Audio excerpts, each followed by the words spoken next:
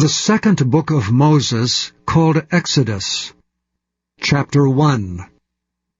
Now these are the names of the children of Israel which came into Egypt. Every man and his household came with Jacob. Reuben, Simeon, Levi and Judah, Issachar, Zebulun and Benjamin, Dan and Naphtali, Gad and Asher. And all the souls that came out of the loins of Jacob were 70 souls, for Joseph was in Egypt already.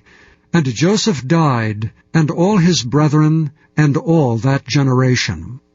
And the children of Israel were fruitful, and increased abundantly, and multiplied, and waxed exceeding mighty, and the land was filled with them.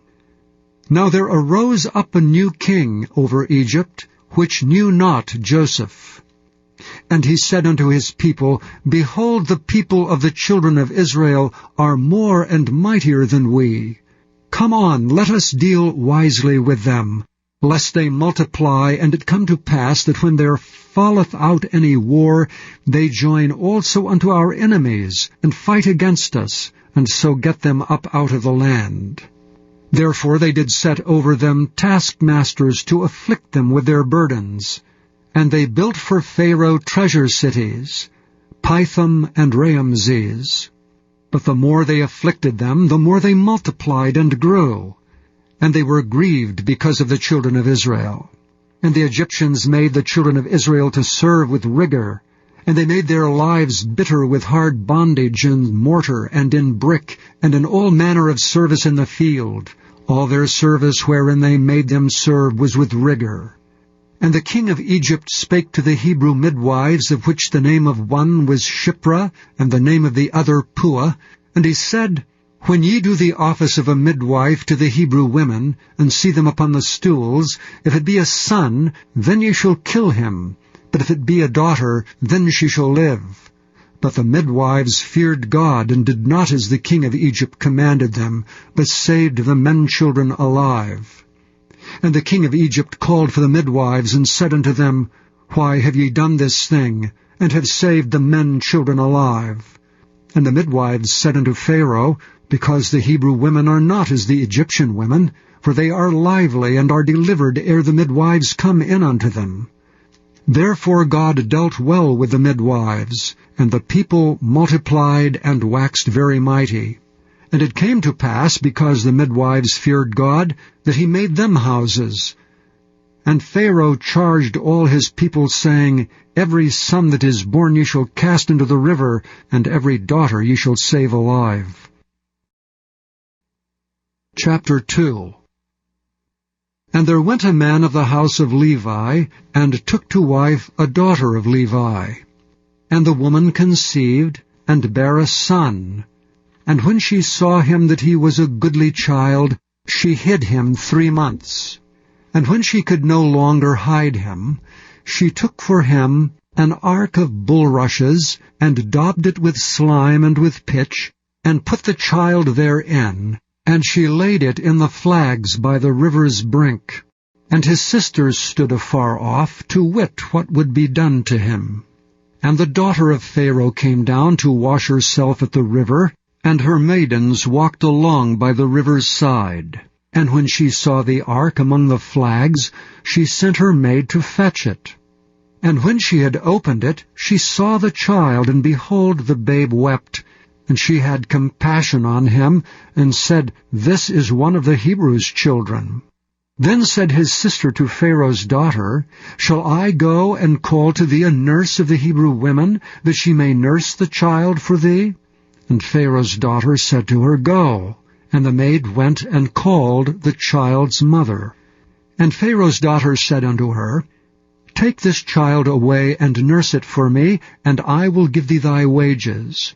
And the woman took the child and nursed it. And the child grew. And she brought him unto Pharaoh's daughter, and he became her son. And she called his name Moses. And she said, Because I drew him out of the water. And it came to pass in those days, when Moses was grown, that he went out unto his brethren, and looked on their burdens. And he spied an Egyptian smiting an Hebrew, one of his brethren. And he looked this way and that way, and when he saw there was no man, he slew the Egyptian and hid him in the sand. And when he went out the second day, behold, 2 men of the Hebrews strove together. And he said to him that did the wrong, Wherefore smitest thou thy fellow? And he said, Who made thee a prince and a judge over us? Intendest thou to kill me as thou killest the Egyptian? And Moses feared and said, Surely this thing is known. Now when Pharaoh heard this thing, he sought to slay Moses, but Moses fled from the face of Pharaoh, and dwelt in the land of Midian, and he sat down by a well. Now the priest of Midian had 7 daughters, and they came and drew water, and filled the troughs to water their father's flock. And the shepherds came and drove them away, but Moses stood up and helped them, and watered their flock. And when they came to Reuel their father, he said, How is it that ye are come so soon today? And they said, An Egyptian delivered us out of the hand of the shepherds, and also drew water enough for us, and watered the flock. And he said unto his daughters, And where is he? Why is it that ye have left the man? Call him, that he may eat bread. And Moses was content to dwell with the man, and he gave Moses Zipporah his daughter. And she bare him a son, and he called his name Gershom, for he said, I have been a stranger in a strange land. And it came to pass in process of time that the king of Egypt died, and the children of Israel sighed by reason of the bondage, and they cried, and their cry came up unto God by reason of the bondage. And God heard their groaning, and God remembered his covenant with Abraham, with Isaac, and with Jacob. And God looked upon the children of Israel, and God had respect unto them. Chapter 3. Now Moses kept the flock of Jethro his father-in-law, the priest of Midian, and he led the flock to the backside of the desert, and came to the mountain of God, even to Horeb. And the angel of the Lord appeared unto him in a flame of fire out of the midst of a bush. And he looked, and behold, the bush burned with fire, and the bush was not consumed. And Moses said, I will now turn aside and see this great sight, why the bush is not burnt. And when the Lord saw that he turned aside to see, God called unto him out of the midst of the bush, and said, Moses, Moses. And he said, Here am I. And he said, Draw not nigh hither.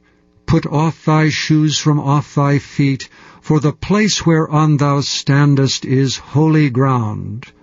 Moreover he said, I am the God of thy father, the God of Abraham, the God of Isaac, and the God of Jacob. And Moses hid his face, for he was afraid to look upon God. And the Lord said, I have surely seen the affliction of my people which are in Egypt, and have heard their cry by reason of their taskmasters, for I know their sorrows. And I am come down to deliver them out of the hand of the Egyptians, and to bring them up out of that land unto a good land and a large, unto a land flowing with milk and honey, unto the place of the Canaanites, and the Hittites, and the Amorites, and the Perizzites, and the Hivites, and the Jebusites. Now therefore, behold, the cry of the children of Israel is come unto me, and I have also seen the oppression wherewith the Egyptians oppress them. Come now therefore, and I will send thee unto Pharaoh, that thou mayest bring forth my people, the children of Israel, out of Egypt. And Moses said unto God, Who am I, that I should go unto Pharaoh, and that I should bring forth the children of Israel out of Egypt?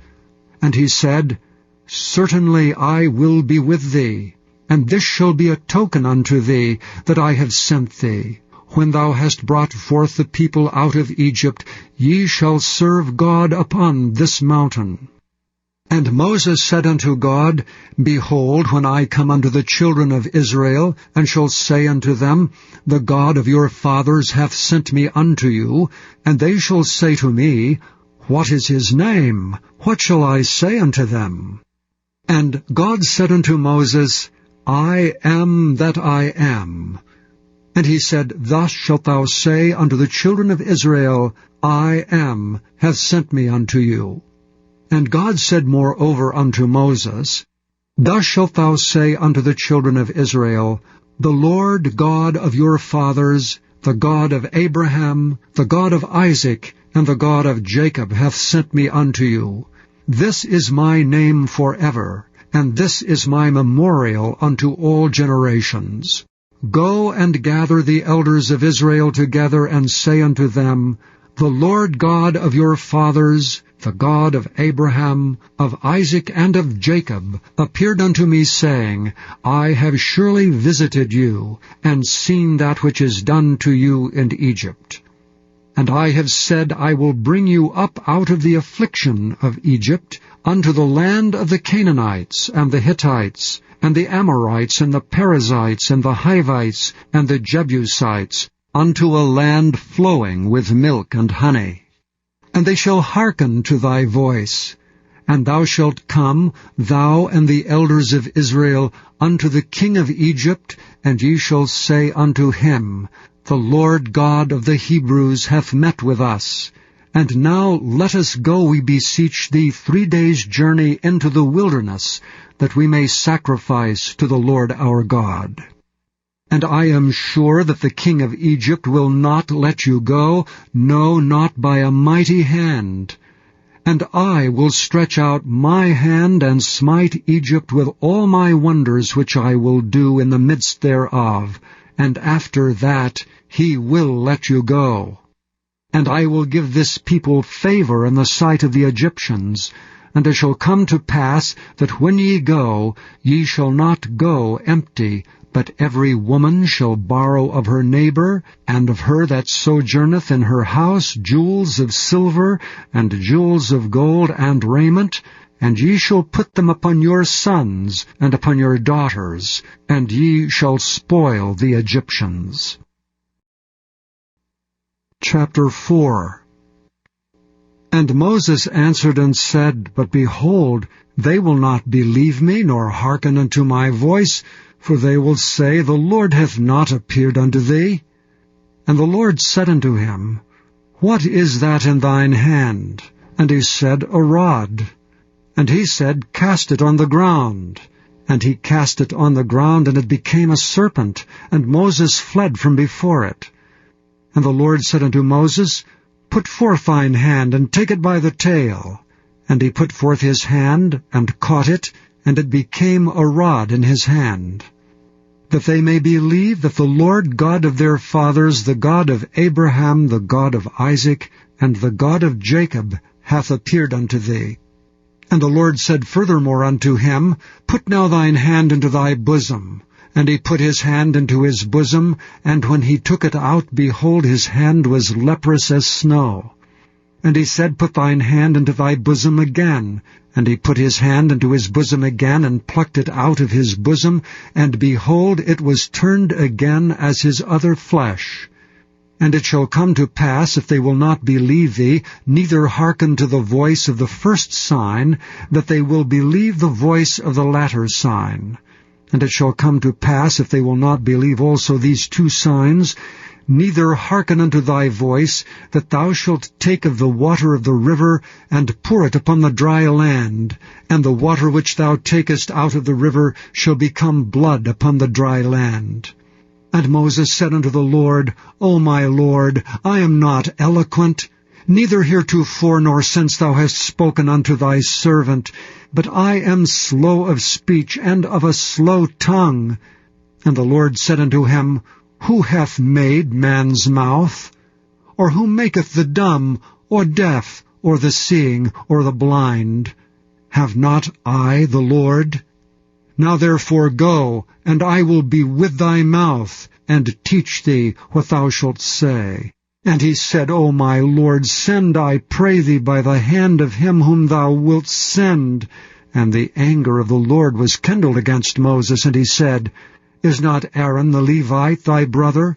I know that he can speak well, and also, behold, he cometh forth to meet thee, and when he seeth thee, he will be glad in his heart. And thou shalt speak unto him, and put words in his mouth, and I will be with thy mouth, and with his mouth, and will teach you what ye shall do. And he shall be thy spokesman unto the people, and he shall be to thee instead of a mouth, and thou shalt be to him instead of God. And thou shalt take this rod in thine hand, wherewith thou shalt do signs. And Moses went and returned to Jethro his father-in-law, and said unto him, Let me go, I pray thee, and return unto my brethren which are in Egypt, and see whether they be yet alive.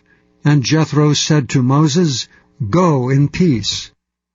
And the Lord said unto Moses in Midian, Go, return unto Egypt, for all the men are dead which sought thy life. And Moses took his wife and his sons, and set them upon an ass, and he returned to the land of Egypt. And Moses took the rod of God in his hand. And the Lord said unto Moses, When thou goest to return into Egypt, see that thou do all those wonders before Pharaoh, which I have put in thine hand. But I will harden his heart, that he shall not let the people go. And thou shalt say unto Pharaoh, Thus saith the Lord, Israel is my son, even my firstborn. And I say unto thee, Let my son go, that he may serve me. And if thou refuse to let him go, behold, I will slay thy son, even thy firstborn. And it came to pass by the way in the inn, that the Lord met him and sought to kill him. Then Zipporah took a sharp stone, and cut off the foreskin of her son, and cast it at his feet, and said, Surely a bloody husband art thou to me. So he let him go. Then she said, A bloody husband thou art, because of the circumcision. And the Lord said to Aaron, Go into the wilderness to meet Moses. And he went and met him in the mount of God, and kissed him. And Moses told Aaron all the words of the Lord, who had sent him, and all the signs which he had commanded him. And Moses and Aaron went and gathered together all the elders of the children of Israel. And Aaron spoke all the words which the Lord had spoken unto Moses, and did the signs in the sight of the people. And the people believed, and when they heard that the Lord had visited the children of Israel, and that he had looked upon their affliction, then they bowed their heads and worshipped. Chapter 5. And afterward Moses and Aaron went in, and told Pharaoh, Thus saith the Lord God of Israel, Let my people go, that they may hold a feast unto me in the wilderness.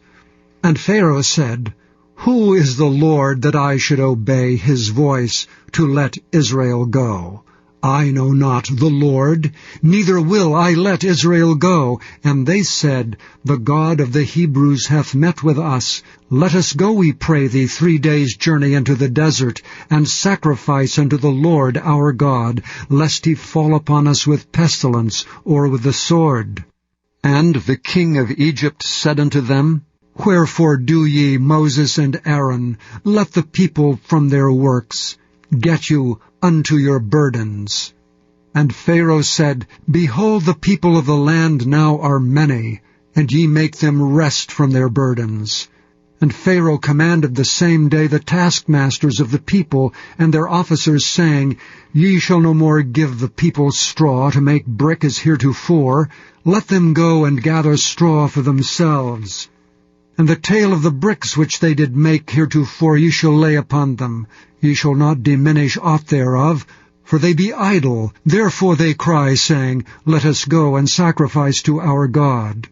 Let there more work be laid upon the men, that they may labor therein, and let them not regard vain words. And the taskmasters of the people went out, and their officers, and they spake to the people, saying, Thus saith Pharaoh, I will not give you straw. Go ye, get your straw where ye can find it. yet not aught of your work shall be diminished.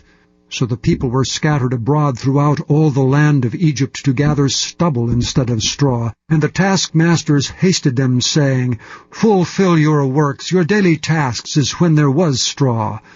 And the officers of the children of Israel, which Pharaoh's taskmasters had set over them, were beaten and demanded, Wherefore have ye not fulfilled your task in making brick both yesterday and today as heretofore? Then the officers of the children of Israel came and cried unto Pharaoh, saying, Wherefore dealest thou thus with thy servants?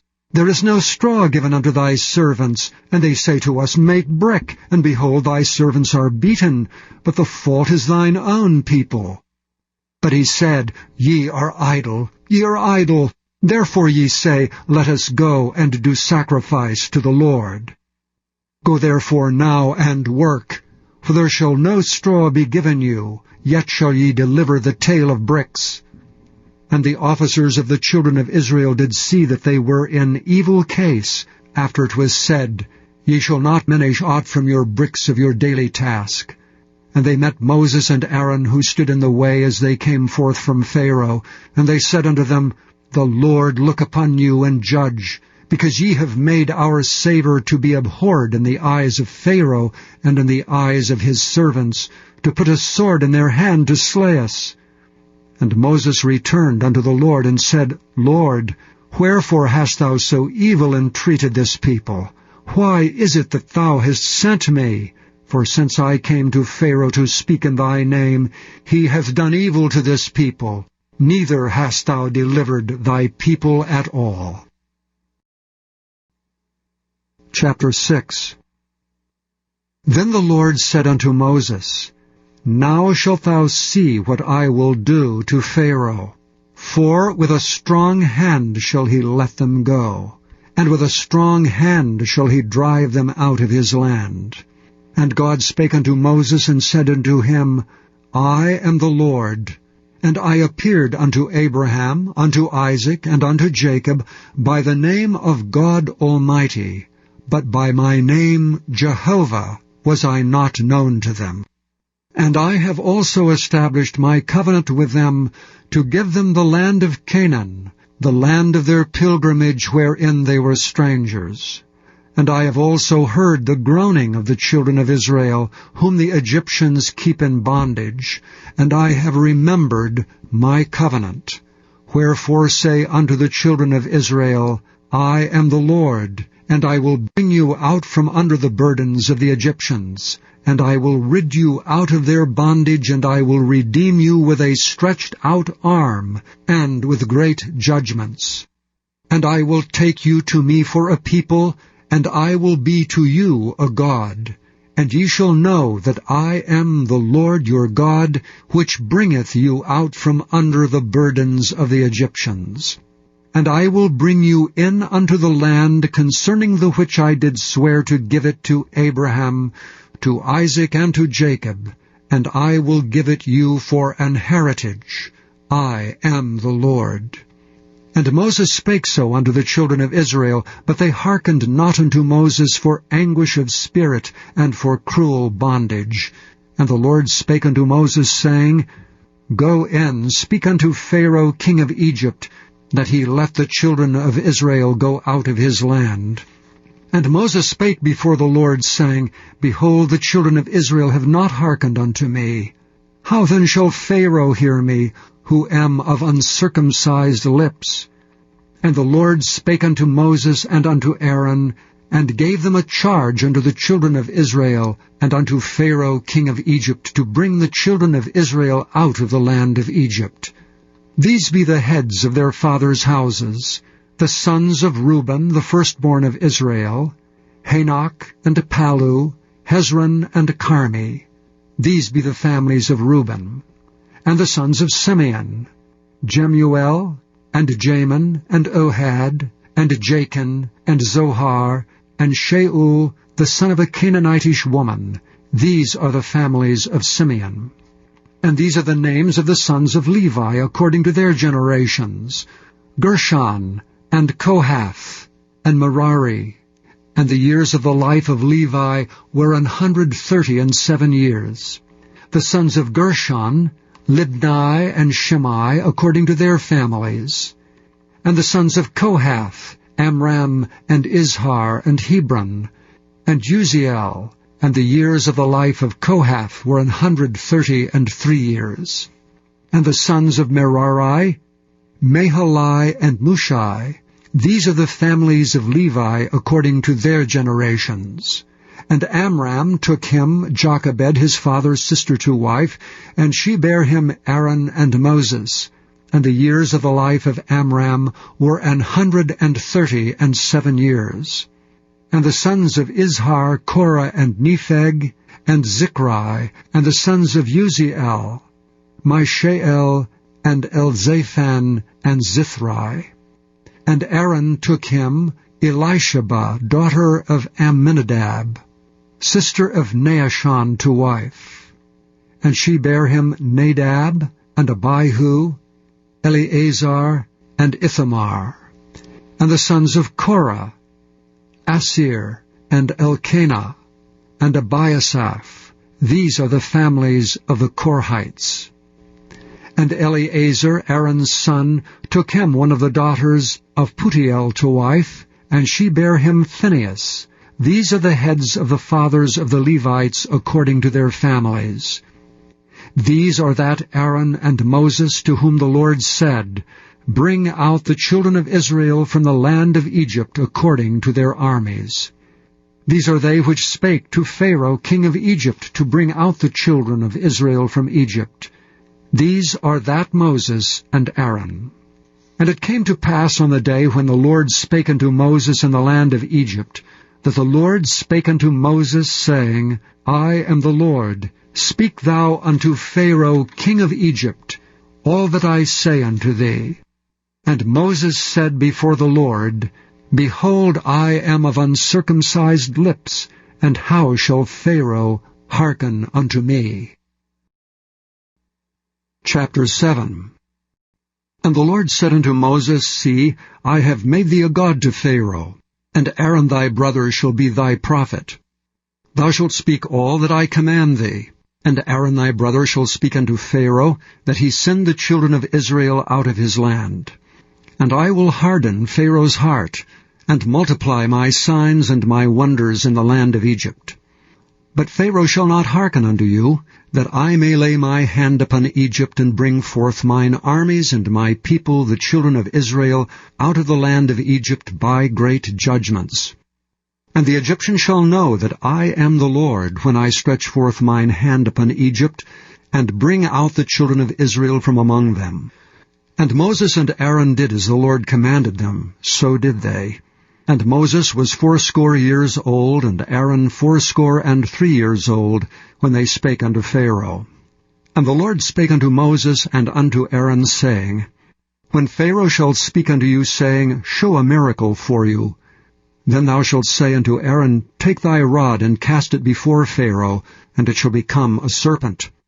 And Moses and Aaron went in unto Pharaoh, and they did so as the Lord had commanded. And Aaron cast down his rod before Pharaoh, and before his servants, and it became a serpent. Then Pharaoh also called the wise men and the sorcerers. Now the magicians of Egypt, they also did in like manner with their enchantments. For they cast down every man his rod, and they became serpents, but Aaron's rod swallowed up their rods. And he hardened Pharaoh's heart, that he hearkened not unto them, as the Lord had said. And the Lord said unto Moses, Pharaoh's heart is hardened, he refuseth to let the people go. Get thee unto Pharaoh in the morning. Lo, he goeth out unto the water, and thou shalt stand by the river's brink, against he come. And the rod which was turned to a serpent shalt thou take in thine hand. And thou shalt say unto him, The Lord God of the Hebrews hath sent me unto thee, saying, Let my people go, that they may serve me in the wilderness. And behold, hitherto thou wouldst not hear. Thus saith the Lord, In this thou shalt know that I am the Lord. Behold, I will smite with a rod that is in mine hand upon the waters which are in the river, and they shall be turned to blood. And the fish that is in the river shall die, and the river shall stink, and the Egyptians shall loathe to drink of the water of the river. And the Lord spake unto Moses, Say unto Aaron, Take thy rod, and stretch out thine hand upon the waters of Egypt, upon their streams, upon their rivers, and upon their ponds, and upon all their pools of water, that they may become blood, and that there may be blood throughout all the land of Egypt, both in vessels of wood and in vessels of stone. And Moses and Aaron did so as the Lord commanded. And he lifted up the rod, and smote the waters that were in the river, in the sight of Pharaoh, and in the sight of his servants, and all the waters that were in the river were turned to blood. And the fish that was in the river died, and the rivers stank, and the Egyptians could not drink of the water of the river, and there was blood throughout all the land of Egypt. And the magicians of Egypt did so with their enchantments, and Pharaoh's heart was hardened, neither did he hearken unto them, as the Lord had said. And Pharaoh turned and went into his house, neither did he set his heart to this also. And all the Egyptians digged round about the river for water to drink, for they could not drink of the water of the river. And 7 days were fulfilled after that the Lord had smitten the river. Chapter 8. And the Lord spake unto Moses, Go unto Pharaoh, and say unto him, Thus saith the Lord, Let my people go, that they may serve me. And if thou refuse to let them go, behold, I will smite all thy borders with frogs. And the river shall bring forth frogs abundantly, which shall go up and come into thine house, and into thy bedchamber, and upon thy bed, and into the house of thy servants, and upon thy people, and into thine ovens, and into thy kneading troughs. And the frogs shall come up both on thee, and upon thy people, and upon all thy servants. And the Lord spake unto Moses, Say unto Aaron, Stretch forth thine hand with thy rod over the streams, over the rivers, and over the ponds, and cause frogs to come up upon the land of Egypt. And Aaron stretched out his hand over the waters of Egypt, and the frogs came up, and covered the land of Egypt. And the magicians did so with their enchantments, and brought up frogs upon the land of Egypt. And Pharaoh called for Moses and Aaron, and said, Entreat the Lord that he may take away the frogs from me and from my people, and I will let the people go, that they may do sacrifice unto the Lord. And Moses said unto Pharaoh, Glory over me. When shall I entreat for thee, and for thy servants, and for thy people, to destroy the frogs from thee and thy houses, that they may remain in the river only? And he said, Tomorrow. And he said, Be it according to thy word, that thou mayest know that there is none like unto the Lord our God. And the frog shall depart from thee, and from thy houses, and from thy servants, and from thy people, they shall remain in the river only. And Moses and Aaron went out from Pharaoh, and Moses cried unto the Lord because of the frogs which he had brought against Pharaoh. And the Lord did according to the word of Moses. And the frogs died out of the houses, out of the villages, and out of the fields. And they gathered them together upon heaps, and the land stank. And when Pharaoh saw that there was respite, he hardened his heart, and hearkened not unto them, as the Lord had said. And the Lord said unto Moses, Say unto Aaron, Stretch out thy rod, and smite the dust of the land, that it may become lice throughout all the land of Egypt. And they did so. For Aaron stretched out his hand with his rod, and smote the dust of the earth, and it became lice in man and in beast. All the dust of the land became lice throughout all the land of Egypt. And the magicians did so with their enchantments to bring forth lice, but they could not. So there were lice upon man and upon beast. Then the magicians said unto Pharaoh, This is the finger of God. And Pharaoh's heart was hardened, and he hearkened not unto them, as the Lord had said. And the Lord said unto Moses, Rise up early in the morning, and stand before Pharaoh. Lo, he cometh forth to the water. And say unto him, Thus saith the Lord, Let my people go, that they may serve me. Else if thou wilt not let my people go, behold, I will send swarms of flies upon thee, and upon thy servants, and upon thy people, and into thy houses, and the houses of the Egyptians shall be full of swarms of flies, and also the ground whereon they are. And I will sever in that day the land of Goshen, in which my people dwell, that no swarms of flies shall be there, to the end thou mayest know that I am the Lord in the midst of the earth. And I will put a division between my people and thy people. Tomorrow shall this sign be. And the Lord did so. And there came a grievous swarm of flies into the house of Pharaoh, and into his servants' houses, and into all the land of Egypt. The land was corrupted by reason of the swarms of flies. And Pharaoh called for Moses and for Aaron, and said, Go ye, sacrifice to your God in the land. And Moses said, It is not meet so to do. For we shall sacrifice the abomination of the Egyptians to the Lord our God. Lo, shall we sacrifice the abomination of the Egyptians before their eyes? And will they not stone us? We will go 3 days' journey into the wilderness and sacrifice to the Lord our God, as he shall command us. And Pharaoh said, I will let you go, that ye may sacrifice to the Lord your God in the wilderness. Only ye shall not go very far away. Entreat for me. And Moses said, Behold, I go out from thee, and I will entreat the Lord that the swarms of flies may depart from Pharaoh, from his servants and from his people tomorrow. But let not Pharaoh deal deceitfully any more in not letting the people go to sacrifice to the Lord. And Moses went out from Pharaoh and entreated the Lord. And the Lord did according to the word of Moses. And he removed the swarms of flies from Pharaoh, from his servants and from his people. There remained not one. And Pharaoh hardened his heart at this time also, neither would he let the people go. Chapter 9. Then the Lord said unto Moses, Go in unto Pharaoh, and tell him, Thus saith the Lord, God of the Hebrews, Let my people go, that they may serve me.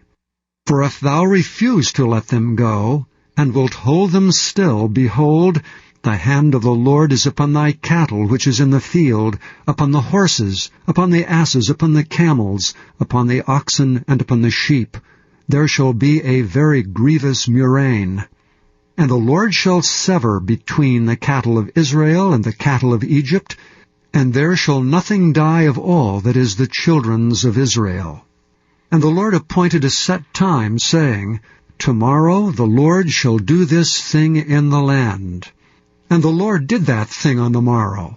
And all the cattle of Egypt died, but the cattle of the children of Israel died not one. And Pharaoh sent, and behold, there was not one of the cattle of the Israelites dead. And the heart of Pharaoh was hardened, and he did not let the people go. And the Lord said unto Moses and unto Aaron, Take to you handfuls of ashes of the furnace, and let Moses sprinkle it toward the heaven in the sight of Pharaoh. And it shall become small dust in all the land of Egypt, and shall be a boil breaking forth with blains upon man and upon beast throughout all the land of Egypt. And they took ashes of the furnace, and stood before Pharaoh, and Moses sprinkled it up toward heaven, and it became a boil breaking forth with blains upon man and upon beast. And the magicians could not stand before Moses because of the boils, for the boil was upon the magicians and upon all the Egyptians. And the Lord hardened the heart of Pharaoh, and he hearkened not unto them, as the Lord had spoken unto Moses. And the Lord said unto Moses, Rise up early in the morning, and stand before Pharaoh, and say unto him, Thus saith the Lord God of the Hebrews, Let my people go, that they may serve me. For I will at this time send all my plagues upon thine heart, and upon thy servants, and upon thy people, that thou mayest know that there is none like me in all the earth. For now I will stretch out my hand, that I may smite thee and thy people with pestilence, and thou shalt be cut off from the earth. And in very deed for this cause have I raised thee up, for to show in thee my power, and that my name may be declared throughout all the earth. As yet exaltest thou thyself against my people, that thou wilt not let them go. Behold, tomorrow about this time I will cause it to rain a very grievous hail, such as hath not been in Egypt since the foundation thereof even until now.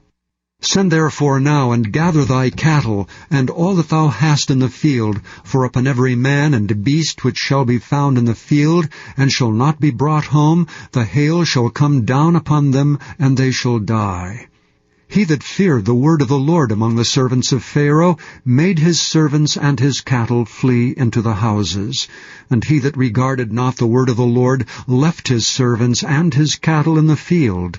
And the Lord said unto Moses, Stretch forth thine hand toward heaven, that there may be hail in all the land of Egypt, upon man and upon beast, and upon every herb of the field throughout the land of Egypt. And Moses stretched forth his rod toward heaven, and the Lord sent thunder and hail, and the fire ran along upon the ground, and the Lord rained hail upon the land of Egypt. So there was hail and fire mingled with the hail, very grievous, such as there was none like it in all the land of Egypt since it became a nation. And the hail smote throughout all the land of Egypt all that was in the field, both man and beast. And the hail smote hail, and I will let you go, and ye shall stay no longer. And Moses said unto him, As soon as I am gone out of the city, I will spread abroad my hands unto the Lord, and the thunder shall cease, neither shall there be any more hail, that thou mayest know how that the earth is the Lord's. But as for thee and thy servants, I know that ye will not yet fear the Lord God. And the flax and the barley was smitten, for the barley was in the ear, and the flax was bald. But the wheat and the rye were not smitten, for they were not grown up. And Moses went out of the city from Pharaoh, and spread abroad his hands unto the Lord, and the thunders and hail ceased, and the rain was not poured upon the earth.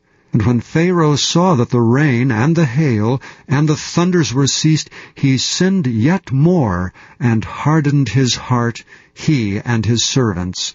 And the heart of Pharaoh was hardened, neither would he let the children of Israel go, as the Lord had spoken by Moses. Chapter 10. And the Lord said unto Moses, Go in unto Pharaoh, for I have hardened his heart and the heart of his servants, that I might show these my signs before him. And that thou mayest tell in the ears of thy son and of thy son's son what things I have wrought in Egypt, and my signs which I have done among them, that ye may know how that I am the Lord. And Moses and Aaron came in unto Pharaoh, and said unto him, Thus saith the Lord God of the Hebrews, How long wilt thou refuse to humble thyself before me? Let my people go, that they may serve me. Else, if thou refuse to let my people go, behold, tomorrow will I bring the locusts into thy coast, and they shall cover the face of the earth, that one cannot be able to see the earth, and they shall eat the residue of that which is escaped, which remaineth unto you from the hail, and shall eat every tree which groweth for you out of the field.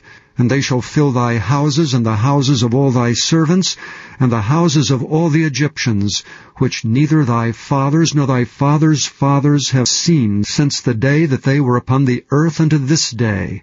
And he turned himself and went out from Pharaoh. And Pharaoh's servants said unto him, How long shall this man be a snare unto us? Let the men go, that they may serve the Lord their God. Knowest thou not yet that Egypt is destroyed? And Moses and Aaron were brought again unto Pharaoh, and he said unto them, Go, serve the Lord your God. But who are they that shall go? And Moses said, We will go with our young and with our old, with our sons and with our daughters, with our flocks and with our herds we will go, for we must hold a feast unto the Lord. And he said unto them, Let the Lord be so with you as I will let you go, and your little ones, look to it, for evil is before you. Not so. Go now ye that are men, and serve the Lord, for that ye did desire. And they were driven out from Pharaoh's presence. And the Lord said unto Moses, Stretch out thine hand over the land of Egypt for the locusts, that they may come up upon the land of Egypt, and eat every herb of the land, even all that the hail hath left. And Moses stretched forth his rod over the land of Egypt, and the Lord brought an east wind upon the land all that day and all that night, and when it was morning, the east wind brought the locusts. And the locusts went up over all the land of Egypt, and rested in all the coasts of Egypt. Very grievous were they. Before them there was no such locusts as they, neither after them shall be such. For they covered the face of the whole earth, so that the land was darkened. And they did eat every herb of the land, and all the fruit of the trees which the hail had left, and there remained not any green thing in the trees, or in the herbs of the field, through all the land of Egypt. And Pharaoh called for Moses and Aaron in haste, and he said, I have sinned against the Lord your God, and against you.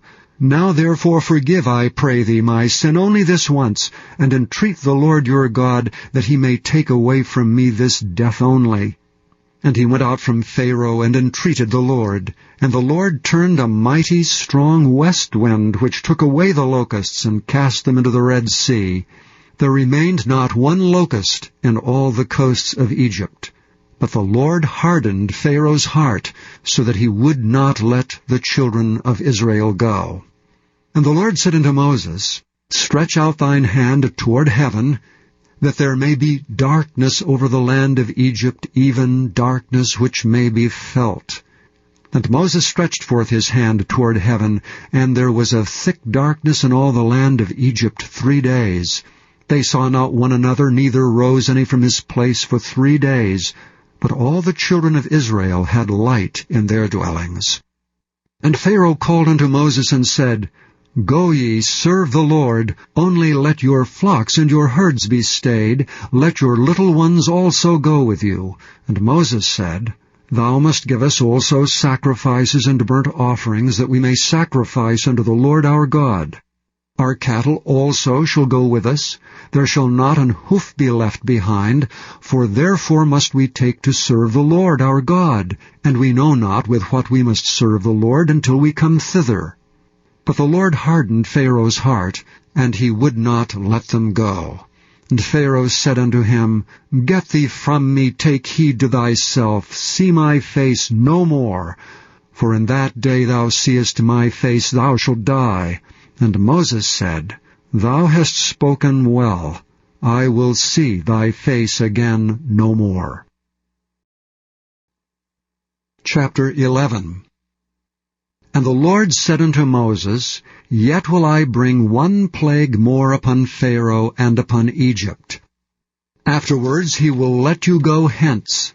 When he shall let you go, he shall surely thrust you out hence altogether. Speak now in the ears of the people, and let every man borrow of his neighbor and every woman of her neighbor jewels of silver and jewels of gold.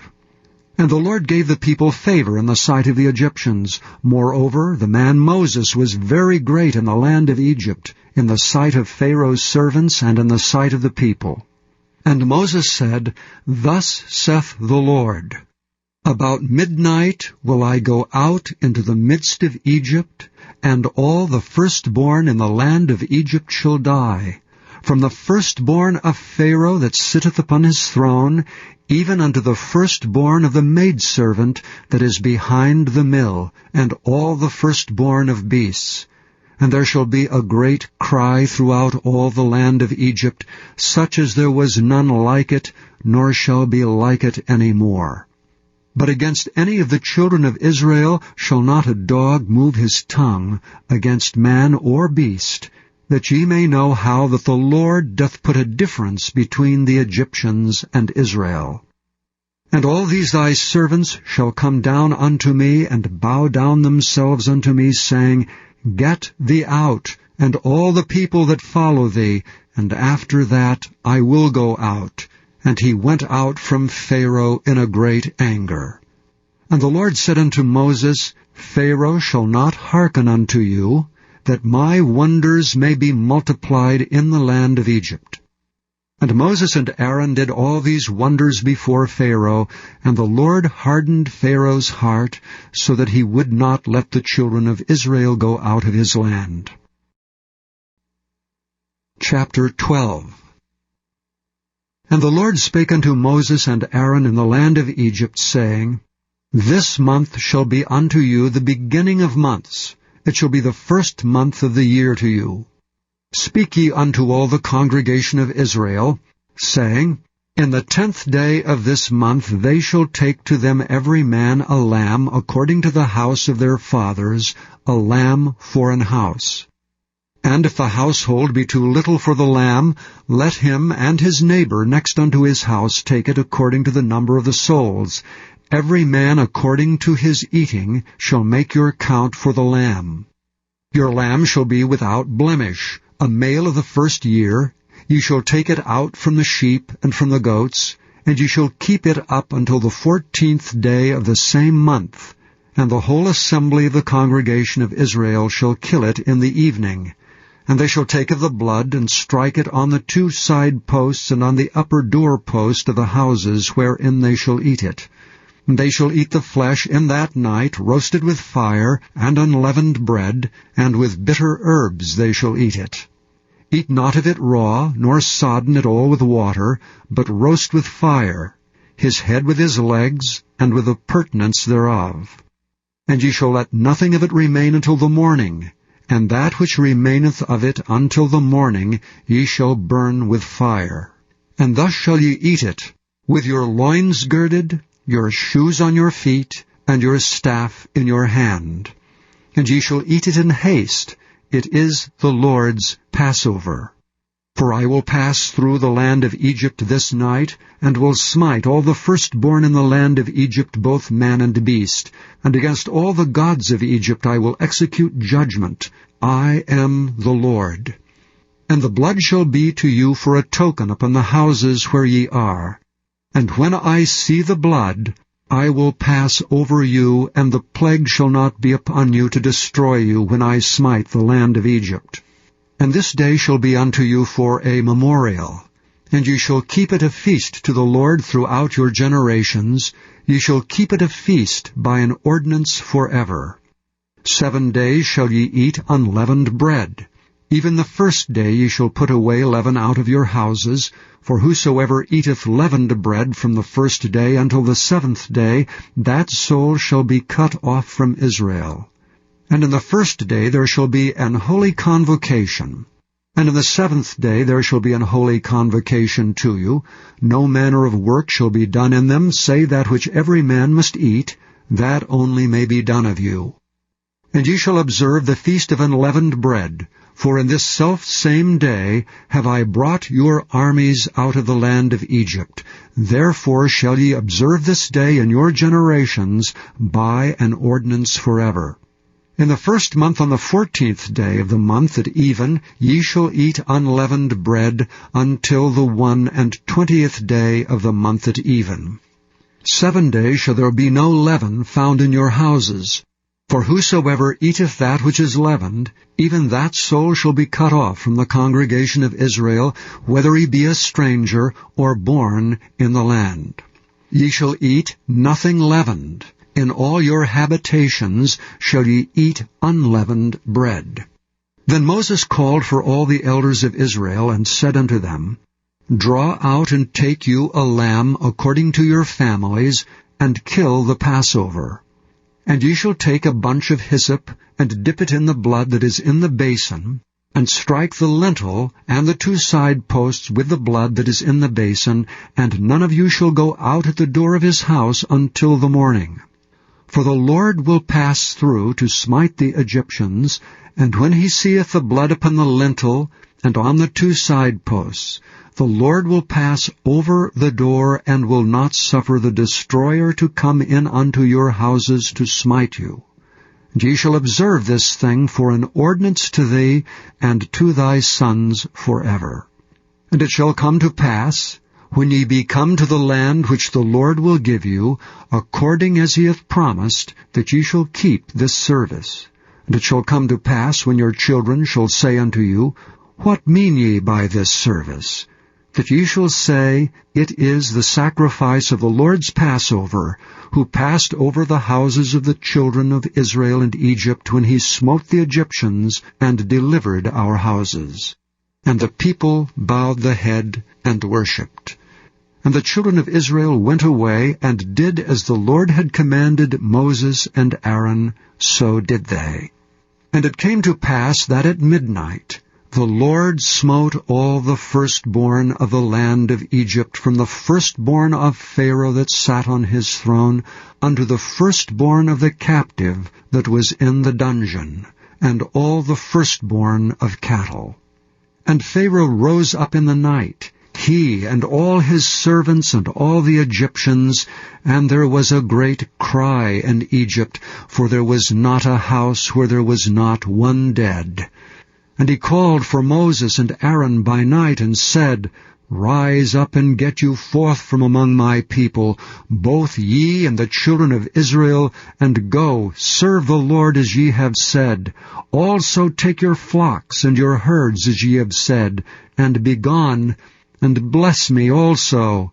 And the Egyptians were urgent upon the people, that they might send them out of the land in haste, for they said, We be all dead men. And the people took their dough before it was leavened, their kneading troughs being bound up in their clothes upon their shoulders. And the children of Israel did according to the word of Moses, and they borrowed of the Egyptians jewels of silver and jewels of gold and raiment.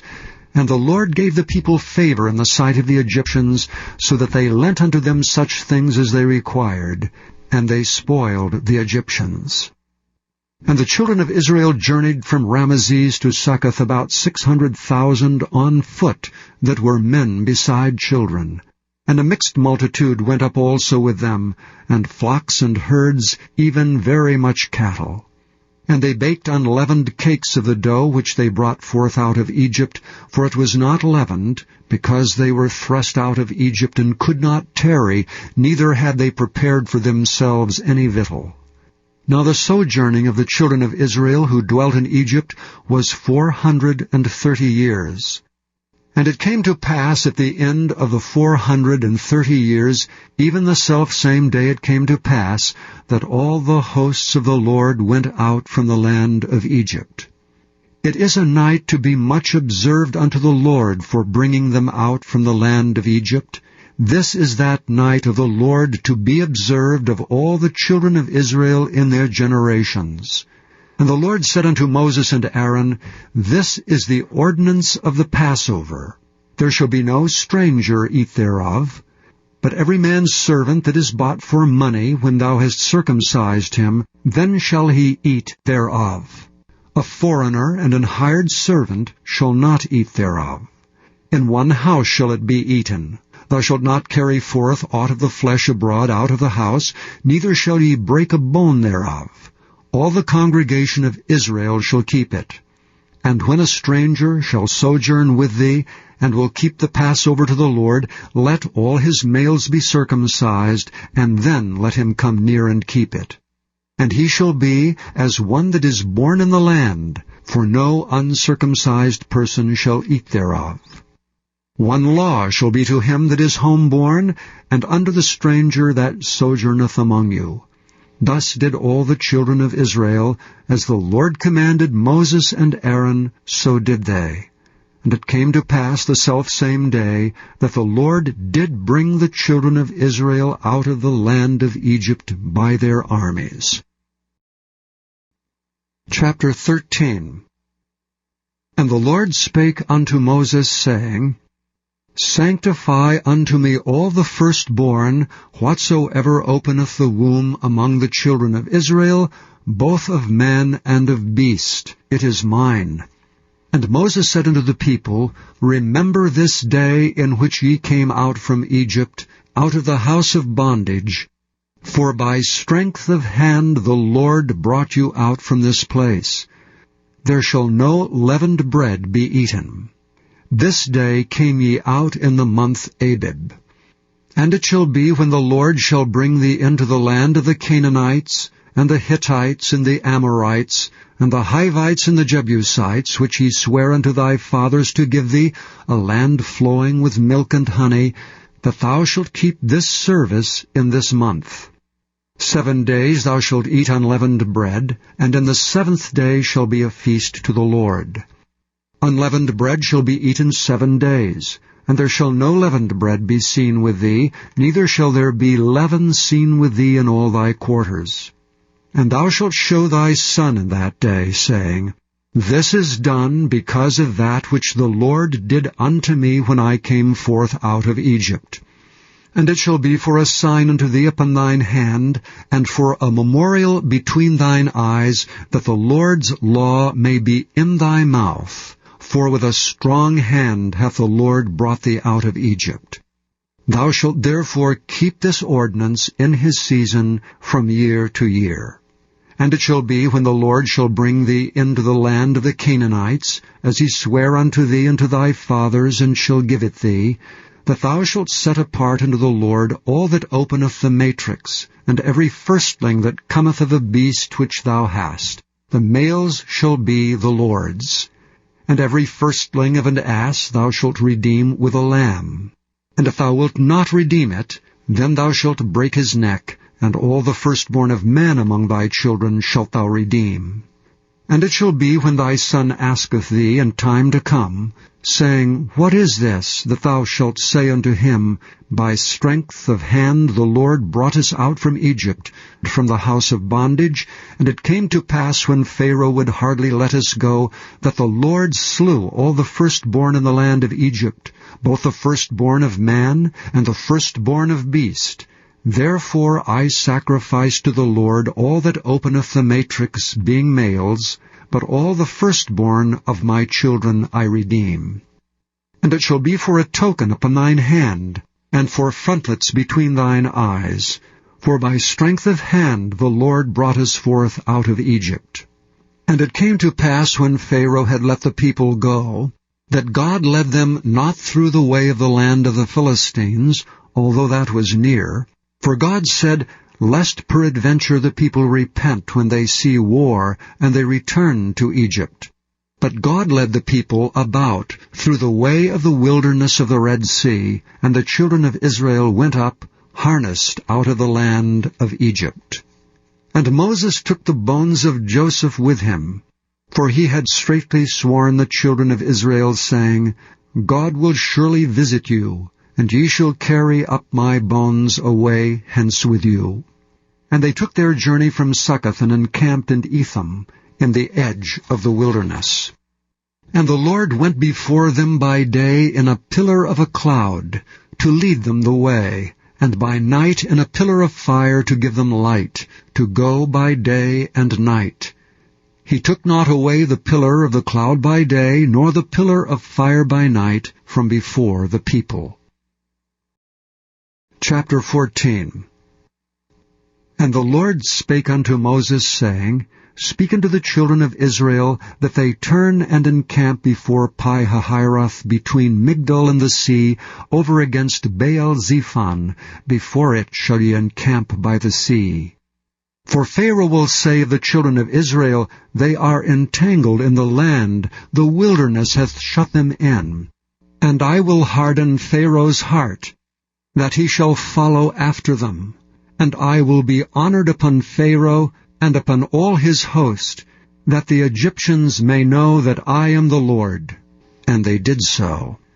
And it was told the king of Egypt that the people fled, and the heart of Pharaoh and of his servants was turned against the people, and they said, Why have we done this, that we have let Israel go from serving us? And he made ready his chariot, and took his people with him.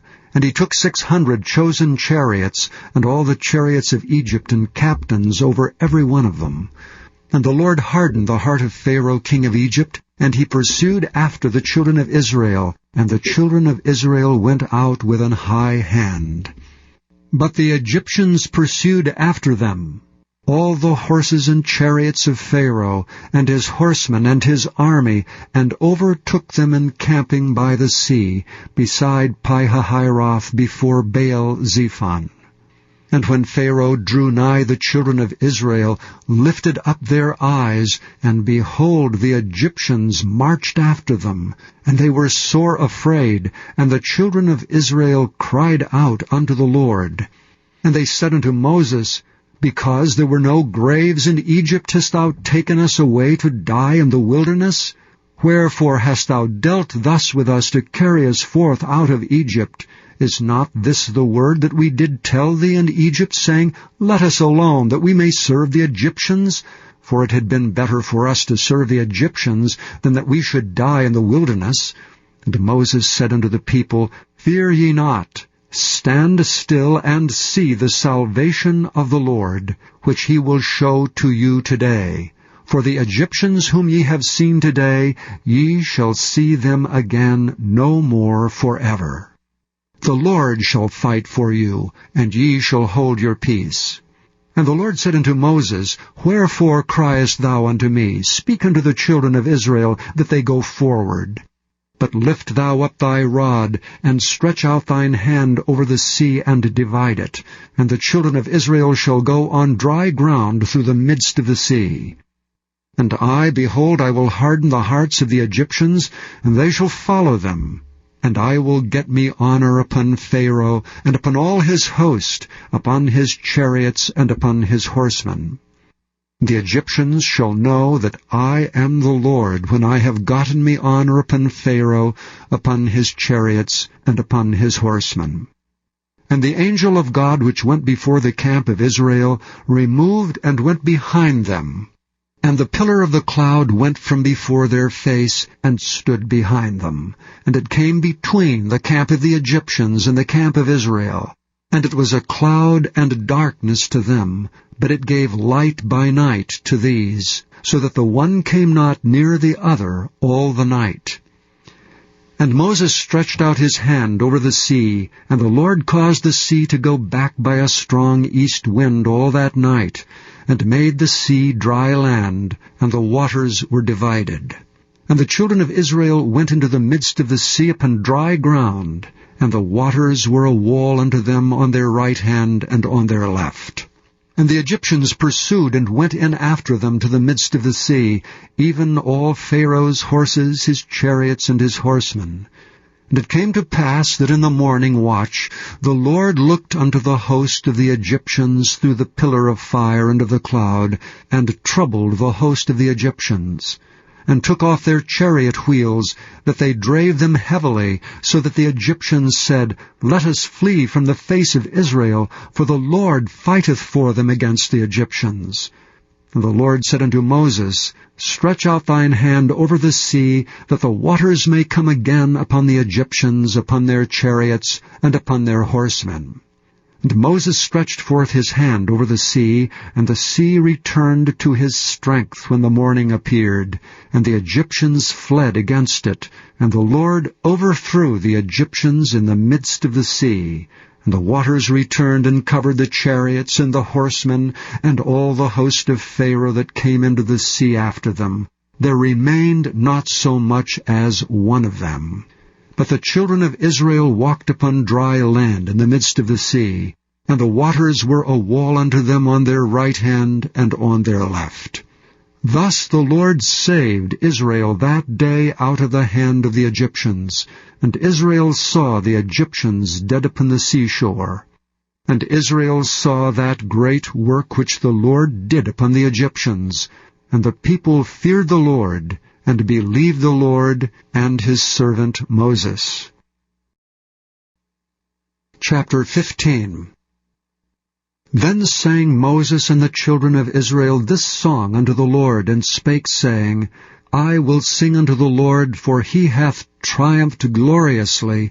The horse and his rider hath he thrown into the sea. The Lord is my strength and song, and he is become my salvation. He is my God, and I will prepare him an habitation, my father's God, and I will exalt him. The Lord is a man of war, the Lord is his name. Pharaoh's chariots and his host hath he cast into the sea. His chosen captains also are drowned in the Red Sea. The depths have covered them, they sank into the bottom as a stone. Thy right hand, O Lord, is become glorious in power. Thy right hand, O Lord, hath dashed in pieces the enemy. And in the greatness of thine excellency thou hast overthrown them that rose up against thee. Thou sentest forth thy wrath, which consumed them as stubble. And with the blast of thy nostrils the waters were gathered together, the floods stood upright as an heap, and the depths were congealed in the heart of the sea. The enemy said, I will pursue, I will overtake, I will divide the spoil. My lust shall be satisfied upon them. I will draw my sword, my hand shall destroy them. Thou didst blow with thy wind. The sea covered them. They sank as lead in the mighty waters. Who is like unto thee, O Lord, among the gods? Who is like thee, glorious in holiness, fearful in praises, doing wonders? Thou stretched out thy right hand, the earth swallowed them. Thou in thy mercy hast led forth the people which thou hast redeemed.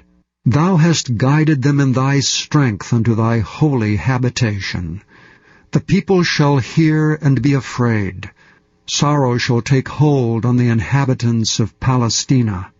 Then the dukes of Edom shall be amazed. The mighty men of Moab trembling shall take hold upon them. All the inhabitants of Canaan shall melt away.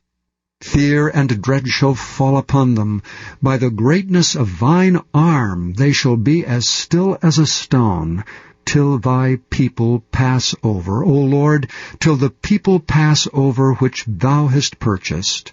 Thou shalt bring them in and plant them in the mountain of thine inheritance, and the place, O Lord, which thou hast made for thee to dwell in, and the sanctuary, O Lord, which thy hands have established. The Lord shall reign for ever and ever. For the horse of Pharaoh went in with his chariots, and with his horsemen into the sea, and the Lord brought again the waters of the sea upon them. But the children of Israel went on dry land in the midst of the sea. And Miriam the prophetess and sister of Aaron took a timbrel in her hand, and all the women went out after her with timbrels and with dances. And Miriam answered them, Sing ye to the Lord, for he hath triumphed gloriously. The horse and his rider hath he thrown into the sea. So Moses brought Israel from the Red Sea, and they went out into the wilderness of Shur. And they went out 3 days in the wilderness, and found no water. And when they came to Marah, they could not drink of the waters of Marah, for they were bitter. Therefore the name of it was called Marah. And the people murmured against Moses, saying, What shall we drink? And he cried unto the Lord, and the Lord showed him a tree, which when he had cast into the waters were made sweet. There he made for them a statute and an ordinance, and there he proved them, and said, If thou wilt diligently hearken to the voice of the Lord thy God, and wilt do that which is right in his sight, and wilt give ear to his commandments, and keep all his statutes, I will put none of these diseases upon thee, which I have brought upon the Egyptians. For I am the Lord that healeth thee. And they came to Elam, where were 12 wells of water, and 70 palm trees, and they encamped there by the waters. Chapter 16. And they took their journey from Elam, and all the congregation of the children of Israel came unto the wilderness of Sin, which is between Elam and Sinai, on the 15th day of the 2nd month after their departing out of the land of Egypt. And the whole congregation of the children of Israel murmured against Moses and Aaron in the wilderness. And the children of Israel said unto them, Would to God we had died by the hand of the Lord in the land of Egypt, when we sat by the flesh pots, and when we did eat bread to the full, for ye have brought us forth into this wilderness to kill this whole assembly with hunger. Then said the Lord unto Moses, Behold, I will rain bread from heaven for you. And the people shall go out and gather a certain rate every day, that I may prove them whether they will walk in my law or no. And it shall come to pass that on the 6th day They shall prepare that which they bring in, and it shall be twice as much as they gather daily. And Moses and Aaron said unto all the children of Israel, At even, then ye shall know that the Lord hath brought you out from the land of Egypt. And in the morning, then ye shall see the glory of the Lord, for that he heareth your murmurings against the Lord. And what are we that ye murmur against us? And Moses said, This shall be when the Lord shall give you in the evening flesh to eat, and in the morning bread to the full, for that the Lord heareth your murmurings which ye murmur against him. And what are we? Your murmurings are not against us, but against the Lord. And Moses spake unto Aaron, Say unto all the congregation of the children of Israel, Come near before the Lord, for he hath heard your murmurings. And it came to pass, as Aaron spake unto the whole congregation of the children of Israel, that they looked toward the wilderness, and behold, the glory of the Lord appeared in the cloud. The Lord spake unto Moses, saying, I have heard the murmurings of the children of Israel. Speak unto them, saying, At even ye shall eat flesh, and in the morning ye shall be filled with bread, and ye shall know that I am the Lord your God. And it came to pass that at even the quails came up, and covered the camp, and in the morning the dew lay round about the host. And when the dew that lay was gone up, behold, upon the face of the wilderness there lay a small round thing, as small as the hoarfrost on the ground. And when the children of Israel saw it, they said one to another, It is manna.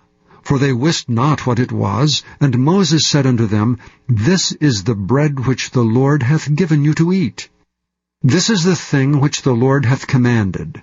Gather of it every man according to his eating, and omer for every man according to the number of your persons. Take ye every man for them which are in his tents. And the children of Israel did so, and gathered, some more, some less.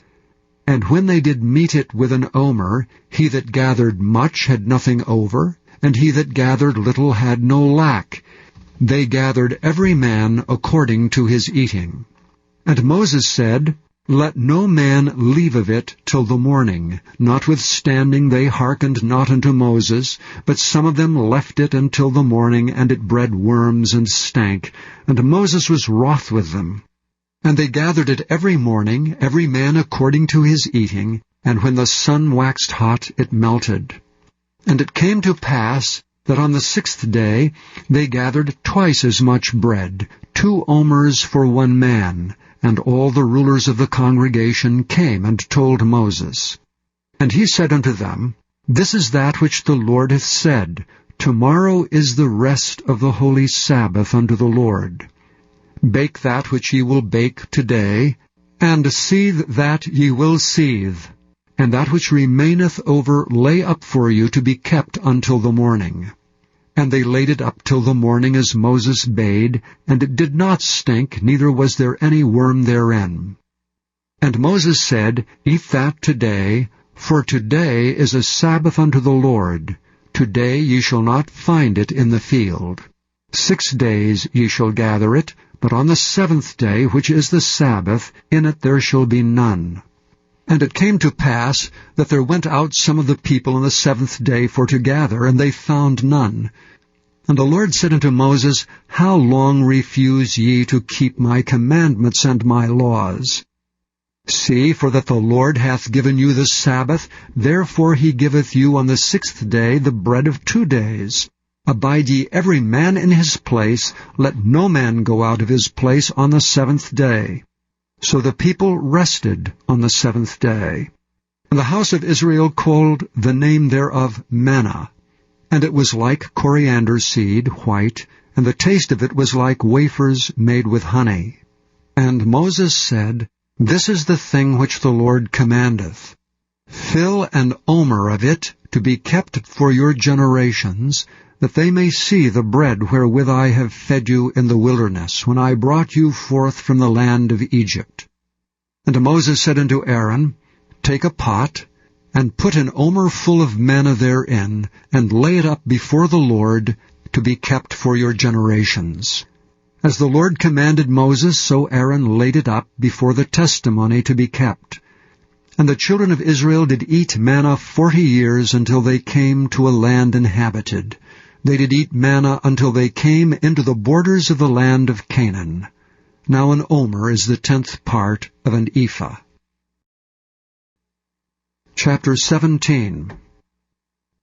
And all the congregation of the children of Israel journeyed from the wilderness of Sin after their journeys, according to the commandment of the Lord, and pitched in Rephidim, and there was no water for the people to drink. Wherefore the people did chide with Moses, and said, Give us water that we may drink. And Moses said unto them, Why chide ye with me? Wherefore do ye tempt the Lord? And the people thirsted there for water, and the people murmured against Moses, and said, Wherefore is this that thou hast brought us up out of Egypt, to kill us and our children and our cattle with thirst? And Moses cried unto the Lord, saying, What shall I do unto this people? They be almost ready to stone me. And the Lord said unto Moses, Go on before the people, and take with thee of the elders of Israel. And thy rod wherewith thou smotest the river take in thine hand, and go. Behold, I will stand before thee there upon the rock in Horeb, and thou shalt smite the rock, and there shall come water out of it, that the people may drink.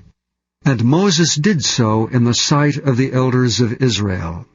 And he called the name of the place Massah and Meribah, because of the chiding of the children of Israel, and because they tempted the Lord, saying, Is the Lord among us or not?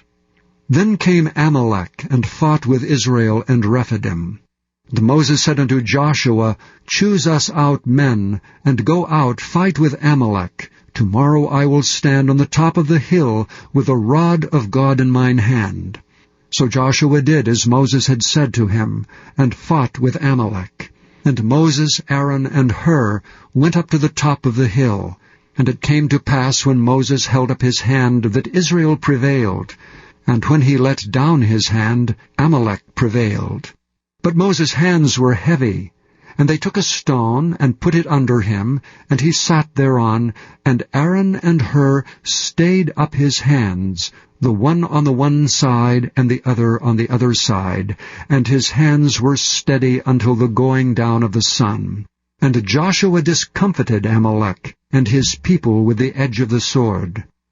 And the Lord said unto Moses, Write this for a memorial in a book, and rehearse it in the ears of Joshua. For I will utterly put out the remembrance of Amalek from under heaven. And Moses built an altar, and called the name of it Jehovah Nissi. For he said, Because the Lord hath sworn that the Lord will have war with Amalek from generation to generation. Chapter 18. When Jethro the priest of Midian, Moses' father-in-law, heard of all that God had done for Moses and for Israel his people, and that the Lord had brought Israel out of Egypt, then Jethro, Moses' father-in-law, took Zipporah, Moses' wife, after he had sent her back, and her 2 sons, of which the name of one was Gershom, for he said, I have been an alien in a strange land. And the name of the other was Eleazar, for the God of my fathers, said he, was mine help, and delivered me from the sword of Pharaoh. And Jethro, Moses' father-in-law, came with his sons and his wife unto Moses into the wilderness, where he encamped at the mount of God. And he said unto Moses, I thy father-in-law Jethro am come unto thee, and thy wife and her 2 sons with her. And Moses went out to meet his father-in-law, and did obeisance and kissed him, and they asked each other of their welfare, and they came into the tent. And Moses told his father-in-law all that the Lord had done unto Pharaoh and to the Egyptians for Israel's sake, and all the travail that had come upon them by the way, and how the Lord delivered them. And Jethro rejoiced for all the goodness which the Lord had done to Israel, whom he had delivered out of the hand of the Egyptians. And Jethro said, Blessed be the Lord, who hath delivered you out of the hand of the Egyptians, and out of the hand of Pharaoh, who hath delivered the people from under the hand of the Egyptians. Now I know that the Lord is greater than all gods. for in the thing wherein they dwelt proudly he was above them. And Jethro, Moses' father-in-law, took a burnt offering and sacrifices for God. And Aaron came, and all the elders of Israel, to eat bread with Moses' father-in-law before God. And it came to pass on the morrow that Moses sat to judge the people, and the people stood by Moses from morning unto the evening. And when Moses' father-in-law saw all that he did to the people, he said, What is this thing that thou doest to the people? Why sittest thou thyself alone, and all the people stand by thee from morning unto even? And Moses said unto his father-in-law, Because the people come unto me to inquire of God. When they have a matter, they come unto me, and I judge between one and another, and I do make them know the statutes of God and his laws. And Moses' father-in-law said unto him, The thing that thou doest is not good. Thou wilt surely wear away, both thou and this people that is with thee, for this thing is too heavy for thee. Thou art not able to perform it thyself alone. Hearken now unto my voice, I will give thee counsel, and God shall be with thee. Be thou for the people to Godward, that thou mayest bring the causes unto God. And thou shalt teach them ordinances and laws, and shalt show them the way wherein they must walk, and the work that they must do. Moreover, thou shalt provide out of all the people able men, such as fear God, men of truth, hating covetousness, and place such over them to be rulers of thousands, and rulers of hundreds, rulers of 50s, and rulers of 10s. And let them judge the people at all seasons. And it shall be that every great matter they shall bring unto thee, but every small matter they shall judge. So shall it be easier for thyself, and they shall bear the burdens with thee. If thou shalt do this thing, and God command thee so, then thou shalt be able to endure, and all this people shall also go to their place in peace. So Moses hearkened to the voice of his father-in-law, and did all that he had said. And Moses chose able men out of all Israel, and made them heads over the people, rulers of thousands, rulers of hundreds, rulers of 50s, and rulers of 10s. And they judged the people at all seasons. The hard causes they brought unto Moses, but every small matter they judged themselves. And Moses let his father-in-law depart, and he went his way into his own land. Chapter 19. In the 3rd month, when the children of Israel were gone forth out of the land of Egypt, the same day came they into the wilderness of Sinai.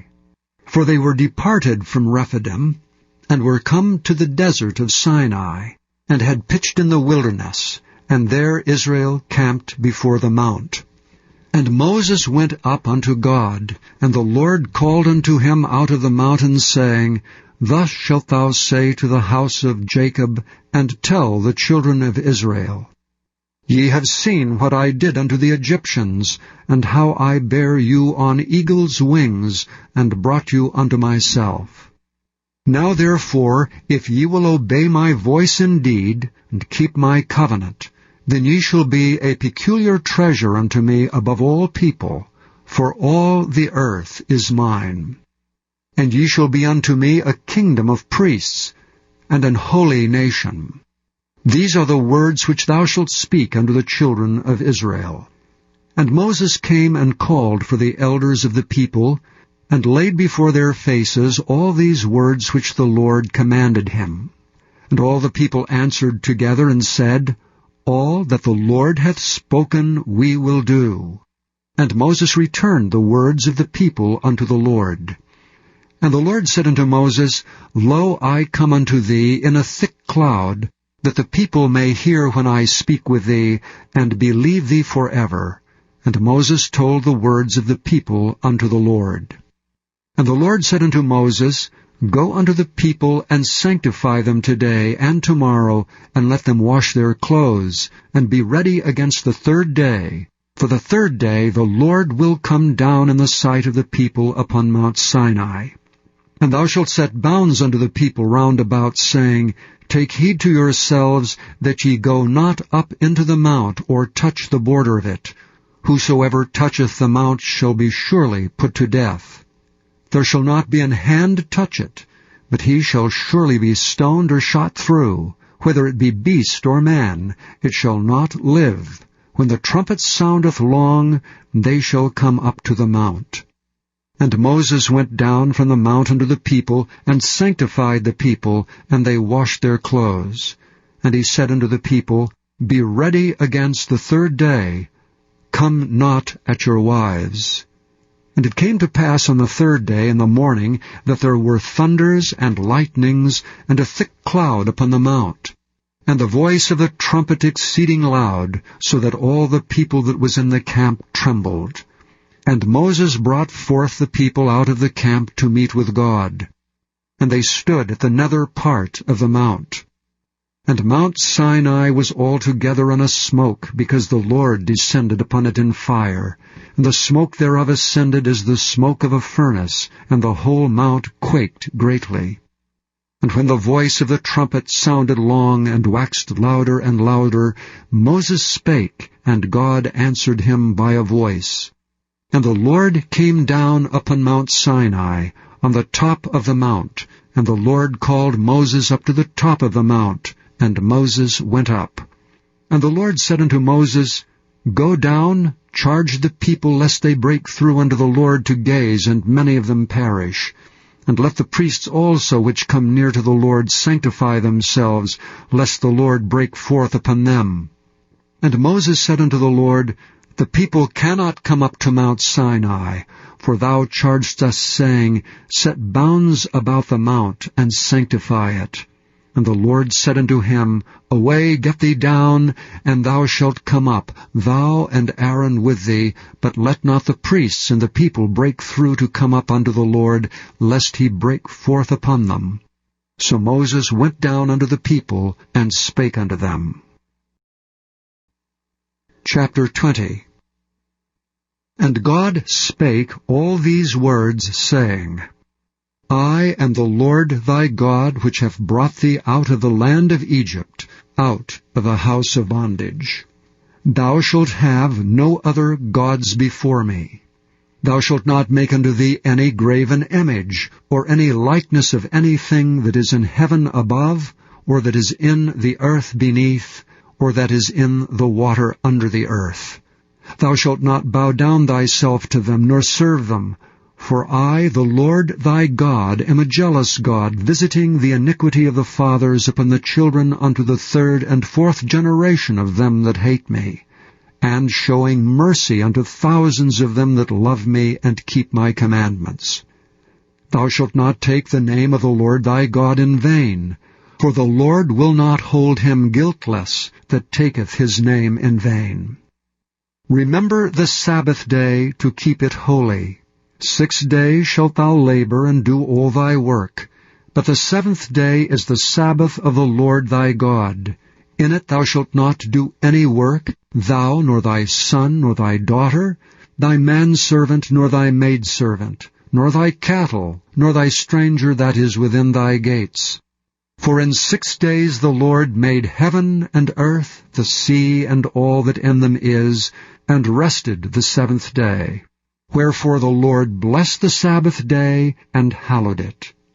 Honor thy father and thy mother, that thy days may be long upon the land which the Lord thy God giveth thee. Thou shalt not kill. Thou shalt not commit adultery. Thou shalt not steal. Thou shalt not bear false witness against thy neighbor. Thou shalt not covet thy neighbor's house. Thou shalt not covet thy neighbor's wife, nor his manservant, nor his maidservant, nor his ox, nor his ass, nor anything that is thy neighbor's. And all the people saw the thunderings and the lightnings, and the noise of the trumpet, and the mountain smoking. And when the people saw it, they removed and stood afar off. And they said unto Moses, Speak thou with us, and we will hear, but let not God speak with us, lest we die. And Moses said unto the people, Fear not, for God is come to prove you, and that his fear may be before your faces, that ye sin not. And the people stood afar off, and Moses drew near unto the thick darkness where God was. And the Lord said unto Moses, Thus thou shalt say unto the children of Israel, Ye have seen that I have talked with you from heaven. Ye shall not make with me gods of silver, neither shall ye make unto you gods of gold. An altar of earth thou shalt make unto me, and shalt sacrifice thereon thy burnt offerings and thy peace offerings, thy sheep and thine oxen. In all places where I record my name, I will come unto thee, and I will bless thee.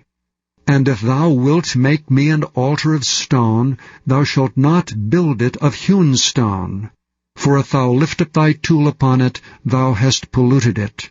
Neither shalt thou go up by steps unto mine altar, that thy nakedness be not discovered thereon. Chapter 21. Now these are the judgments which thou shalt set before them. If thou buy an Hebrew servant, 6 years he shall serve, and in the 7th he shall go out free for nothing. If he came in by himself, he shall go out by himself. If he were married, then his wife shall go out with him. If his master have given him a wife, and she have borne him sons or daughters, the wife and her children shall be her master's, and he shall go out by himself. And if thy servant shall plainly say, I love my master, my wife, and my children, I will not go out free, then his master shall bring him unto the judges. He shall also bring him to the door, or unto the doorpost, and his master shall bore his ear through with an awl, and he shall serve him forever. And if a man sell his daughter to be a maidservant, she shall not go out as the men's servants do. If she please not her master, who hath betrothed her to himself, then shall he let her be redeemed. To sell her unto a strange nation he shall have no power, seeing he hath dealt deceitfully with her. And if he hath betrothed her unto his son, he shall deal with her after the manner of daughters. If he take him another wife, her food, her raiment, and her duty of marriage shall he not diminish. And if he do not these 3 things unto her, then shall she go out free without money. He that smiteth a man, so that he die, shall be surely put to death. And if a man lie not in wait, but God deliver him into his hand, then I will appoint thee a place whither he shall flee. But if a man come presumptuously upon his neighbor, to slay him with guile, thou shalt take him from thine altar that he may die. He that smiteth his father or his mother shall be surely put to death. He that stealeth a man and selleth him, or if he be found in his hand, he shall surely be put to death. And he that curseth his father or his mother shall surely be put to death. And if men strive together, and one smite another with a stone, or with his fist, and he die not, but keepeth his bed, if he rise again, and walk abroad upon his staff, then shall he that smote him be quit. Only he shall pay for the loss of his time, and shall cause him to be thoroughly healed. And if a man smite his servant or his maid with a rod, and he die under his hand, he shall be surely punished. Notwithstanding, if he continue a day or 2, he shall not be punished, for he is his money. If men strive and hurt a woman with child, so that her fruit depart from her, and yet no mischief follow, he shall be surely punished according as the woman's husband will lay upon him, and he shall pay as the judges determine. And if any mischief follow, then thou shalt give life for life, eye for eye, tooth for tooth, hand for hand, foot for foot, burning for burning, wound for wound, stripe for stripe. And if a man smite the eye of his servant or the eye of his maid, that it perish, he shall let him go free for his eye's sake. And if he smite out his manservant's tooth, or his maidservant's tooth, he shall let him go free for his tooth's sake. If an ox gore a man or a woman that they die, then the ox shall be surely stoned, and his flesh shall not be eaten, but the owner of the ox shall be quit. But if the ox were wont to push with his horn in time past, and it hath been testified to his owner, and he hath not kept him in, but that he hath killed a man or a woman, the ox shall be stoned, and his owner also shall be put to death. If there be laid on him a sum of money, then he shall give for the ransom of his life whatsoever is laid upon him. Whether he have gored a son, or have gored a daughter, according to this judgment shall it be done unto him. If the ox shall push a manservant or a maidservant, he shall give unto their master 30 shekels of silver, and the ox shall be stoned. And if a man shall open a pit, or if a man shall dig a pit and not cover it, and an ox or an ass fall therein, the owner of the pit shall make it good, and give money unto the owner of them, and the dead beast shall be his. And if one man's ox hurt another's that he die, then they shall sell the live ox, and divide the money of it, and the dead ox also they shall divide. Or if it be known that the ox hath used to push in time past, and his owner hath not kept him in, he shall surely pay ox for ox, and the dead shall be his own. Chapter 22. If a man shall steal an ox or a sheep, and kill it or sell it, he shall restore 5 oxen for an ox, and 4 sheep for a sheep. If a thief be found breaking up, and be smitten that he die, there shall no blood be shed for him. If the sun be risen upon him, there shall be blood shed for him, for he should make full restitution. If he have nothing, then he shall be sold for his theft. If the theft be certainly found in his hand alive, whether it be ox or ass or sheep, he shall restore double. If a man shall cause a field or vineyard to be eaten, and shall put in his beast, and shall feed in another man's field, of the best of his own field, and of the best of his own vineyard, shall he make restitution. If fire break out, and catch in the thorns, so that the stacks of corn, or the standing corn, or the field be consumed therewith, he that kindled the fire shall surely make restitution. If a man shall deliver unto his neighbor money or stuff to keep, and it be stolen out of the man's house, if the thief be found, let him pay double. If the thief be not found, then the master of the house shall be brought unto the judges, to see whether he have put his hand unto his neighbor's goods. For all manner of trespass, whether it be for ox, for ass, for sheep, for raiment, or for any manner of lost thing, which another challengeth to be his, the cause of both parties shall come before the judges, and whom the judges shall condemn, he shall pay double unto his neighbor. If a man deliver unto his neighbor an ass, or an ox, or a sheep, or any beast to keep, and it die or be hurt, or driven away, no man seeing it, then shall an oath of the Lord between them both, that he hath not put his hand unto his neighbor's goods, and the owner of it shall accept thereof, and he shall not make it good. And if it be stolen from him, he shall make restitution unto the owner thereof. If it be torn in pieces, then let him bring it for witness, and he shall not make good that which was torn. And if a man borrow aught of his neighbor, and it be hurt, or die, the owner thereof being not with it, he shall surely make it good. But if the owner thereof be with it, he shall not make it good. If it be an hired thing, it came for his hire. And if a man entice a maid that is not betrothed, and lie with her, he shall surely endow her to be his wife.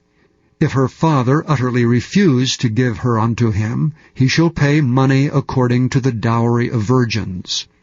Thou shalt not suffer a witch to live. Whosoever lieth with a beast shall surely be put to death. He that sacrificeth unto any god save unto the Lord only, he shall be utterly destroyed. Thou shalt neither vex a stranger, nor oppress him, for ye were strangers in the land of Egypt. Ye shall not afflict any widow or fatherless child. If thou afflict them in any wise, and they cry at all unto me, I will surely hear their cry. And my wrath shall wax hot, and I will kill you with the sword, and your wives shall be widows, and your children fatherless. If thou lend money to any of my people that is poor by thee, thou shalt not be to him as an usurer, neither shalt thou lay upon him usury. If thou at all take thy neighbour's raiment to pledge, thou shalt deliver it unto him by that the sun goeth down. For that is his covering only, it is his raiment for his skin. Wherein shall he sleep? And it shall come to pass when he crieth unto me that I will hear, for I am gracious. Thou shalt not revile the gods, nor curse the ruler of thy people. Thou shalt not delay to offer the first of thy ripe fruits and of thy liquors, the firstborn of thy sons shalt thou give unto me. Likewise shalt thou do with thine oxen and with thy sheep. 7 days it shall be with his dam, and on the 8th day thou shalt give it me. And ye shall be holy men unto me.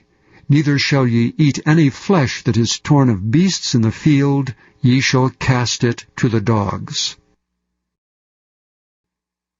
Chapter 23. Thou shalt not raise a false report. Put not thine hand with the wicked, to be an unrighteous witness.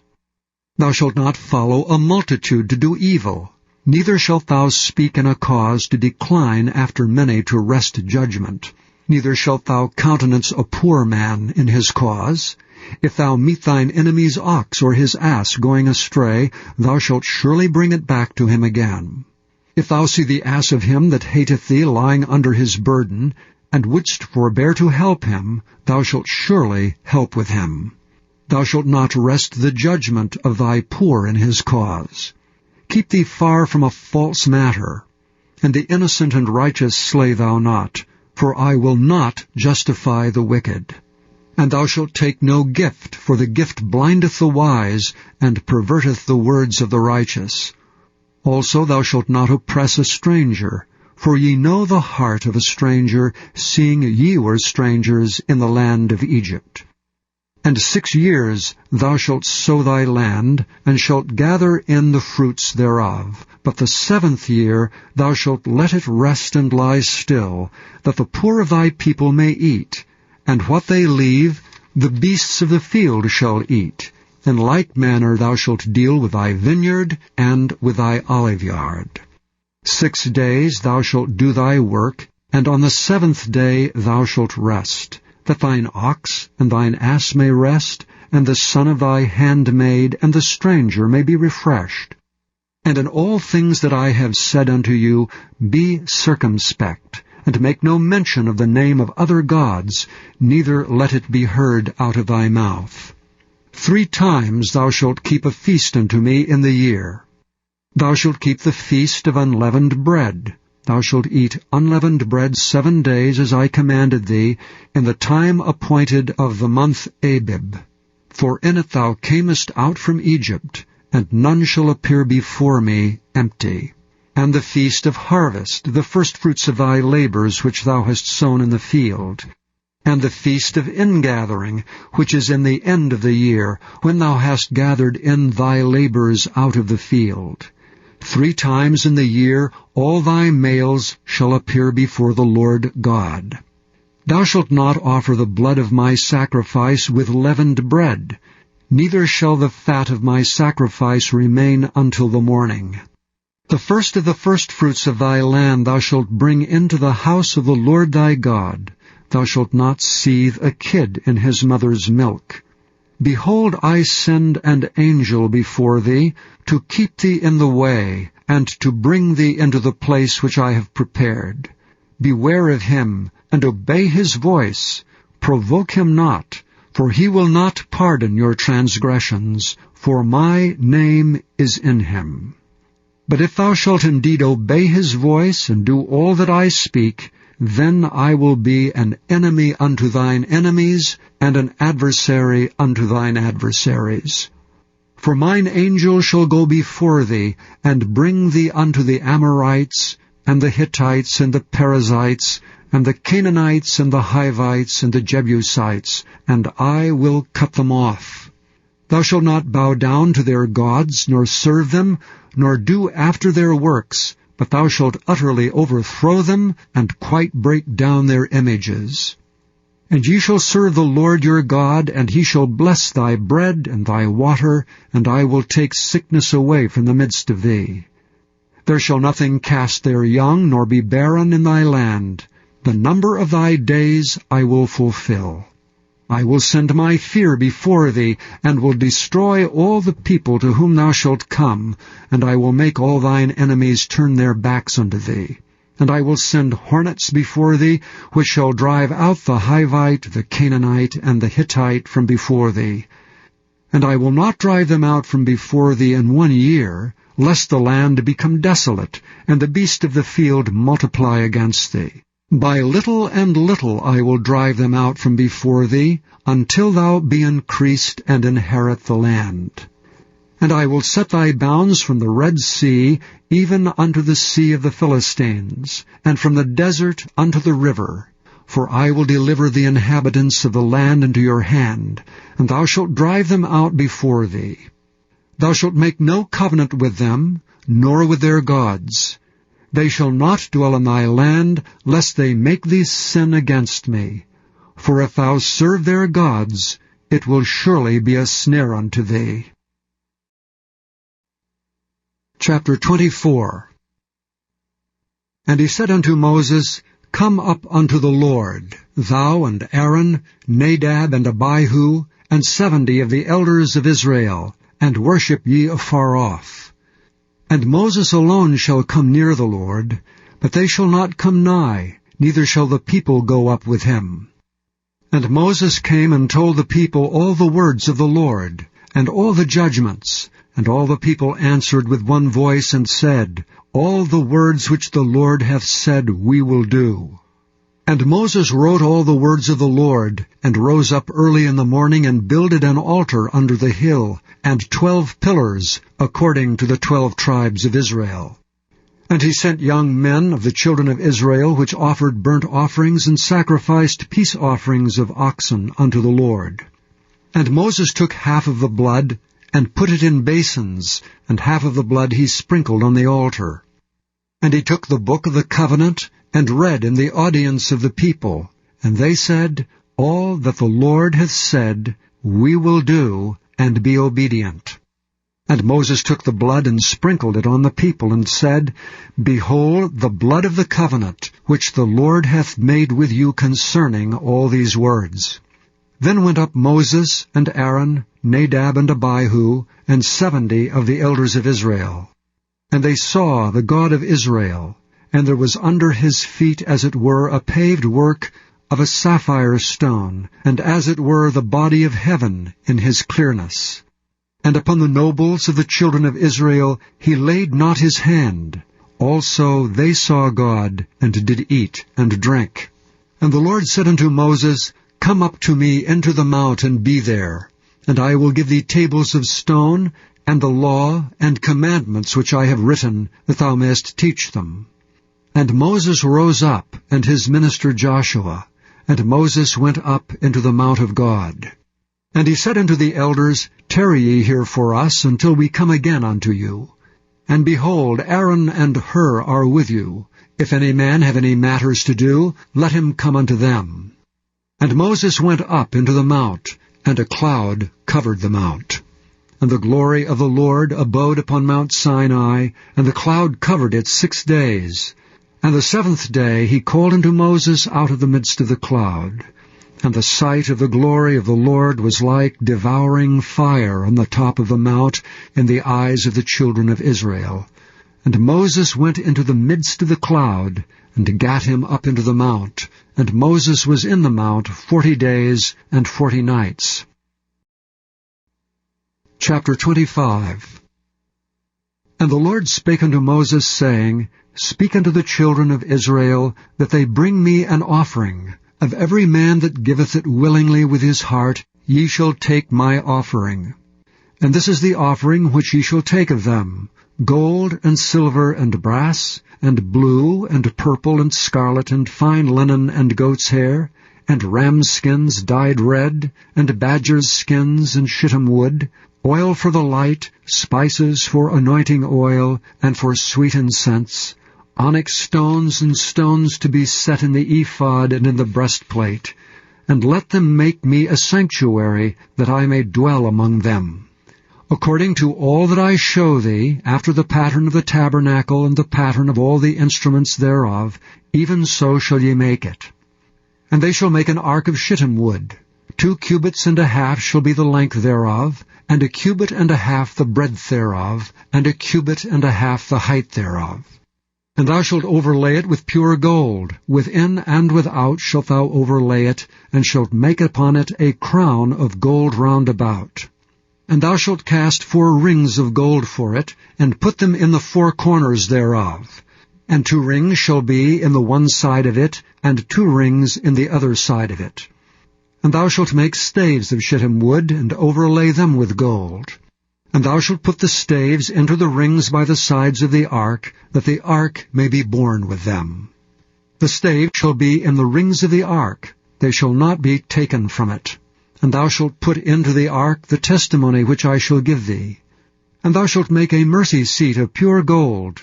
2 cubits and a half shall be the length thereof, and 1 cubit and a half the breadth thereof. And thou shalt make 2 cherubims of gold, of beaten work shalt thou make them, in the 2 ends of the mercy seat. And make 1 cherub on the one end, and the other cherub on the other end, even of the mercy seat shall ye make the cherubims on the 2 ends thereof. And the cherubim shall stretch forth their wings on high, covering the mercy seat with their wings, and their faces shall look one to another. Toward the mercy seat shall the faces of the cherubims be. And thou shalt put the mercy seat above upon the ark, and in the ark thou shalt put the testimony that I shall give thee. And there I will meet with thee, and I will commune with thee from above the mercy seat, from between the 2 cherubims which are upon the ark of the testimony, of all things which I will give thee in commandment unto the children of Israel.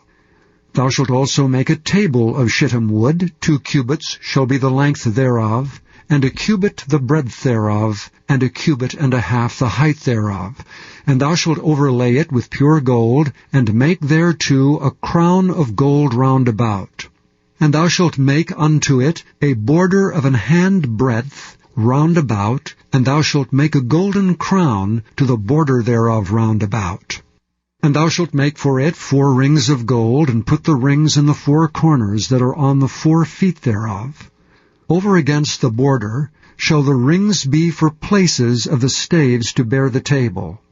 And thou shalt make the staves of shittim wood, and overlay them with gold, that the table may be borne with them. And thou shalt make the dishes thereof, and spoons thereof, and covers thereof, and bowls thereof to cover withal. Of pure gold shalt thou make them. And thou shalt set upon the table showbread before me alway. And thou shalt make a candlestick of pure gold. Of beaten work shall the candlestick be made. His shaft and his branches, his bowls, his knops and his flowers shall be the same. And 6 branches shall come out of the sides of it, 3 branches of the candlestick out of the one side, and 3 branches of the candlestick out of the other side. 3 bowls made like unto almonds, with a knop and a flower in one branch, and 3 bowls made like almonds in the other branch, with a knop and a flower. So in the 6 branches that come out of the candlestick. And in the candlestick shall be 4 bowls made like unto almonds, with their knops and their flowers. And there shall be a knop under 2 branches of the same, and a knop under 2 branches of the same, and a knop under 2 branches of the same, according to the 6 branches that proceed out of the candlestick. Their knops and their branches shall be of the same. All it shall be 1 beaten work of pure gold. And thou shalt make the 7 lamps thereof, and they shall light the lamps thereof, that they may give light over against it.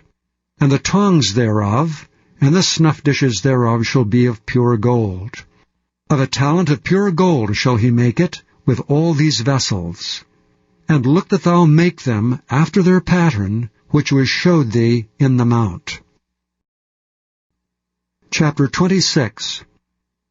Moreover thou shalt make the tabernacle with 10 curtains of fine twined linen, and blue, and purple, and scarlet. With cherubims of cunning work shalt thou make them. The length of one curtain shall be 28 cubits, and the breadth of one curtain 4 cubits. And every one of the curtains shall have one measure. The 5 curtains shall be coupled together one to another, and other 5 curtains shall be coupled one to another. And thou shalt make loops of blue upon the edge of the one curtain from the selvage in the coupling, and likewise shalt thou make in the uttermost edge of another curtain in the coupling of the second. 50 loops shalt thou make in the one curtain, and 50 loops shalt thou make in the edge of the curtain that is in the coupling of the second, that the loops may take hold one of another. And thou shalt make 50 taches of gold, and couple the curtains together with the taches, and it shall be one tabernacle. And thou shalt make curtains of goat's hair to be a covering upon the tabernacle. 11 curtains shalt thou make. The length of one curtain shall be 30 cubits, and the breadth of one curtain 4 cubits, and the 11 curtains shall be all of one measure.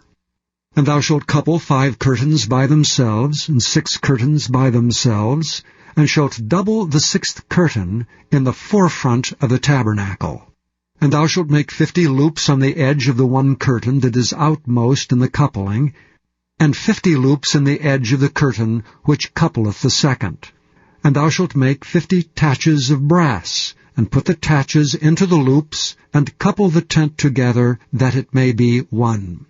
And the remnant that remaineth of the curtains of the tent, the half curtain that remaineth shall hang over the backside of the tabernacle. And a cubit on the one side, and a cubit on the other side of that which remaineth in the length of the curtains of the tent, it shall hang over the sides of the tabernacle on this side and on that side to cover it. And thou shalt make a covering for the tent of ram's skins dyed red, and a covering above of badger's skins. And thou shalt make boards for the tabernacle of shittim wood standing up. 10 cubits shall be the length of a board, and a cubit and a half shall be the breadth of one board. 2 tenons shall there be in one board, set in order one against another. Thus shalt thou make for all the boards of the tabernacle. And thou shalt make the boards for the tabernacle 20 boards on the south side southward, and thou shalt make 40 sockets of silver under the 20 boards, 2 sockets under one board for his 2 tenons, and 2 sockets under another board for his 2 tenons. And for the second side of the tabernacle, on the north side, there shall be 20 boards. And there 40 sockets of silver, 2 sockets under one board, and 2 sockets under another board. And for the sides of the tabernacle westward thou shalt make 6 boards, and 2 boards shalt thou make for the corners of the tabernacle in the 2 sides. And they shall be coupled together beneath, and they shall be coupled together above the head of it unto one ring. Thus shall it be for them both. They shall be for the 2 corners. And they shall be 8 boards, and their sockets of silver, 16 sockets, 2 sockets under one board, and 2 sockets under another board.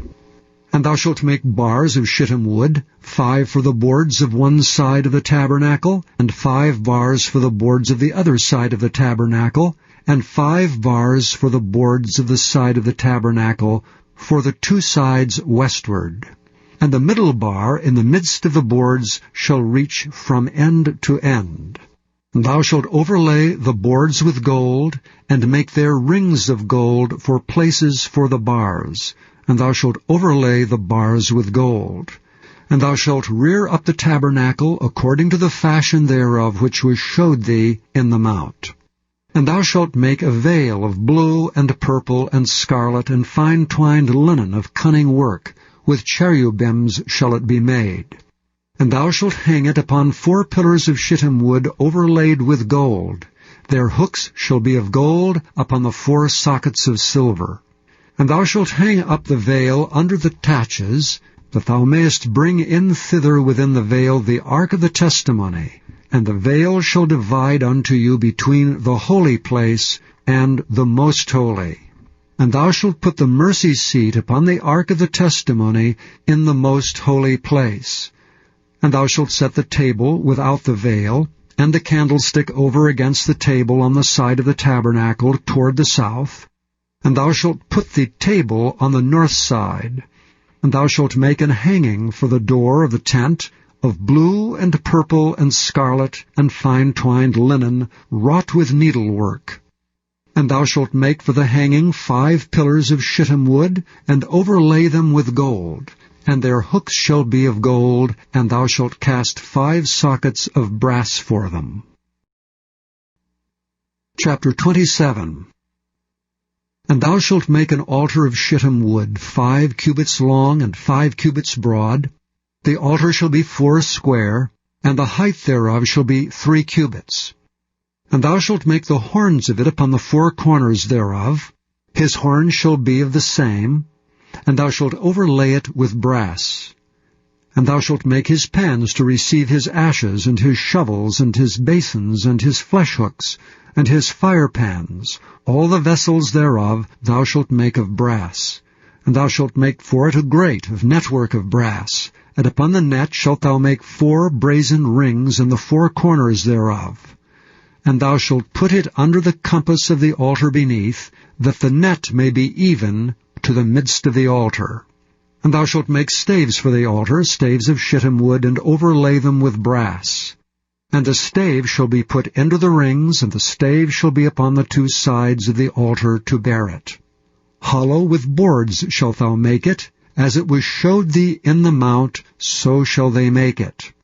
And thou shalt make the court of the tabernacle.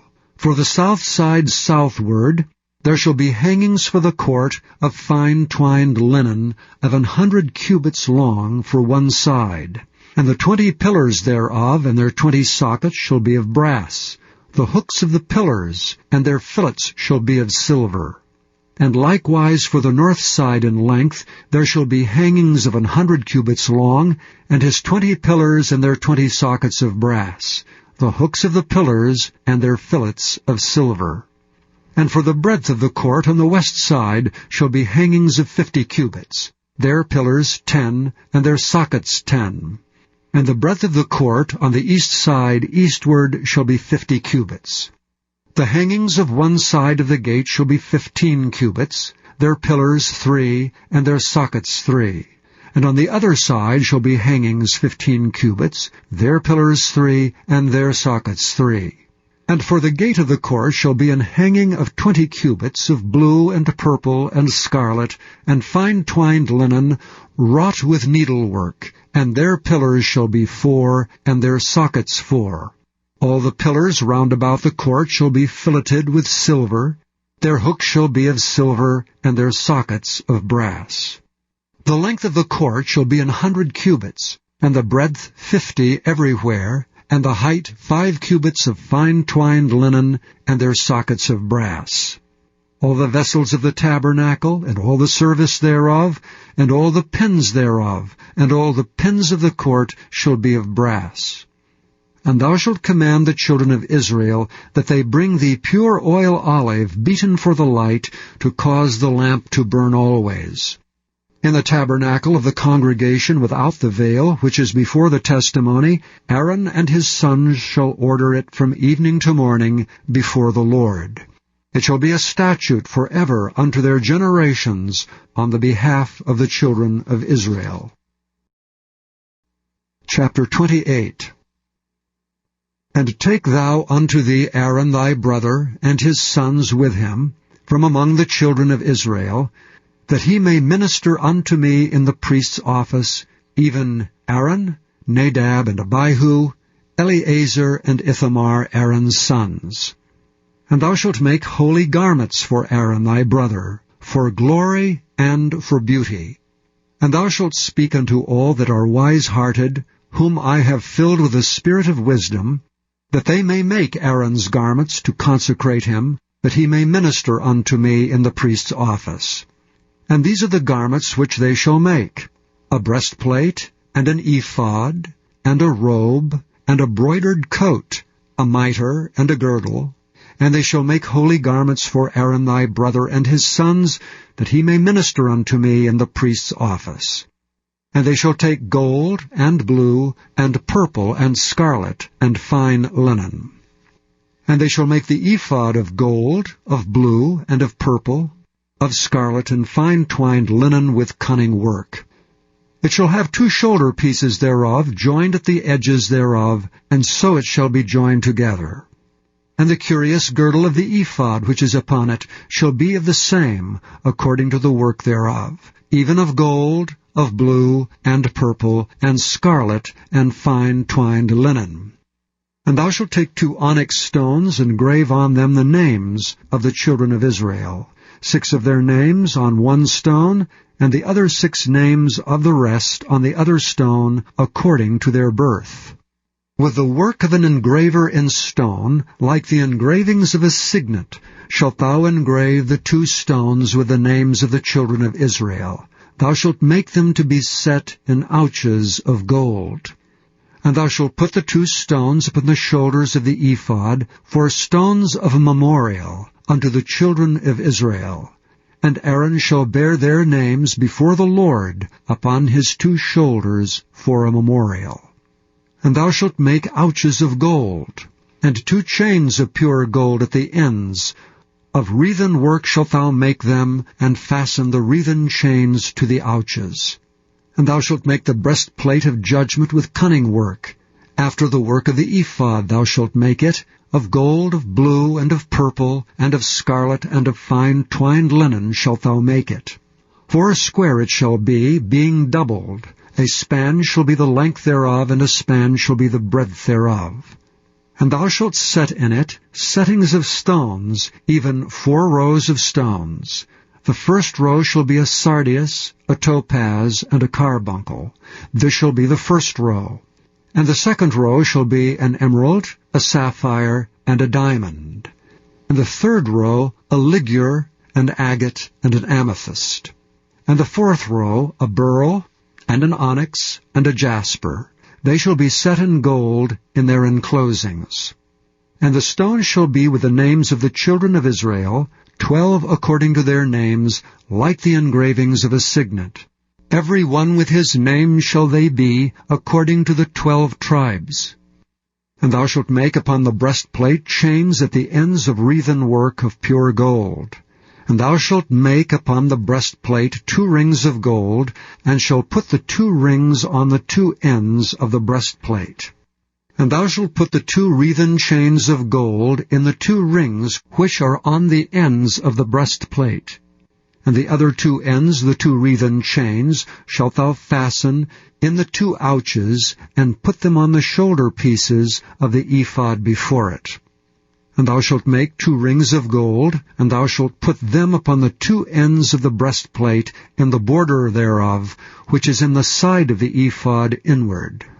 And 2 other rings of gold thou shalt make, and shalt put them on the 2 sides of the ephod underneath, toward the forepart thereof, over against the other coupling thereof, above the curious girdle of the ephod.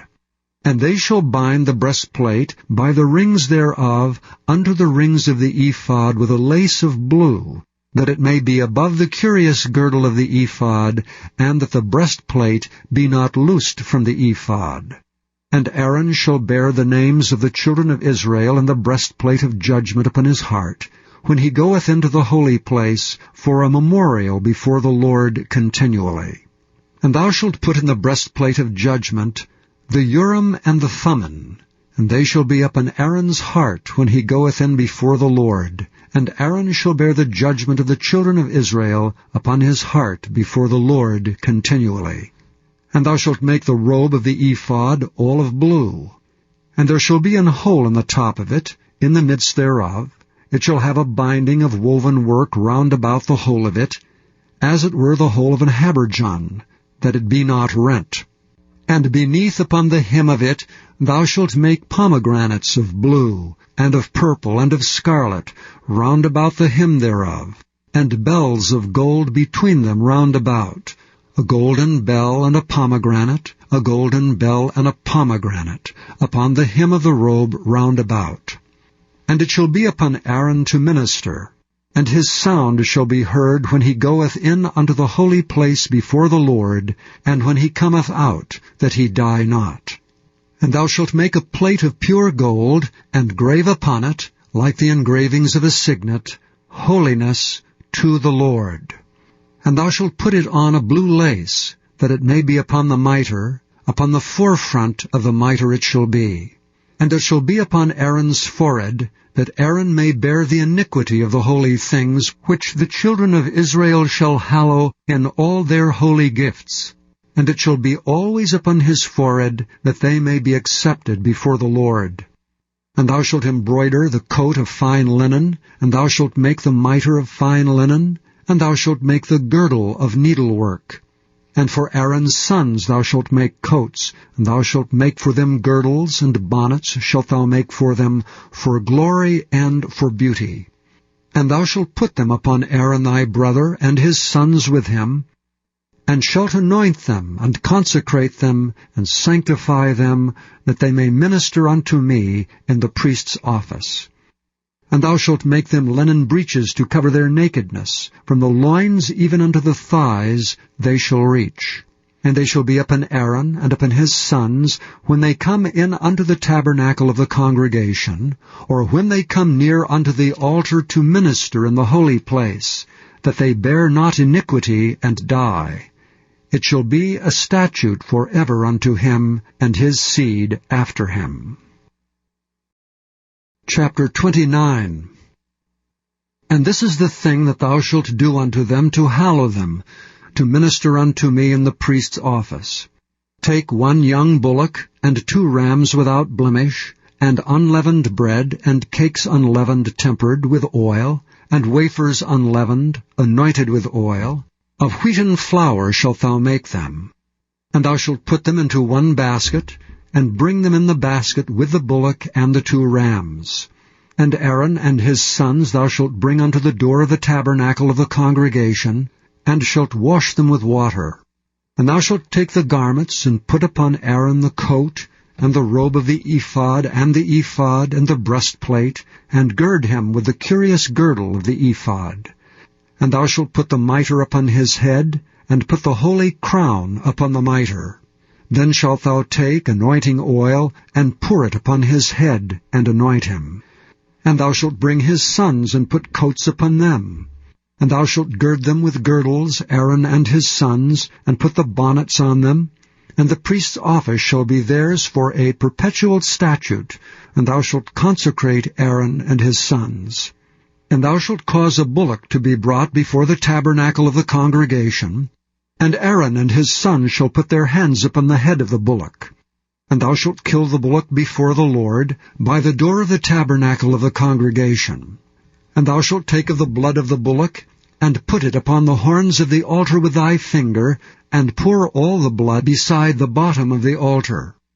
And thou shalt take all the fat that covereth the inwards, and the caul that is above the liver, and the 2 kidneys, and the fat that is upon them, and burn them upon the altar.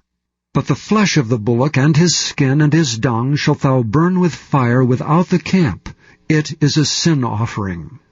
Thou shalt also take 1 ram, and Aaron and his sons shall put their hands upon the head of the ram. And thou shalt slay the ram, and thou shalt take his blood, and sprinkle it round about upon the altar. And thou shalt cut the ram in pieces, and wash the inwards of him and his legs, and put them unto his pieces, and unto his head. And thou shalt burn the whole ram upon the altar. It is a burnt offering unto the Lord. It is a sweet savour, and offering made by fire unto the Lord. And thou shalt take the other ram, and Aaron and his sons shall put their hands upon the head of the ram.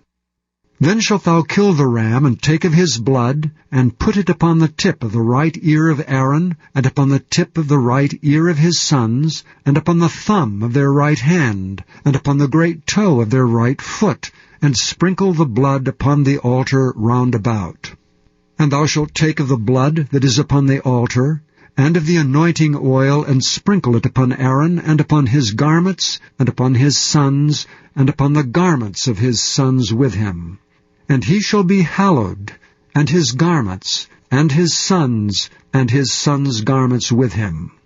Also thou shalt take of the ram the fat, and the rump, and the fat that covereth the inwards, and the caul above the liver, and the 2 kidneys, and the fat that is upon them, and the right shoulder, for it is a ram of consecration, and 1 loaf of bread, and 1 cake of oiled bread, and 1 wafer out of the basket of the unleavened bread that is before the Lord.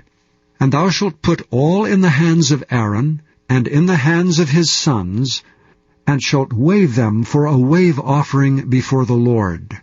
And thou shalt receive them of their hands, and burn them upon the altar for a burnt offering, for a sweet savour before the Lord. It is an offering made by fire unto the Lord. And thou shalt take the breast of the ram of Aaron's consecration, and wave it for a wave offering before the Lord, and it shall be thy part. And thou shalt sanctify the breast of the wave offering, and the shoulder of the heave offering, which is waved and which is heaved up, of the ram of the consecration, even of that which is for Aaron, and of that which is for his sons. And it shall be Aaron's and his sons by a statute forever from the children of Israel. For it is an heave offering, and it shall be an heave offering from the children of Israel of the sacrifice of their peace offerings, even their heave offering unto the Lord. And the holy garments of Aaron shall be his sons after him, to be anointed therein, and to be consecrated in them. And that son that is priest in his stead shall put them on 7 days, when he cometh into the tabernacle of the congregation, to minister in the holy place. And thou shalt take the ram of the consecration, and seethe his flesh in the holy place. And Aaron and his sons shall eat the flesh of the ram, and the bread that is in the basket by the door of the tabernacle of the congregation. And they shall eat those things wherewith the atonement was made, to consecrate and to sanctify them. But a stranger shall not eat thereof, because they are holy. And if aught of the flesh of the consecrations, or of the bread remain unto the morning, then thou shalt burn the remainder with fire. It shall not be eaten, because it is holy. And thus shalt thou do unto Aaron, and to his sons, according to all things which I have commanded thee. 7 days shalt thou consecrate them. And thou shalt offer every day a bullock for a sin offering for atonement. And thou shalt cleanse the altar, when thou hast made an atonement for it, and thou shalt anoint it to sanctify it. 7 days thou shalt make an atonement for the altar, and sanctify it, and it shall be an altar most holy. Whatsoever toucheth the altar shall be holy. Now this is that which thou shalt offer upon the altar, 2 lambs of the first year, day by day, continually. The 1 lamb thou shalt offer in the morning, and the other lamb thou shalt offer at even. And with the 1 lamb 1/10 deal of flour mingled with the 4th part of an hin of beaten oil, and the 4th part of an hin of wine for a drink offering. And the other lamb thou shalt offer at even, and shalt do thereto according to the meat offering of the morning, and according to the drink offering thereof, for a sweet savour, and offering made by fire unto the Lord. There shall be a continual burnt offering throughout your generations at the door of the tabernacle of the congregation before the Lord, where I will meet you to speak there unto thee. And there I will meet with the children of Israel, and the tabernacle shall be sanctified by my glory. And I will sanctify the tabernacle of the congregation and the altar. I will sanctify also both Aaron and his sons to minister to me in the priest's office. And I will dwell among the children of Israel, and will be their God. And they shall know that I am the Lord their God, that brought them forth out of the land of Egypt, that I may dwell among them. I am the Lord their God. Chapter 30. And thou shalt make an altar to burn incense upon. Of shittim wood shalt thou make it. A cubit shall be the length thereof, and a cubit the breadth thereof. 4 square shall it be, and 2 cubits shall be the height thereof. The horns thereof shall be of the same. And thou shalt overlay it with pure gold, the top thereof and the sides thereof round about, and the horns thereof. And thou shalt make unto it a crown of gold round about. And 2 golden rings shalt thou make to it under the crown of it. By the 2 corners thereof, upon the 2 sides of it shalt thou make it. and they shall be for places for the staves to bear it withal. And thou shalt make the staves of shittim wood, and overlay them with gold. And thou shalt put it before the veil, that is by the ark of the testimony, before the mercy seat that is over the testimony, where I will meet with thee. And Aaron shall burn thereon sweet incense every morning. When he dresseth the lamps, he shall burn incense upon it. And when Aaron lighteth the lamps at even, he shall burn incense upon it, a perpetual incense before the Lord throughout your generations. Ye shall offer no strange incense thereon, nor burnt sacrifice, nor meat offering, neither shall ye pour drink offering thereon. And Aaron shall make an atonement upon the horns of it once in a year with the blood of the sin offering of atonements. Once in the year shall he make atonement upon it throughout your generations. It is most holy unto the Lord. And the Lord spake unto Moses, saying, When thou takest the sum of the children of Israel after their number, then shall they give every man a ransom for his soul unto the Lord, when thou numberest them, that there be no plague among them when thou numberest them.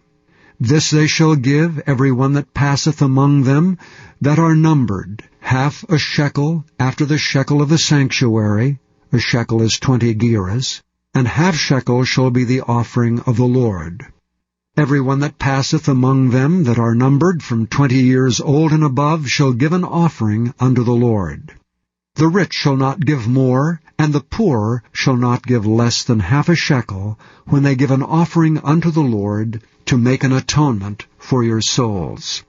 And thou shalt take the atonement money of the children of Israel, and shalt appoint it for the service of the tabernacle of the congregation, that it may be a memorial unto the children of Israel before the Lord, to make an atonement for your souls.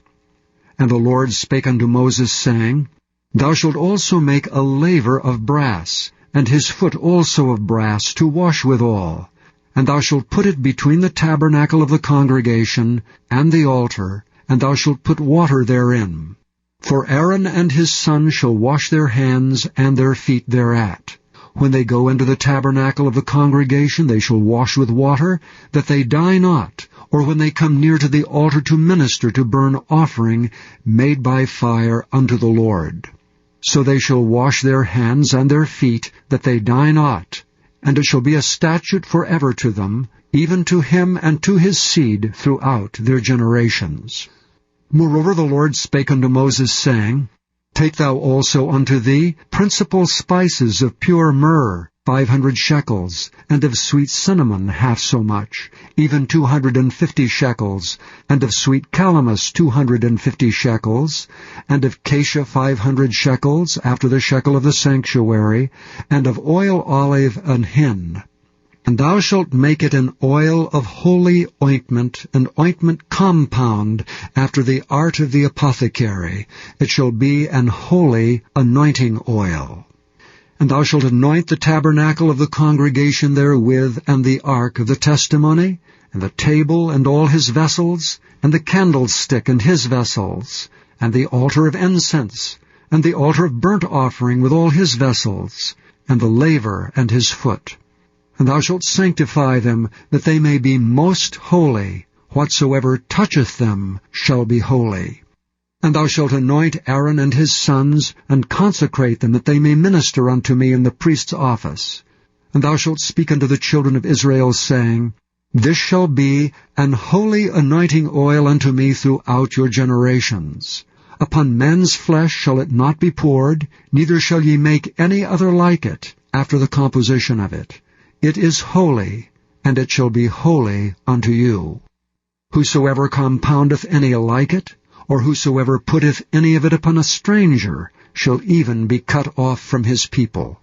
And the Lord said unto Moses, Take unto thee sweet spices, stacte, and onycha, and galbanum, these sweet spices with pure frankincense. Of each shall there be a like weight. Thou shalt make it a perfume, a confection after the art of the apothecary, tempered together, pure and holy.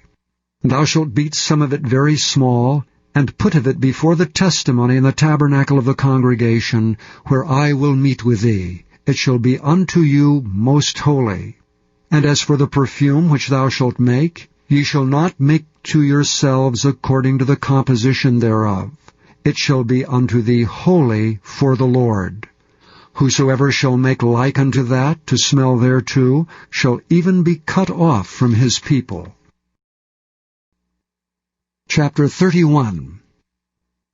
And the Lord spake unto Moses, saying, See, I have called by name Bezaleel the son of Uri, the son of Hur of the tribe of Judah, and I have filled him with the Spirit of God, in wisdom and in understanding, and in knowledge and in all manner of workmanship, to devise cunning works, to work in gold, and in silver, and in brass, and in cutting of stones, to set them, and in carving of timber, to work in all manner of workmanship.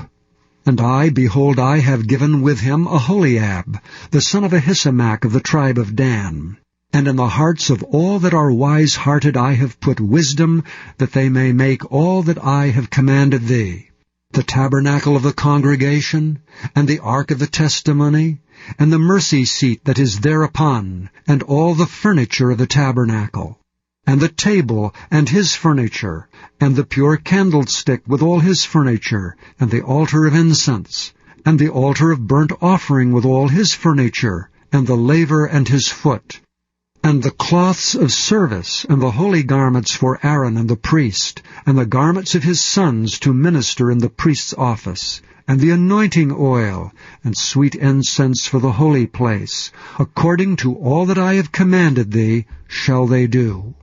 And the Lord spake unto Moses, saying, Speak thou also unto the children of Israel, saying, Verily my Sabbaths ye shall keep. For it is a sign between me and you throughout your generations, that ye may know that I am the Lord that doth sanctify you. Ye shall keep the Sabbath therefore, for it is holy unto you. Every one that defileth it shall surely be put to death. For whosoever doeth any work therein, that soul shall be cut off from among his people. 6 days may work be done, but in the 7th is the Sabbath of rest, holy to the Lord. Whosoever doeth any work in the Sabbath day, he shall surely be put to death. Wherefore the children of Israel shall keep the Sabbath, to observe the Sabbath throughout their generations for a perpetual covenant. It is a sign between me and the children of Israel forever. For in 6 days the Lord made heaven and earth, and on the 7th day he rested and was refreshed. And he gave unto Moses, when he had made an end of communing with him upon Mount Sinai, 2 tables of testimony, tables of stone, written with the finger of God. Chapter 32. And when the people saw that Moses delayed to come down out of the mount, the people gathered themselves together unto Aaron, and said unto him, Up, make us gods which shall go before us, for as for this Moses, the man that brought us up out of the land of Egypt, we wot not what is become of him. And Aaron said unto them, Break off the golden earrings which are in the ears of your wives, of your sons, and of your daughters, and bring them unto me. And all the people brake off the golden earrings which were in their ears, and brought them unto Aaron.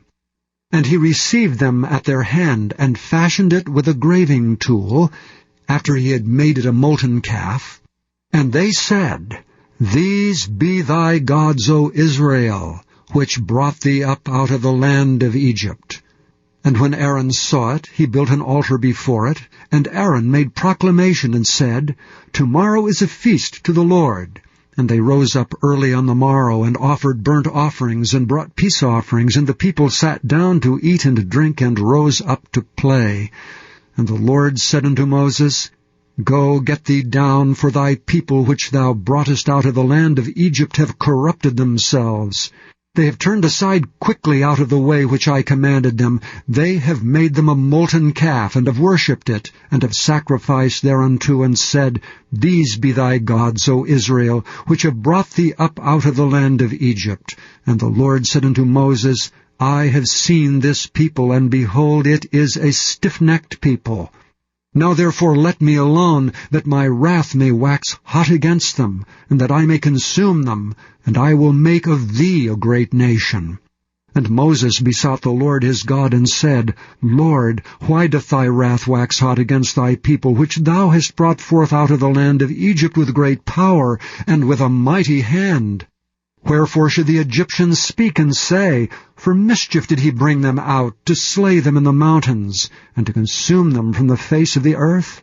Turn from thy fierce wrath, and repent of this evil against thy people. Remember Abraham, Isaac, and Israel, thy servants, to whom thou swarest by thine own self, and saidst unto them, I will multiply your seed as the stars of heaven, and all this land that I have spoken of will I give unto your seed, and they shall inherit it forever. And the Lord repented of the evil which he thought to do unto his people. And Moses turned and went down from the mount, and the 2 tables of the testimony were in his hand. The tables were written on both their sides, on the one side and on the other were they written. And the tables were the work of God, and the writing was the writing of God graven upon the tables. And when Joshua heard the noise of the people as they shouted, he said unto Moses, There is a noise of war in the camp. And he said, It is not the voice of them that shout for mastery, neither it is the voice of them that cry for being overcome, but the noise of them that sing do I hear.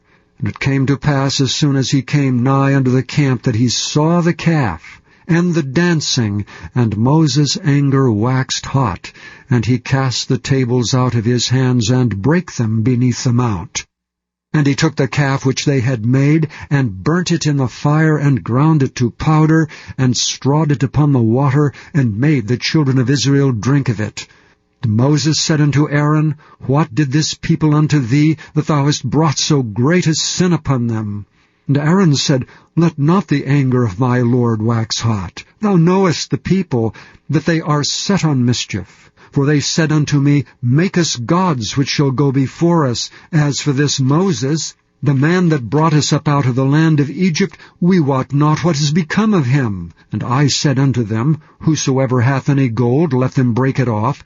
So they gave it me, then I cast it into the fire, and there came out this calf.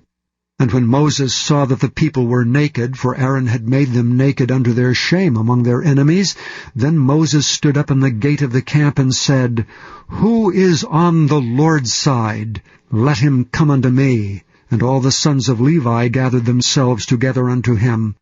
And he said unto them, Thus saith the Lord God of Israel, Put every man his sword by his side, and go in and out from gate to gate throughout the camp, and slay every man his brother, and every man his companion, and every man his neighbor.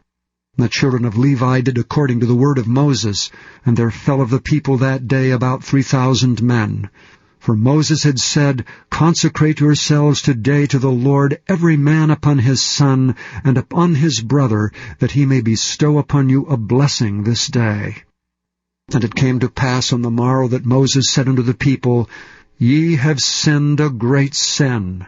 And now I will go up unto the Lord, peradventure I shall make an atonement for your sin. And Moses returned unto the Lord and said, O this people have sinned a great sin, and have made them gods of gold.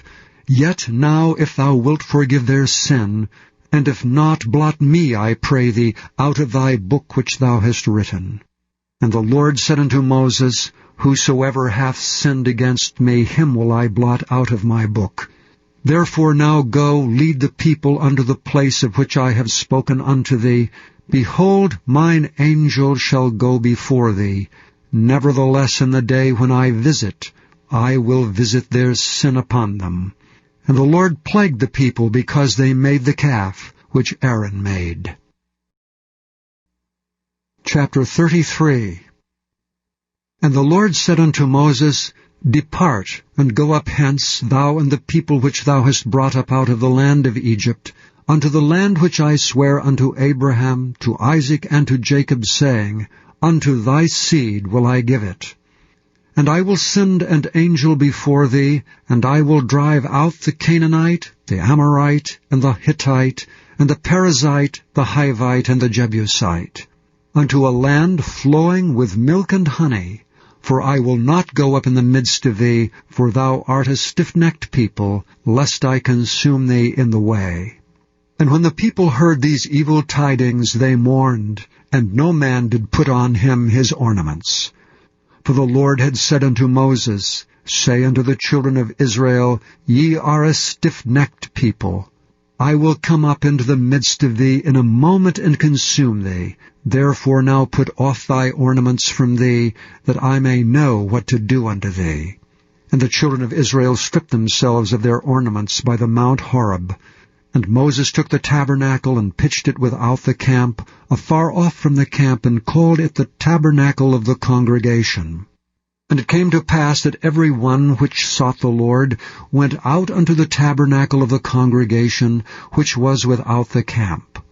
And it came to pass, when Moses went out into the tabernacle, that all the people rose up and stood every man at his tent door, and looked after Moses until he was gone into the tabernacle. And it came to pass, as Moses entered into the tabernacle, the cloudy pillar descended, and stood at the door of the tabernacle, and the Lord talked with Moses. And all the people saw the cloudy pillar stand at the tabernacle door, and all the people rose up and worshipped, every man in his tent door. And the Lord spake unto Moses face to face, as a man speaketh unto his friend. And he turned again into the camp, but his servant Joshua the son of Nun, a young man, departed not out of the tabernacle. And Moses said unto the Lord, See, thou sayest unto me, Bring up this people, and thou hast not let me know whom thou wilt send with me.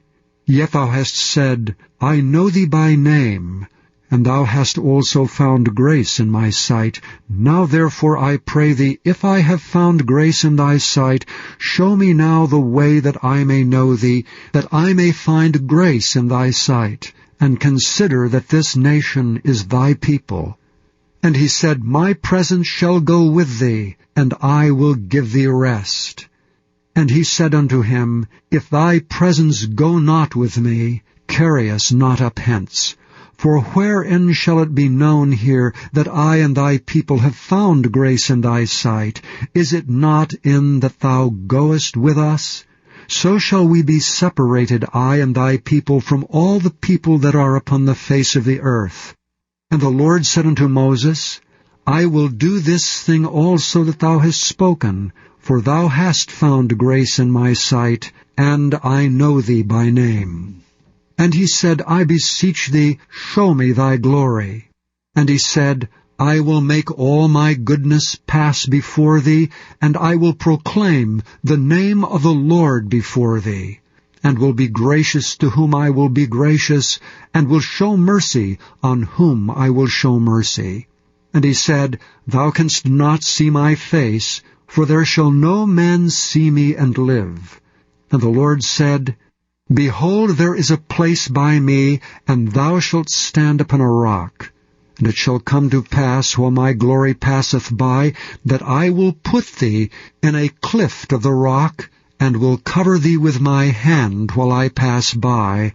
And I will take away mine hand, and thou shalt see my back parts, but my face shall not be seen. Chapter 34. And the Lord said unto Moses, Hew thee 2 tables of stone like unto the first, and I will write upon these tables the words that were in the first tables which thou breakest. And be ready in the morning, and come up in the morning unto Mount Sinai, and present thyself there to me in the top of the mount. And no man shall come up with thee, neither let any man be seen throughout all the mount. Neither let the flocks nor herds feed before that mount. And he hewed 2 tables of stone like unto the first, and Moses rose up early in the morning, and went up unto Mount Sinai, as the Lord had commanded him, and took in his hand the 2 tables of stone. And the Lord descended in the cloud, and stood with him there, and proclaimed the name of the Lord. And the Lord passed by before him, and proclaimed, The Lord The Lord God, merciful and gracious, long-suffering and abundant in goodness and truth, keeping mercy for thousands, forgiving iniquity and transgression and sin, and that will by no means clear the guilty, visiting the iniquity of the fathers upon the children, and upon the children's children unto the third and to the fourth generation. And Moses made haste and bowed his head toward the earth and worshipped. And he said, If now I have found grace in thy sight, O Lord, let my Lord, I pray thee, go among us. For it is a stiff-necked people, and pardon our iniquity and our sin, and take us for thine inheritance. And he said, Behold, I make a covenant. Before all thy people I will do marvels such as have not been done in all the earth nor in any nation, and all the people among which thou art shall see the work of the Lord. For it is a terrible thing that I will do with thee. Observe thou that which I command thee this day. Behold, I will drive out before thee the Amorite, and the Canaanite, and the Hittite, and the Perizzite, and the Hivite, and the Jebusite. Take heed to thyself, lest thou make a covenant with the inhabitants of the land whither thou goest, lest it be for a snare in the midst of thee. But ye shall destroy their altars, break their images, and cut down their groves. For thou shalt worship no other God, for the Lord, whose name is jealous, is a jealous God. Lest thou make a covenant with the inhabitants of the land, and they go a-whoring after their gods, and do sacrifice unto their gods, and one call thee, and thou eat of his sacrifice. And thou take of their daughters unto thy sons, and their daughters go a-whoring after their gods, and make thy sons go a-whoring after their gods. Thou shalt make thee no molten gods. The feast of unleavened bread shalt thou keep. 7 days thou shalt eat unleavened bread, as I commanded thee, in the time of the month Abib. For in the month Abib thou camest out from Egypt. All that openeth the matrix is mine, and every firstling among thy cattle, whether ox or sheep, that is male. But the firstling of an ass thou shalt redeem with a lamb, and if thou redeem him not, then shalt thou break his neck. All the firstborn of thy sons shalt thou redeem, and none shall appear before me empty. 6 days shalt thou work, but on the 7th day thou shalt rest. In earing time and in harvest thou shalt rest. And thou shalt observe the feast of weeks, of the firstfruits of wheat harvest, and the feast of ingathering at the year's end. Thrice in the year shall all your men children appear before the Lord God, the God of Israel. For I will cast out the nations before thee, and enlarge thy borders. Neither shall any man desire thy land when thou shalt go up to appear before the Lord thy God thrice in the year. Thou shalt not offer the blood of my sacrifice with leaven, neither shall the sacrifice of the feast of the Passover be left unto the morning. The first of the firstfruits of thy land shalt thou bring unto the house of the Lord thy God. Thou shalt not see the kid in his mother's milk. And the Lord said unto Moses, Write thou these words, for after the tenor of these words I have made a covenant with thee and with Israel. And he was there with the Lord 40 days and 40 nights. He did neither eat bread nor drink water, and he wrote upon the tables the words of the covenant, the 10 commandments. And it came to pass, when Moses came down from Mount Sinai, with the 2 tables of testimony in Moses' hand, when he came down from the mount, that Moses wist not that the skin of his face shone while he talked with him. And when Aaron and all the children of Israel saw Moses, behold, the skin of his face shone, and they were afraid to come nigh him. And Moses called unto them, and Aaron and all the rulers of the congregation returned unto him, and Moses talked with them. And afterward all the children of Israel came nigh, and he gave them in commandment all that the Lord had spoken with him in Mount Sinai. And till Moses had done speaking with them, he put a veil on his face. But when Moses went in before the Lord to speak with him, he took the veil off until he came out. And he came out and spake unto the children of Israel that which he was commanded. And the children of Israel saw the face of Moses, that the skin of Moses' face shone, and Moses put the veil upon his face again until he went in to speak with him. Chapter 35. And Moses gathered all the congregation of the children of Israel together, and said unto them, These are the words which the Lord hath commanded, that ye should do them. 6 days shall work be done, but on the 7th day there shall be to you an holy day, a Sabbath of rest to the Lord. Whosoever doeth work therein shall be put to death. Ye shall kindle no fire throughout your habitations upon the Sabbath day. And Moses spake unto all the congregation of the children of Israel, saying, This is the thing which the Lord commanded, saying, Take ye from among you an offering unto the Lord. Whosoever is of a willing heart, let him bring it, an offering of the Lord, gold and silver and brass, and blue and purple and scarlet and fine linen and goat's hair, and ram's skins dyed red, and badger's skins and shittim wood, and oil for the light, and spices for anointing oil and for the sweet incense, and onyx stones and stones to be set for the ephod and for the breastplate.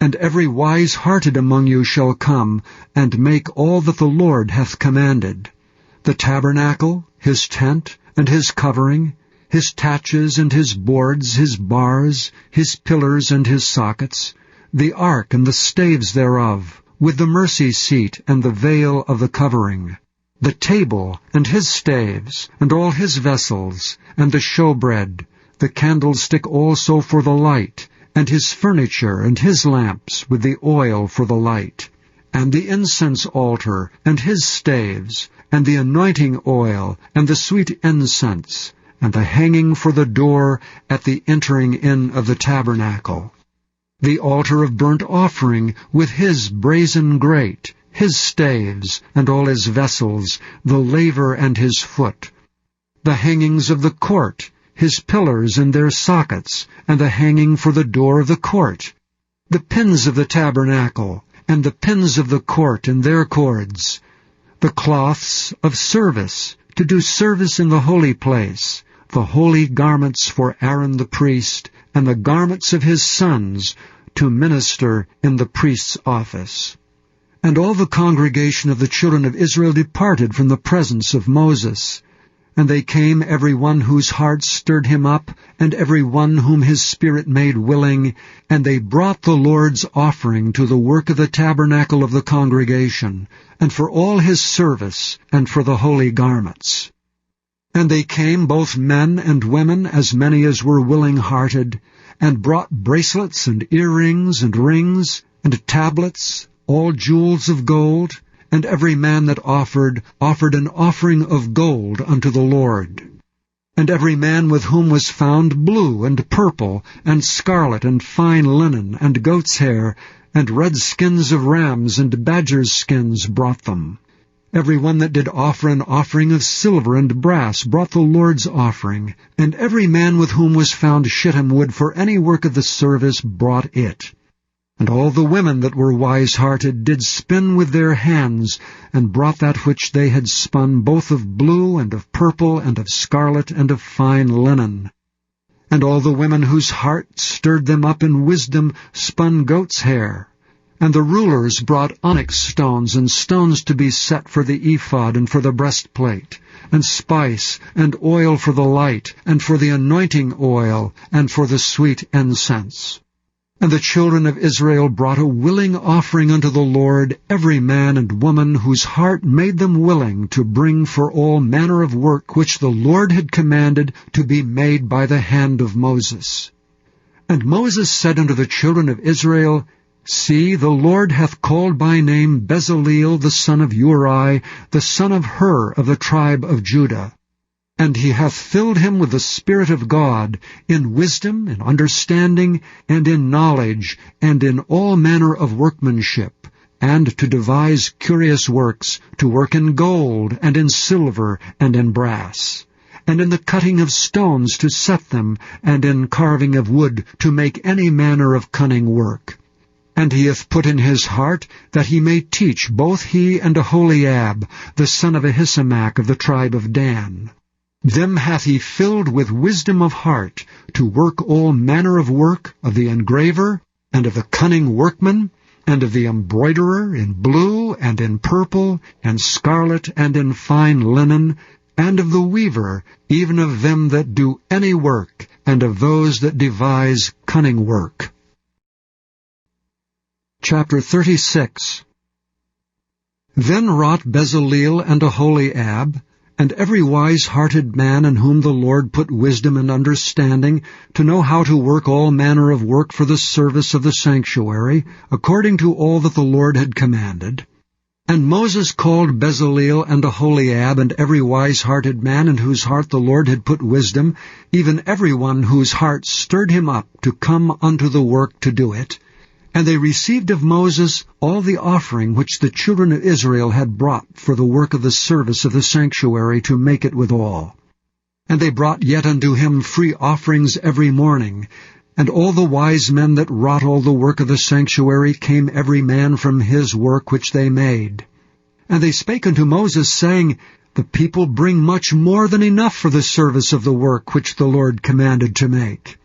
And Moses gave commandment, and they caused it to be proclaimed throughout the camp, saying, Let neither man nor woman make any more work for the offering of the sanctuary. So the people were restrained from bringing, for the stuff they had was sufficient for all the work to make it, and too much.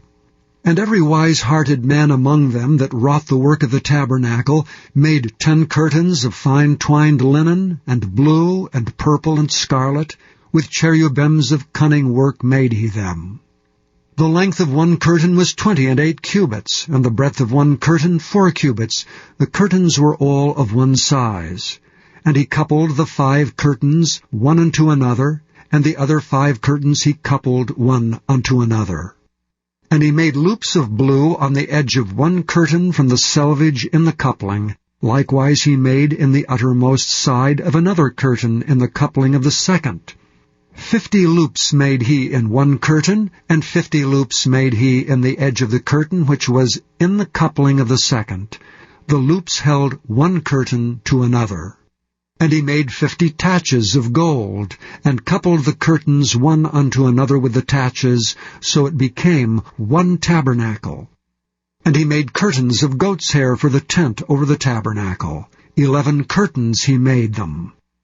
The length of one curtain was 30 cubits, and 4 cubits was the breadth of one curtain. The 11 curtains were of one size. And he coupled 5 curtains by themselves, and 6 curtains by themselves. And he made 50 loops upon the uttermost edge of the curtain in the coupling, and 50 loops made he upon the edge of the curtain which coupleth the second. And he made 50 taches of brass to couple the tent together, that it might be one. And he made a covering for the tent of rams' skins dyed red, and a covering of badgers' skins above that. And he made boards for the tabernacle of shittim wood standing up. The length of a board was 10 cubits, and the breadth of a board 1 cubit and a half. One board had 2 tenons, equally distant one from another. Thus did he make for all the boards of the tabernacle.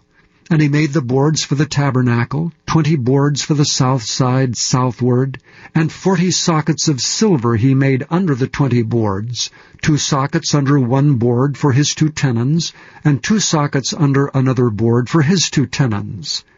And for the other side of the tabernacle, which is toward the north corner, he made 20 boards, and there 40 sockets of silver, 2 sockets under one board, and 2 sockets under another board. And for the sides of the tabernacle westward he made 6 boards, and 2 boards made he for the corners of the tabernacle in the 2 sides. And they were coupled beneath, and coupled together at the head thereof to one ring. Thus he did to both of them in both the corners. And there were 8 boards, and their sockets were 16 sockets of silver, under every board 2 sockets. And he made bars of shittim wood, 5 for the boards of the one side of the tabernacle, and 5 bars for the boards on the other side of the tabernacle, and 5 bars for the boards of the tabernacle for the sides westward. And he made the middle bar to shoot through the boards from the one end to the other. And he overlaid the boards with gold, and made their rings of gold to be places for the bars, and overlaid the bars with gold. And he made a veil of blue, and purple, and scarlet, and fine twined linen. With cherubims made he it of cunning work. And he made thereunto 4 pillars of shittim wood, and overlaid them with gold. Their hooks were of gold, and he cast for them 4 sockets of silver. And he made an hanging for the tabernacle door of blue, and purple, and scarlet, and fine twined linen of needlework, and the 5 pillars of it with their hooks. And he overlaid their chapiters and their fillets with gold, but their 5 sockets were of brass. Chapter 37. And Bezaleel made the ark of shittim wood. 2 cubits and a half was the length of it, and 1 cubit and a half the breadth of it, and 1 cubit and a half the height of it. And he overlaid it with pure gold within and without, and made a crown of gold to it round about. And he cast for it 4 rings of gold to be set by the 4 corners of it, even 2 rings upon the one side of it, and 2 rings upon the other side of it.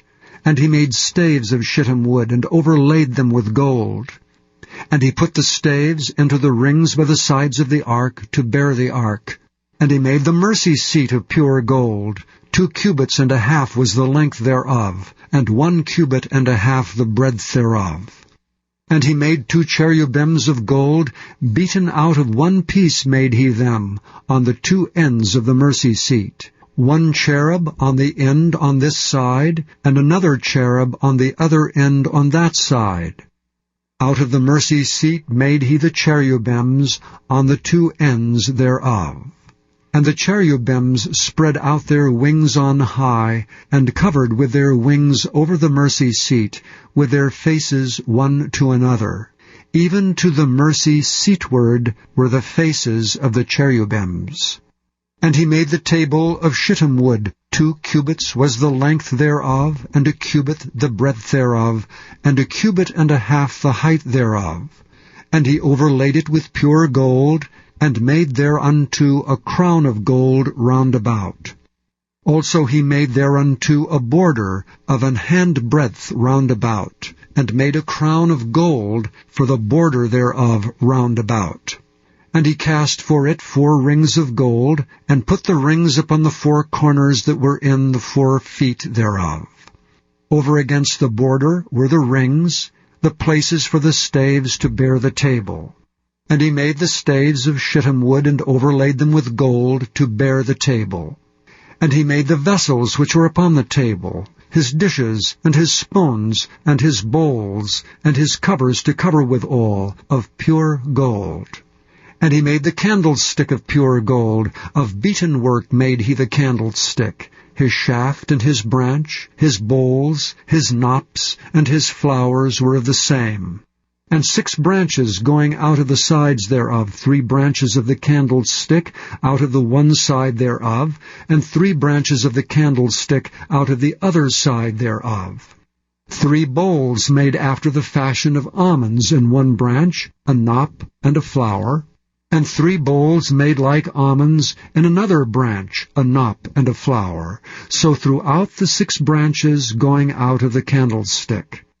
And in the candlestick were 4 bowls made like almonds, his knops and his flowers, and a knop under 2 branches of the same, and a knop under 2 branches of the same, and a knop under 2 branches of the same, according to the 6 branches going out of it. Their knops and their branches were of the same. All of it was one beaten work of pure gold. And he made his 7 lamps and his snuffers and his snuff dishes of pure gold. Of a talent of pure gold made he it, and all the vessels thereof. And he made the incense altar of shittim wood. The length of it was a cubit, and the breadth of it a cubit. It was foursquare, and 2 cubits was the height of it. The horns thereof were of the same. And he overlaid it with pure gold, both the top of it, and the sides thereof round about, and the horns of it. Also he made unto it a crown of gold round about. And he made 2 rings of gold for it under the crown thereof, by the 2 corners of it, upon the 2 sides thereof, to be places for the staves to bear it withal. And he made the stays of shittim wood, and overlaid them with gold. And he made the holy anointing oil, and the pure incense of sweet spices, according to the work of the apothecary. Chapter 38.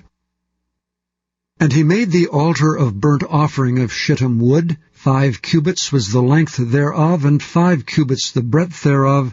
It was 4 and 3 cubits the height thereof. And he made the horns thereof and the 4 corners of it. The horns thereof were of the same, and he overlaid it with brass. And he made all the vessels of the altar, the pots, and the shovels, and the basins, and the flesh hooks, and the fire pans, all the vessels thereof made he of brass. And he made for the altar a brazen grate of network under the compass thereof beneath unto the midst of it. And he cast 4 rings for the 4 ends of the grate of brass, to be places for the staves. And he made the stays of shittim wood, and overlaid them with brass. And he put the staves into the rings on the sides of the altar, to bear it withal. He made the altar hollow with boards.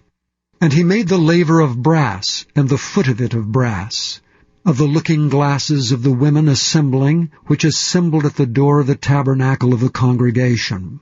And he made the court. On the south side southward the hangings of the court were of fine twined linen, 100 cubits. Their pillars were 20, and their brazen sockets 20. The hooks of the pillars and their fillets were of silver.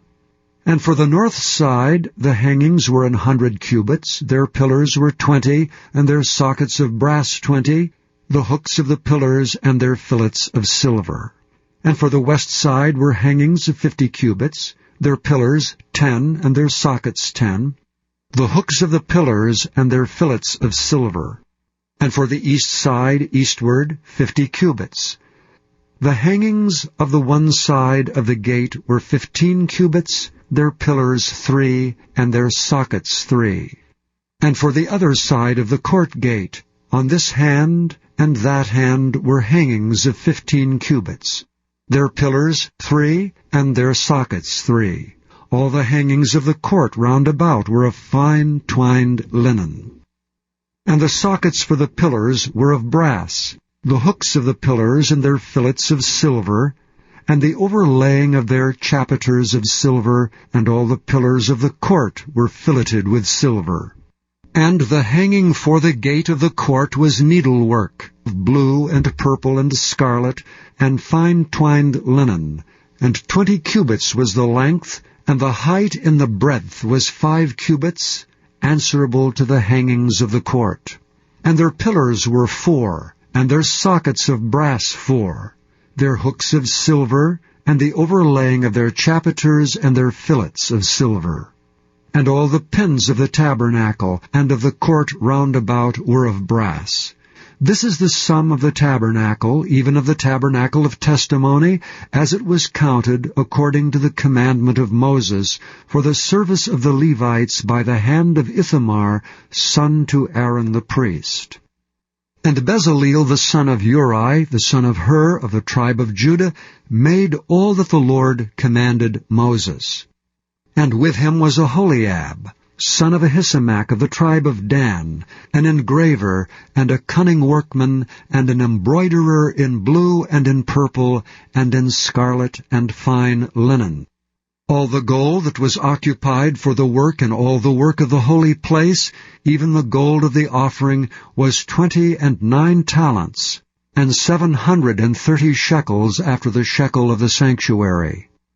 And the silver of them that were numbered of the congregation was 100 talents, and 1,760 shekels after the shekel of the sanctuary. A beka for every man, that is half a shekel, after the shekel of the sanctuary, for every one that went to be numbered, from 20 years old and upward, for 600,000 and 3,550 men. And of the 100 talents of silver were cast the sockets of the sanctuary, and the sockets of the veil, and 100 sockets of the 100 talents, a talent for a socket. And of the 1,775 shekels he made hooks for the pillars, and overlaid their chapiters, and filleted them. And the brass of the offering was 70 talents, and 2,400 shekels. And therewith he made the sockets to the door of the tabernacle of the congregation, and the brazen altar, and the brazen grate for it, and all the vessels of the altar, and the sockets of the court round about, and the sockets of the court gate, and all the pins of the tabernacle, and all the pins of the court round about. Chapter 39. And of the blue and purple and scarlet they made cloths of service to do service in the holy place, and made the holy garments for Aaron, as the Lord commanded Moses. And he made the ephod of gold, blue and purple and scarlet, and fine twined linen. And they did beat the gold into thin plates, and cut it into wires, to work it in the blue, and in the purple, and in the scarlet, and in the fine linen with cunning work. They made shoulder pieces for it, to couple it together. By the two edges was it coupled together. And the curious girdle of his ephod that was upon it was of the same, according to the work thereof, of gold, blue, and purple, and scarlet, and fine twined linen, as the Lord commanded Moses. And they wrought onyx stones enclosed in ouches of gold, graven as signets are graven, with the names of the children of Israel. And he put them on the shoulders of the ephod, that they should be stones for a memorial to the children of Israel, as the Lord commanded Moses. And he made the breastplate of cunning work, like the work of the ephod, of gold, blue, and purple, and scarlet, and fine twined linen. It was 4 square. They made the breastplate double. A span was the length thereof, and a span the breadth thereof, being doubled. And they set in it 4 rows of stones. The first row was a sardius, a topaz, and a carbuncle. This was the first row. And the second row, an emerald, a sapphire, and a diamond. And the third row, a ligure, and agate, and an amethyst. And the fourth row, a beryl, and onyx, and a jasper. They were enclosed in ouches of gold in their enclosings. And the stones were according to the names of the children of Israel, 12, according to their names, like the engravings of a signet, every one with his name according to the 12 tribes. And they made upon the breastplate chains at the ends of wreathen work, of pure gold. And they made 2 ouches of gold, and 2 gold rings, and put the 2 rings in the 2 ends of the breastplate. And they put the 2 wreathen chains of gold in the 2 rings on the ends of the breastplate. And the 2 ends of the 2 wreathen chains they fastened in the 2 ouches, and put them on the shoulder pieces of the ephod before it. And they made 2 rings of gold, and put them on the 2 ends of the breastplate, upon the border of it, which was on the side of the ephod inward.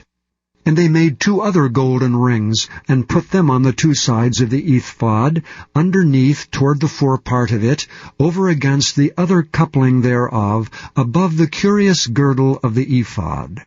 And they did bind the breastplate by his rings under the rings of the ephod with a lace of blue, that it might be above the curious girdle of the ephod, and that the breastplate might not be loosed from the ephod, as the Lord commanded Moses. And he made the robe of the ephod of woven work, all of blue. And there was an hole in the midst of the robe, as the hole of an habergeon, with a band round about the hole, that it should not rend.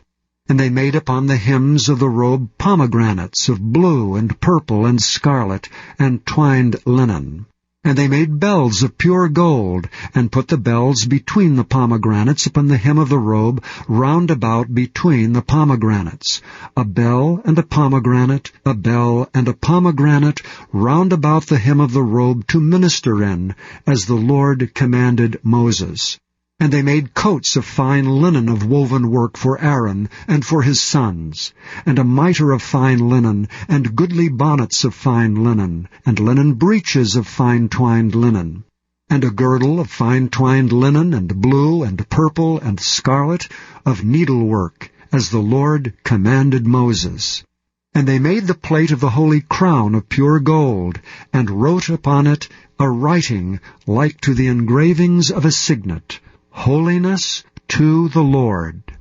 And they tied unto it a lace of blue, to fasten it on high upon the mitre, as the Lord commanded Moses.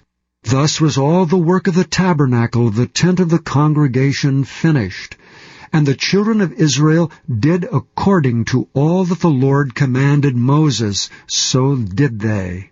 And they brought the tabernacle unto Moses, the tent and all his furniture, his taches, his boards, his bars, and his pillars, and his sockets, and the covering of rams' skins dyed red, and the covering of badgers' skins, and the veil of the covering, the ark of the testimony, and the staves thereof, and the mercy seat, the table, and all the vessels thereof, and the showbread, the pure candlestick, with the lamps thereof, even with the lamps to be set in order, and all the vessels thereof, and the oil for light, and the golden altar, and the anointing oil, and the sweet incense, and the hanging for the tabernacle door, and the brazen altar, and his grate of brass, his staves, and all his vessels, the laver and his foot, the hangings of the court, his pillars, and his sockets, and the hanging for the court gate, his cords and his pins, and all the vessels of the service of the tabernacle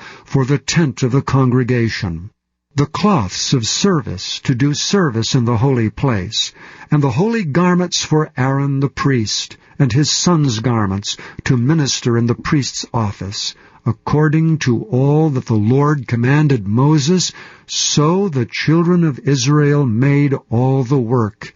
And Moses did look upon all the work, and behold, they had done it as the Lord had commanded, even so had they done it. And Moses blessed them. Chapter 40. And the Lord spake unto Moses, saying, On the first day of the first month shalt thou set up the tabernacle of the tent of the congregation. And thou shalt put therein the ark of the testimony, and cover the ark with the veil. And thou shalt bring in the table, and set in order the things that are to be set in order upon it. And thou shalt bring in the candlestick, and light the lamps thereof. And thou shalt set the altar of gold for the incense before the ark of the testimony, and put the hanging of the door to the tabernacle. And thou shalt set the altar of the burnt offering before the door of the tabernacle of the tent of the congregation. And thou shalt set the laver between the tent of the congregation and the altar, and shalt put water therein. And thou shalt set up the court round about, and hang up the hanging at the court gate. And thou shalt take the anointing oil, and anoint the tabernacle, and all that is therein, and shalt hallow it, and all the vessels thereof, and it shall be holy. And thou shalt anoint the altar of the burnt offering, and all his vessels, and sanctify the altar, and it shall be an altar most holy. And thou shalt anoint the laver and his foot, and sanctify it. And thou shalt bring Aaron and his sons unto the door of the tabernacle of the congregation, and wash them with water. And thou shalt put upon Aaron the holy garments, and anoint him, and sanctify him, that he may minister unto me in the priest's office. And thou shalt bring his sons, and clothe them with coats. And thou shalt anoint them, as thou didst anoint their father, that they may minister unto me in the priest's office. For their anointing shall surely be an everlasting priesthood throughout their generations.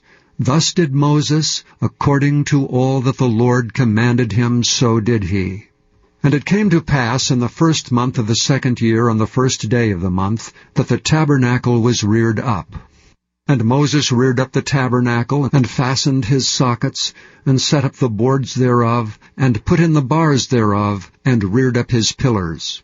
And he spread abroad the tent over the tabernacle, and put the covering of the tent above upon it, as the Lord commanded Moses.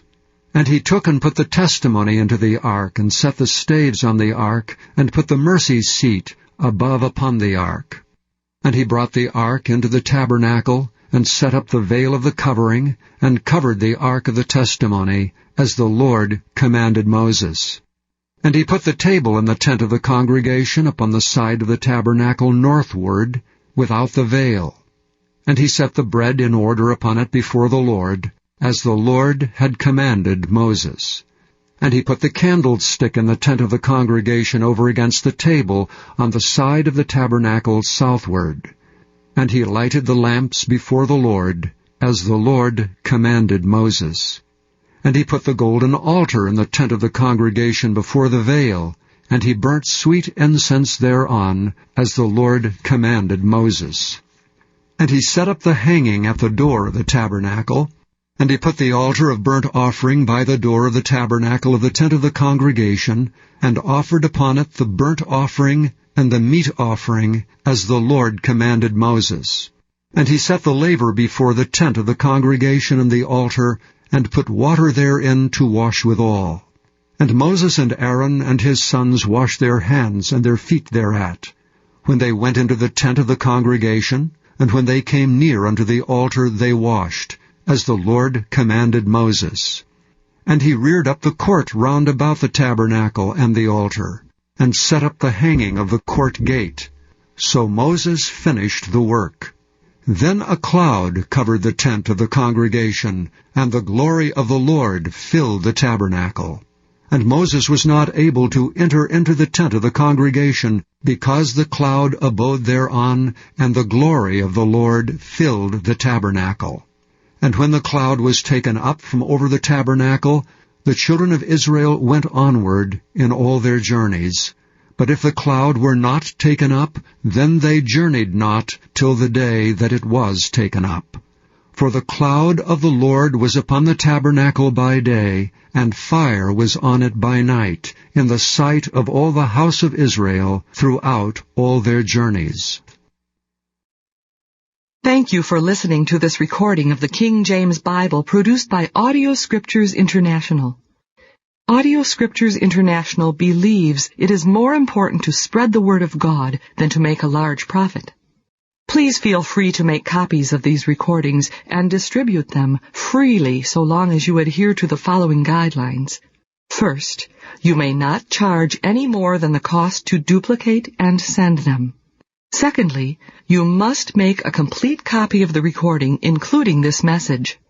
For commercial and fundraising distribution, please contact Audio Scriptures International for additional information. The third book of Moses, called Leviticus, chapter 1. And the Lord called unto Moses and spake unto him out of the tabernacle of the congregation, saying, Speak unto the children of Israel, and say unto them, If any man of you bring an offering unto the Lord, ye shall bring your offering of the cattle, even of the herd and of the flock. If his offering be a burnt sacrifice of the herd, let him offer a male without blemish. He shall offer it of his own voluntary will at the door of the tabernacle of the congregation before the Lord. And he shall put his hand upon the head of the burnt offering, and it shall be accepted for him to make atonement for him. And he shall kill the bullock before the Lord, and the priests, Aaron's son, shall bring the blood, and sprinkle the blood round about upon the altar that is by the door of the tabernacle of the congregation. And he shall flay the burnt offering, and cut it into his pieces. And the sons of Aaron the priest shall put fire upon the altar, and lay the wood in order upon the fire. And the priest Aaron's son shall lay the parts, the head and the fat, in order upon the wood that is on the fire which is upon the altar. But his inwards and his legs shall he wash in water, and the priest shall burn all on the altar to be a burnt sacrifice and offering made by fire of a sweet savor unto the Lord. And if his offering be of the flocks, namely of the sheep, or of the goats for a burnt sacrifice, he shall bring it a male without blemish, and he shall kill it on the side of the altar northward before the Lord. And the priest Aaron's son shall sprinkle his blood round about upon the altar. And he shall cut it into his pieces with his head and his fat, and the priest shall lay them in order on the wood that is on the fire which is upon the altar. But he shall wash the inwards and the legs with water, and the priest shall bring it all and burn it upon the altar. It is a burnt sacrifice, and offering made by fire of a sweet savor unto the Lord. And if the burnt sacrifice for his offering to the Lord be of fowls, then he shall bring his offering of turtle doves or of young pigeons. And the priest shall bring it unto the altar, and wring off his head, and burn it on the altar. And the blood thereof shall be wrung out at the side of the altar, and he shall pluck away his crop with his feathers, and cast it beside the altar on the east part, by the place of the ashes. And he shall cleave it with the wings thereof, but shall not divide it asunder. And the priest shall burn it upon the altar, upon the wood that is upon the fire. It is a burnt sacrifice, and offering made by fire of a sweet savor unto the Lord. Chapter 2.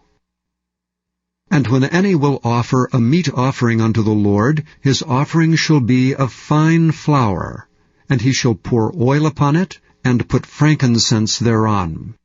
And he shall bring it to Aaron's sons the priests, and he shall take thereout his handful of the flour thereof, and of the oil thereof, with all the frankincense thereof, and the priest shall burn the memorial of it upon the altar, to be an offering made by fire of a sweet savor unto the Lord. And the remnant of the meat offering shall be Aaron's and his sons. It is a thing most holy of the offerings of the Lord made by fire. And if thou bring an oblation of a meat offering, bacon in the oven, it shall be unleavened cakes of fine flour mingled with oil, or unleavened wafers anointed with oil. And if thy oblation be a meat offering, bacon in a pan, it shall be of fine flour unleavened, mingled with oil. Thou shalt part it in pieces, and pour oil thereon. It is a meat offering. And if thy oblation be a meat offering bacon in the frying pan, it shall be made of fine flour with oil. And thou shalt bring the meat offering that is made of these things unto the Lord, and when it is presented unto the priest, he shall bring it unto the altar. And the priest shall take from the meat offering a memorial thereof, and shall burn it upon the altar. It is an offering made by fire, of a sweet savor unto the Lord. And that which is left of the meat offering shall be Aaron's and his sons. It is a thing most holy of the offerings of the Lord made by fire. No meat offering which ye shall bring unto the Lord shall be made with leaven, for ye shall burn no leaven nor any honey in any offering of the Lord made by fire. As for the oblation of the firstfruits, ye shall offer them unto the Lord, but they shall not be burnt on the altar for a sweet savor. And every oblation of thy meat offering shalt thou season with salt, neither shalt thou suffer the salt of the covenant of thy God to be lacking from thy meat offering. With all thine offerings thou shalt offer salt. And if thou offer a meat offering of thy firstfruits unto the Lord, thou shalt offer for the meat offering of thy firstfruits green ears of corn, dried by the fire, even corn beaten out of full ears. And thou shalt put oil upon it, and lay frankincense thereon. It is a meat offering. And the priest shall burn the memorial of it, part of the beaten corn thereof, and part of the oil thereof, with all the frankincense thereof. It is an offering made by fire unto the Lord. Chapter 3. And if his oblation be a sacrifice of peace offering, if he offer it of the herd, whether it be a male or female, he shall offer it without blemish before the Lord. And he shall lay his hand upon the head of his offering, and kill it at the door of the tabernacle of the congregation. And Aaron's sons the priest shall sprinkle the blood upon the altar round about. And he shall offer of the sacrifice of the peace offering and offering made by fire unto the Lord, the fat that covereth the inwards, and all the fat that is upon the inwards, and the 2 kidneys, and the fat that is on them, which is by the flanks, and the caul above the liver with the kidneys, it shall he take away. And Aaron's son shall burn it on the altar upon the burnt sacrifice, which is upon the wood that is on the fire. It is an offering made by fire of a sweet savour unto the Lord. And of his offering for a sacrifice of peace offering unto the Lord, be of the flock, male or female, he shall offer it without blemish. If he offer a lamb for his offering, then shall he offer it before the Lord. And he shall lay his hand upon the head of his offering, and kill it before the tabernacle of the congregation. And Aaron's son shall sprinkle the blood thereof round about upon the altar. And he shall offer of the sacrifice of the peace offering and offering made by fire unto the Lord, the fat thereof, and the whole rump. It shall he take off hard by the backbone, and the fat that covereth the inwards, and all the fat that is upon the inwards, and the 2 kidneys, and the fat that is upon them, which is by the flanks, and the caul above the liver, with the kidneys, it shall he take away. And the priest shall burn it upon the altar. It is the food of the offering made by fire unto the Lord. And if his offering be of a goat, then he shall offer it before the Lord. And he shall lay his hand upon the head of it, and kill it before the tabernacle of the congregation. And the sons of Aaron shall sprinkle the blood thereof upon the altar round about. And he shall offer thereof his offering, even an offering made by fire unto the Lord, the fat that covereth the inwards, and all the fat that is upon the inwards, and the 2 kidneys, and the fat that is upon them, which is by the flanks, and the caul above the liver, with the kidneys, it shall he take away. And the priest shall burn them upon the altar. It is the food of the offering made by fire for a sweet savour. All the fat is the Lord's. It shall be a perpetual statute for your generations throughout all your dwellings, that ye eat neither fat nor blood. Chapter 4. And the Lord spake unto Moses, saying, Speak unto the children of Israel, saying, If a soul shall sin through ignorance against any of the commandments of the Lord concerning things which ought not to be done, and shall do against any of them, if the priest that is anointed do sin according to the sin of the people, then let him bring for his sin which he hath sinned a young bullock without blemish unto the Lord for a sin offering. And he shall bring the bullock unto the door of the tabernacle of the congregation before the Lord, and shall lay his hand upon the bullock's head, and kill the bullock before the Lord. And the priest that is anointed shall take of the bullock's blood, and bring it to the tabernacle of the congregation. And the priest shall dip his finger in the blood, and sprinkle of the blood 7 times before the Lord, before the veil of the sanctuary.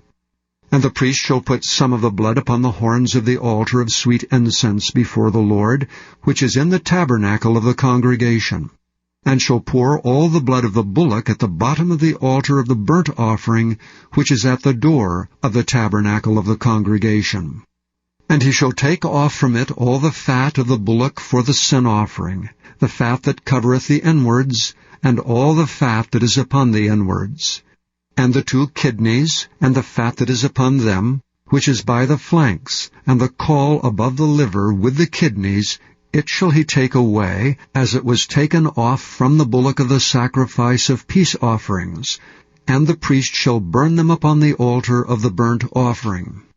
And the skin of the bullock, and all his flesh with his head, and with his legs, and his inwards, and his dung, even the whole bullock shall he carry forth without the camp unto a clean place, where the ashes are poured out, and burn him on the wood with fire.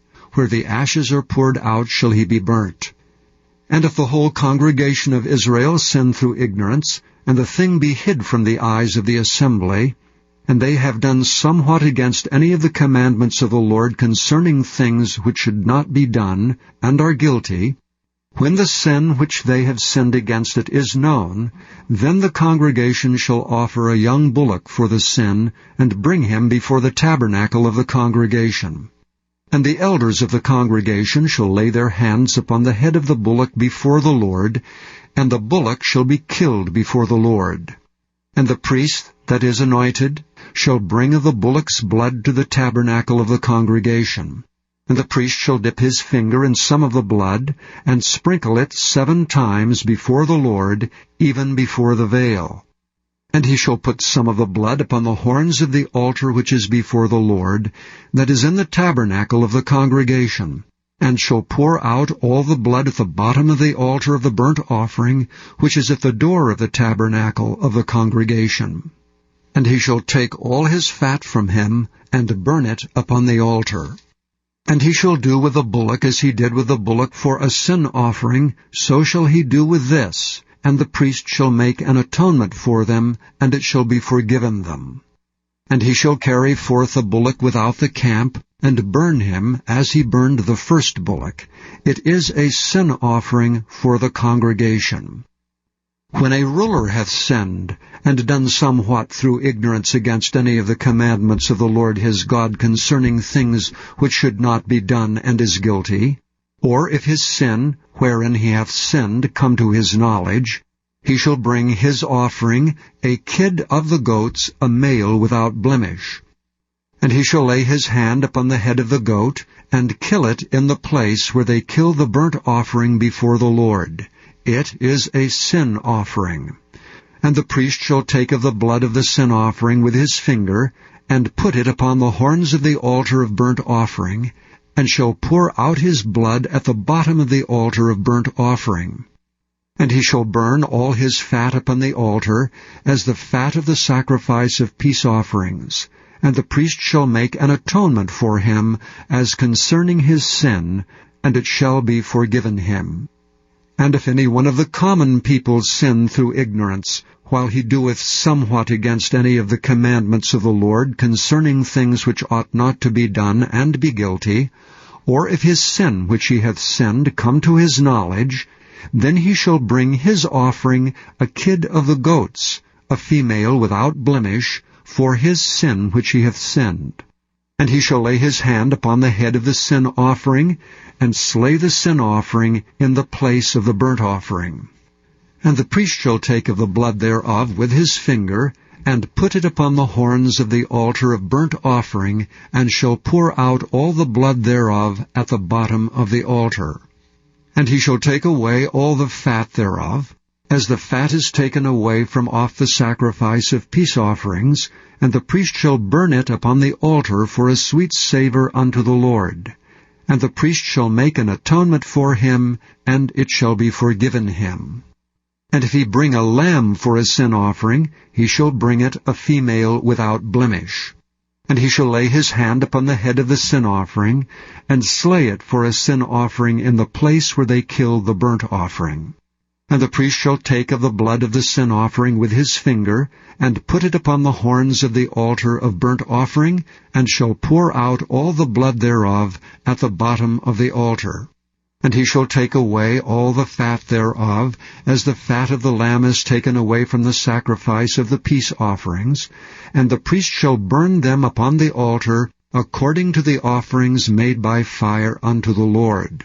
And the priest shall make an atonement for his sin that he hath committed, and it shall be forgiven him. Chapter 5.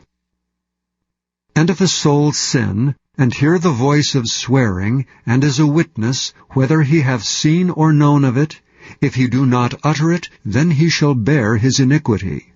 Or if a soul touch any unclean thing, whether it be a carcass of an unclean beast, or a carcass of unclean cattle, or the carcass of unclean creeping things, and if it be hidden from him, he also shall be unclean and guilty.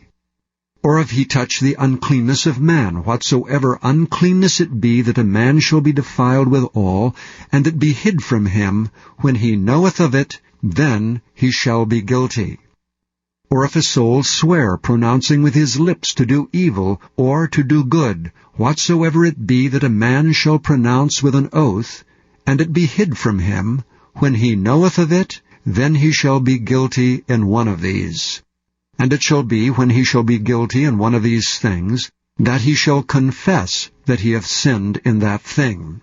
And he shall bring his trespass offering unto the Lord for his sin which he hath sinned, a female from the flock, a lamb or a kid of the goats, for a sin offering. And the priest shall make an atonement for him concerning his sin. And if he be not able to bring a lamb, then he shall bring for his trespass which he hath committed 2 turtle doves, or 2 young pigeons unto the Lord, one for a sin offering, and the other for a burnt offering. And he shall bring them unto the priest, who shall offer that which is for sin offering first, and wring off his head from his neck, but shall not divide it asunder, and he shall sprinkle of the blood of the sin offering upon the side of the altar, and the rest of the blood shall be wrung out at the bottom of the altar. It is a sin offering. And he shall offer the second for a burnt offering, according to the manner. And the priest shall make an atonement for him for his sin which he hath sinned, and it shall be forgiven him. But if he be not able to bring 2 turtle doves or 2 young pigeons, then he that sinneth shall bring for his offering the 10th part of an ephah of fine flour for a sin offering. He shall put no oil upon it, neither shall he put any frankincense thereon, for it is a sin offering. Then shall he bring it to the priest, and the priest shall take his handful of it, even a memorial thereof, and burn it on the altar, according to the offering made by fire unto the Lord. It is a sin offering. And the priest shall make an atonement for him as touching his sin that he hath sinned in one of these, and it shall be forgiven him. And the remnant shall be the priest's as a meat offering. And the Lord spake unto Moses, saying, If a soul commit a trespass, and sin through ignorance in the holy things of the Lord, then he shall bring for his trespass unto the Lord a ram without blemish out of the flocks, with thy estimation of shekels of silver, after the shekel of the sanctuary, for a trespass offering. And he shall make amends for the harm that he hath done in the holy thing, and shall add the 5th part thereto, and give it unto the priest. And the priest shall make an atonement for him with the ram of the trespass offering, and it shall be forgiven him. And if a soul sin, and commit any of these things which are forbidden to be done by the commandments of the Lord, though he wist it not, yet is he guilty, and shall bear his iniquity. And he shall bring a ram without blemish out of the flock, with thy estimation for a trespass offering unto the priest. And the priest shall make an atonement for him concerning his ignorance wherein he erred, and wist it not, and it shall be forgiven him. It is a trespass offering. He hath certainly trespassed against the Lord. Chapter 6. And the Lord spake unto Moses, saying, If a soul sin, and commit a trespass against the Lord, and lie unto his neighbor in that which was delivered him to keep, or in fellowship, or in a thing taken away by violence, or hath deceived his neighbor, or hath found that which was lost, and lieth concerning it, and sweareth falsely, in any of all these that a man doeth, sinning therein, then it shall be, because he hath sinned and is guilty, that he shall restore that which he took violently away, or the thing which he hath deceitfully gotten, or that which was delivered him to keep, or the lost thing which he found, or all that about which he hath sworn falsely. He shall even restore it in the principal, and shall add the 5th part more thereto, and give it unto him to whom it appertaineth, in the day of his trespass offering. And he shall bring his trespass offering unto the Lord, a ram without blemish out of the flock, with thy estimation for a trespass offering unto the priest.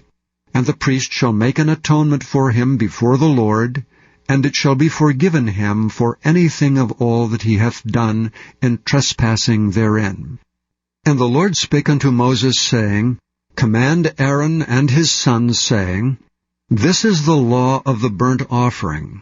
It is the burnt offering because of the burning upon the altar all night unto the morning, and the fire of the altar shall be burning in it. And the priest shall put on his linen garment, and his linen breeches shall he put upon his flesh, and take up the ashes which the fire hath consumed, with the burnt offering on the altar, and he shall put them beside the altar. And he shall put off his garments, and put on other garments, and carry forth the ashes without the camp unto a clean place. And the fire upon the altar shall be burning in it, it shall not be put out, and the priest shall burn wood on it every morning, and lay the burnt offering in order upon it, and he shall burn thereon the fat of the peace offerings. The fire shall ever be burning upon the altar, it shall never go out. And this is the law of the meat offering. The sons of Aaron shall offer it before the Lord before the altar. And he shall take of it his handful of the flour of the meat offering, and of the oil thereof, and all the frankincense which is upon the meat offering, and shall burn it upon the altar for a sweet savour, even the memorial of it unto the Lord. And the remainder thereof shall Aaron and his sons eat. With unleavened bread shall it be eaten in the holy place. In the court of the tabernacle of the congregation they shall eat it. It shall not be baken with leaven. I have given it unto them for their portion of my offerings made by fire. It is most holy, as is the sin offering, and as the trespass offering. All the males among the children of Aaron shall eat of it. It shall be a statute forever in your generations concerning the offerings of the Lord made by fire. Every one that toucheth them shall be holy. And the Lord spake unto Moses, saying, This is the offering of Aaron and of his sons, which they shall offer unto the Lord in the day when he is anointed, the 10th part of an ephah of fine flour for a meat offering perpetual, half of it in the morning, and half thereof at night. In a pan it shall be made with oil, and when it is baken, thou shalt bring it in, and the baken pieces of the meat offering shalt thou offer for a sweet savour unto the Lord. And the priest of his sons that is anointed in his stead shall offer it. It is a statute forever unto the Lord. It shall be wholly burnt. For every meat offering for the priest shall be wholly burnt. It shall not be eaten. And the Lord spake unto Moses, saying, Speak unto Aaron and to his sons, saying, This is the law of the sin offering. In the place where the burnt offering is killed shall the sin offering be killed before the Lord. It is most holy.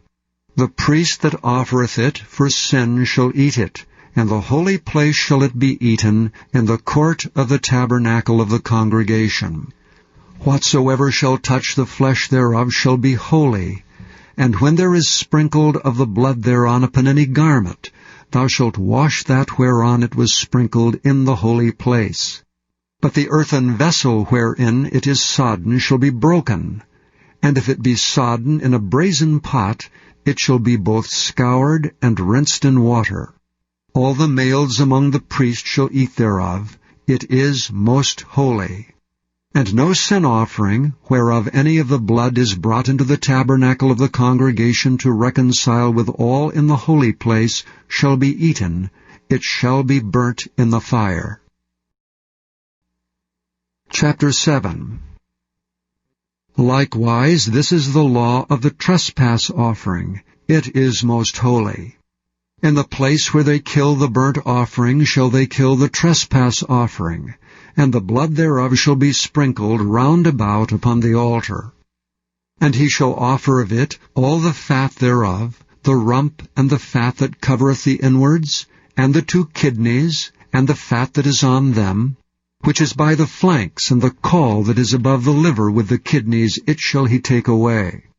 And the priest shall burn them upon the altar for an offering made by fire unto the Lord.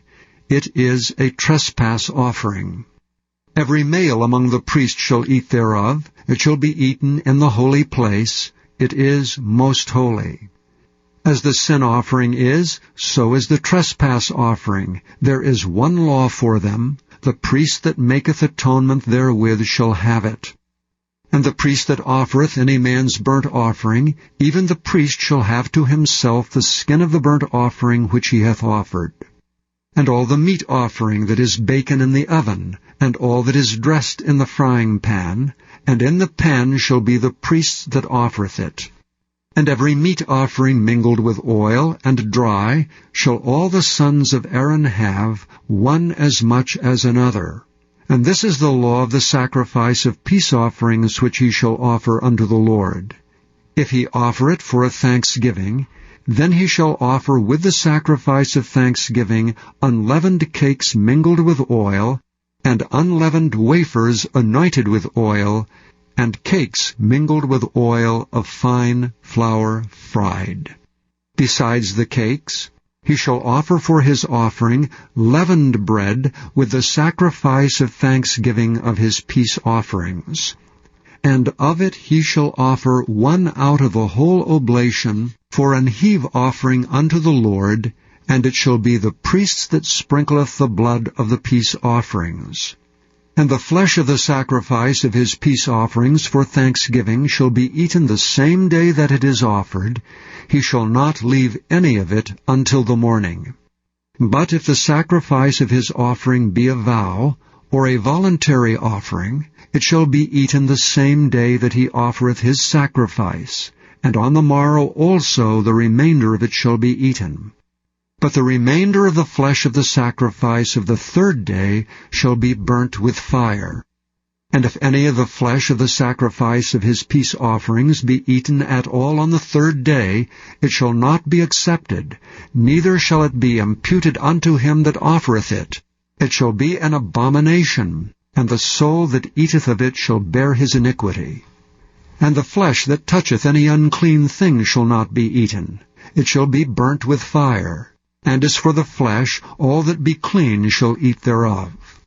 But the soul that eateth of the flesh of the sacrifice of peace offerings, that pertain unto the Lord, having his uncleanness upon him, even that soul shall be cut off from his people. Moreover, the soul that shall touch any unclean thing, as the uncleanness of man, or any unclean beast, or any abominable unclean thing, and eat of the flesh of the sacrifice of peace offerings, which pertain unto the Lord, even that soul shall be cut off from his people. And the Lord spake unto Moses, saying, Speak unto the children of Israel, saying, Ye shall eat no manner of fat, of ox, or of sheep, or of goat, and the fat of the beast that dieth of itself, and the fat of that which is torn with beasts, may be used in any other use, but ye shall in no wise eat of it. For whosoever eateth the fat of the beasts, of which men offer an offering made by fire unto the Lord, even the soul that eateth it shall be cut off from his people. Moreover, ye shall eat no manner of blood, whether it be of fowl or of beast, in any of your dwellings. Whatsoever soul it be that eateth any manner of blood, even that soul shall be cut off from his people. And the Lord spake unto Moses, saying, Speak unto the children of Israel, saying, He that offereth the sacrifice of his peace offering unto the Lord shall bring his oblation unto the Lord of the sacrifice of his peace offerings. His own hand shall bring the offerings of the Lord made by fire, the fat with the breast. It shall he bring, that the breast may be waved for a wave offering before the Lord. And the priest shall burn the fat upon the altar, but the breast shall be Aaron's and his sons'. And the right shoulder shall ye give unto the priest for an heave offering of the sacrifices of your peace offerings. He among the sons of Aaron, that offereth the blood of the peace offerings and the fat, shall have the right shoulder for his part.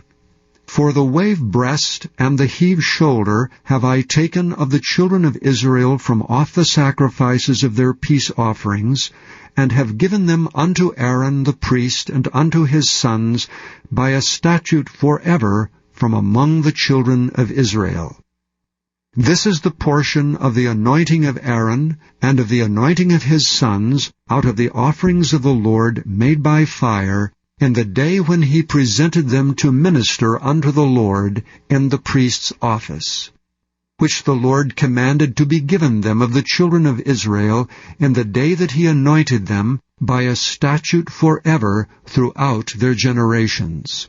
This is the law of the burnt offering, of the meat offering, and of the sin offering, and of the trespass offering, and of the consecrations, and of the sacrifice of the peace offerings, which the Lord commanded Moses in Mount Sinai in the day that he commanded the children of Israel to offer their oblations unto the Lord in the wilderness of Sinai.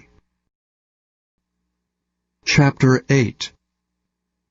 And the Lord spake unto Moses, saying, Take Aaron and his sons with him, and the garments and the anointing oil, and a bullock for the sin offering, and 2 rams, and a basket of unleavened bread, and gather thou all the congregation together unto the door of the tabernacle of the congregation.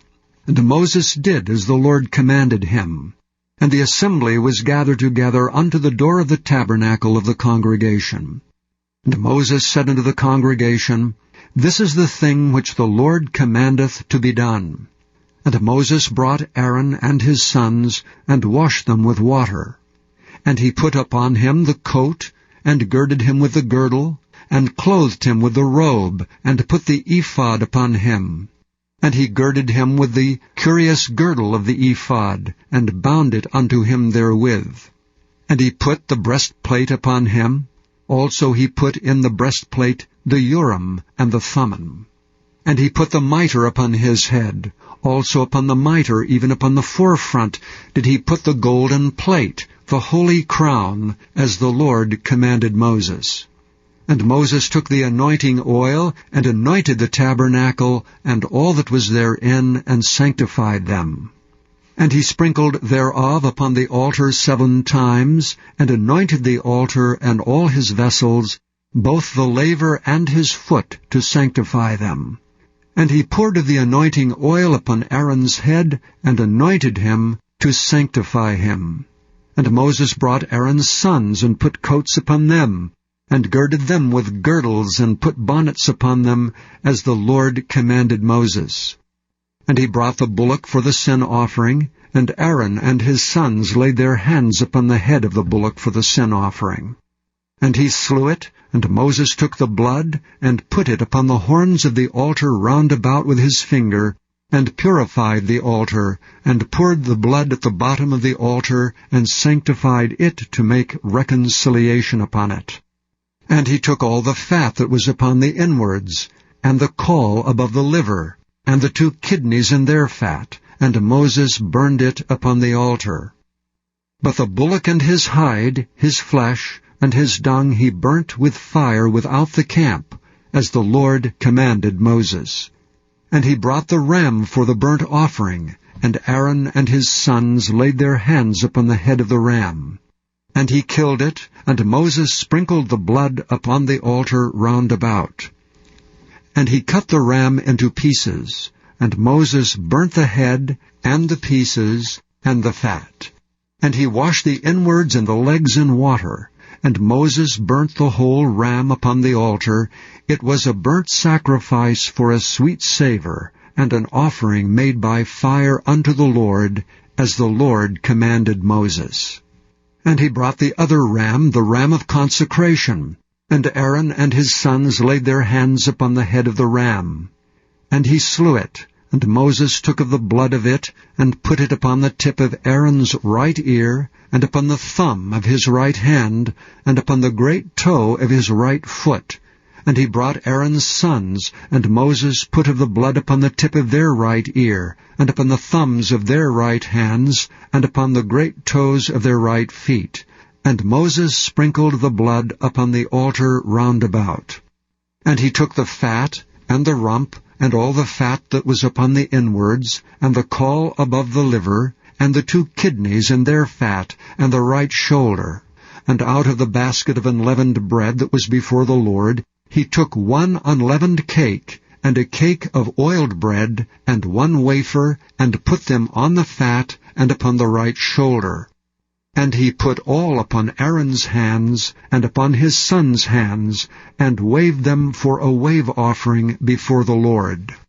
And Moses took them from off their hands, and burnt them on the altar upon the burnt offering. They were consecrations for a sweet savor. It is an offering made by fire unto the Lord. And Moses took the breast and waved it for a wave offering before the Lord. For of the ram of consecration it was Moses' part, as the Lord commanded Moses. And Moses took of the anointing oil, and of the blood which was upon the altar, and sprinkled it upon Aaron, and upon his garments, and upon his sons' garments with him, and sanctified Aaron, and his garments, and his sons' garments with him. And Moses said unto Aaron and to his sons, Boil the flesh at the door of the tabernacle of the congregation, and there eat it with the bread that is in the basket of consecration, as I commanded, saying, Aaron and his sons shall eat it. And that which remaineth of the flesh and of the bread shall ye burn with fire. And ye shall not go out of the door of the tabernacle of the congregation in 7 days, until the days of your consecration be at an end. For 7 days shall he consecrate you. And as he hath done this day, so the Lord hath commanded to do, to make an atonement for you. Therefore shall ye abide at the door of the tabernacle of the congregation, day and night 7 days, and keep the charge of the Lord, that ye die not, for so I am commanded. So Aaron and his sons did all things which the Lord commanded by the hand of Moses. Chapter 9. And it came to pass on the 8th day that Moses called Aaron and his sons and the elders of Israel, and he said unto Aaron, Take thee a young calf for a sin offering, and a ram for a burnt offering without blemish, and offer them before the Lord. And unto the children of Israel thou shalt speak, saying, Take ye a kid of the goats for a sin offering, and a calf and a lamb, both of the first year without blemish, for a burnt offering. Also a bullock and a ram for peace offerings to sacrifice before the Lord, and a meat offering mingled with oil, for today the Lord will appear unto you. And they brought that which Moses commanded before the tabernacle of the congregation. And all the congregation drew near and stood before the Lord.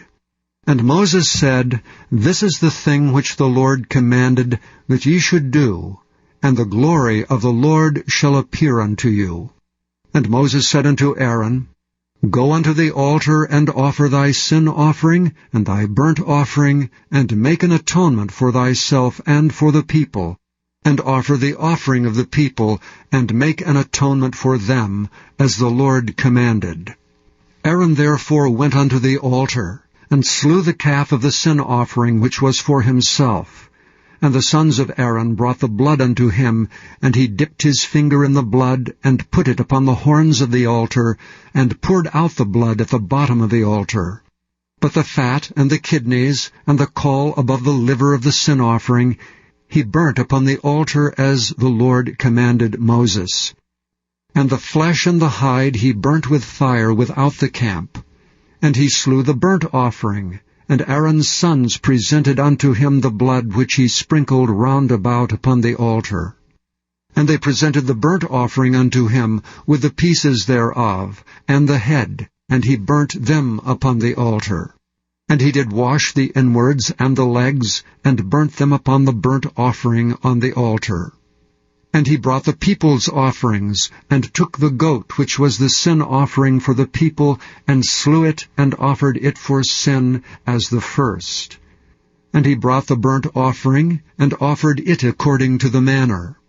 And he brought the meat offering, and took an handful thereof, and burnt it upon the altar beside the burnt sacrifice of the morning. He slew also the bullock and the ram for a sacrifice of peace offerings, which was for the people.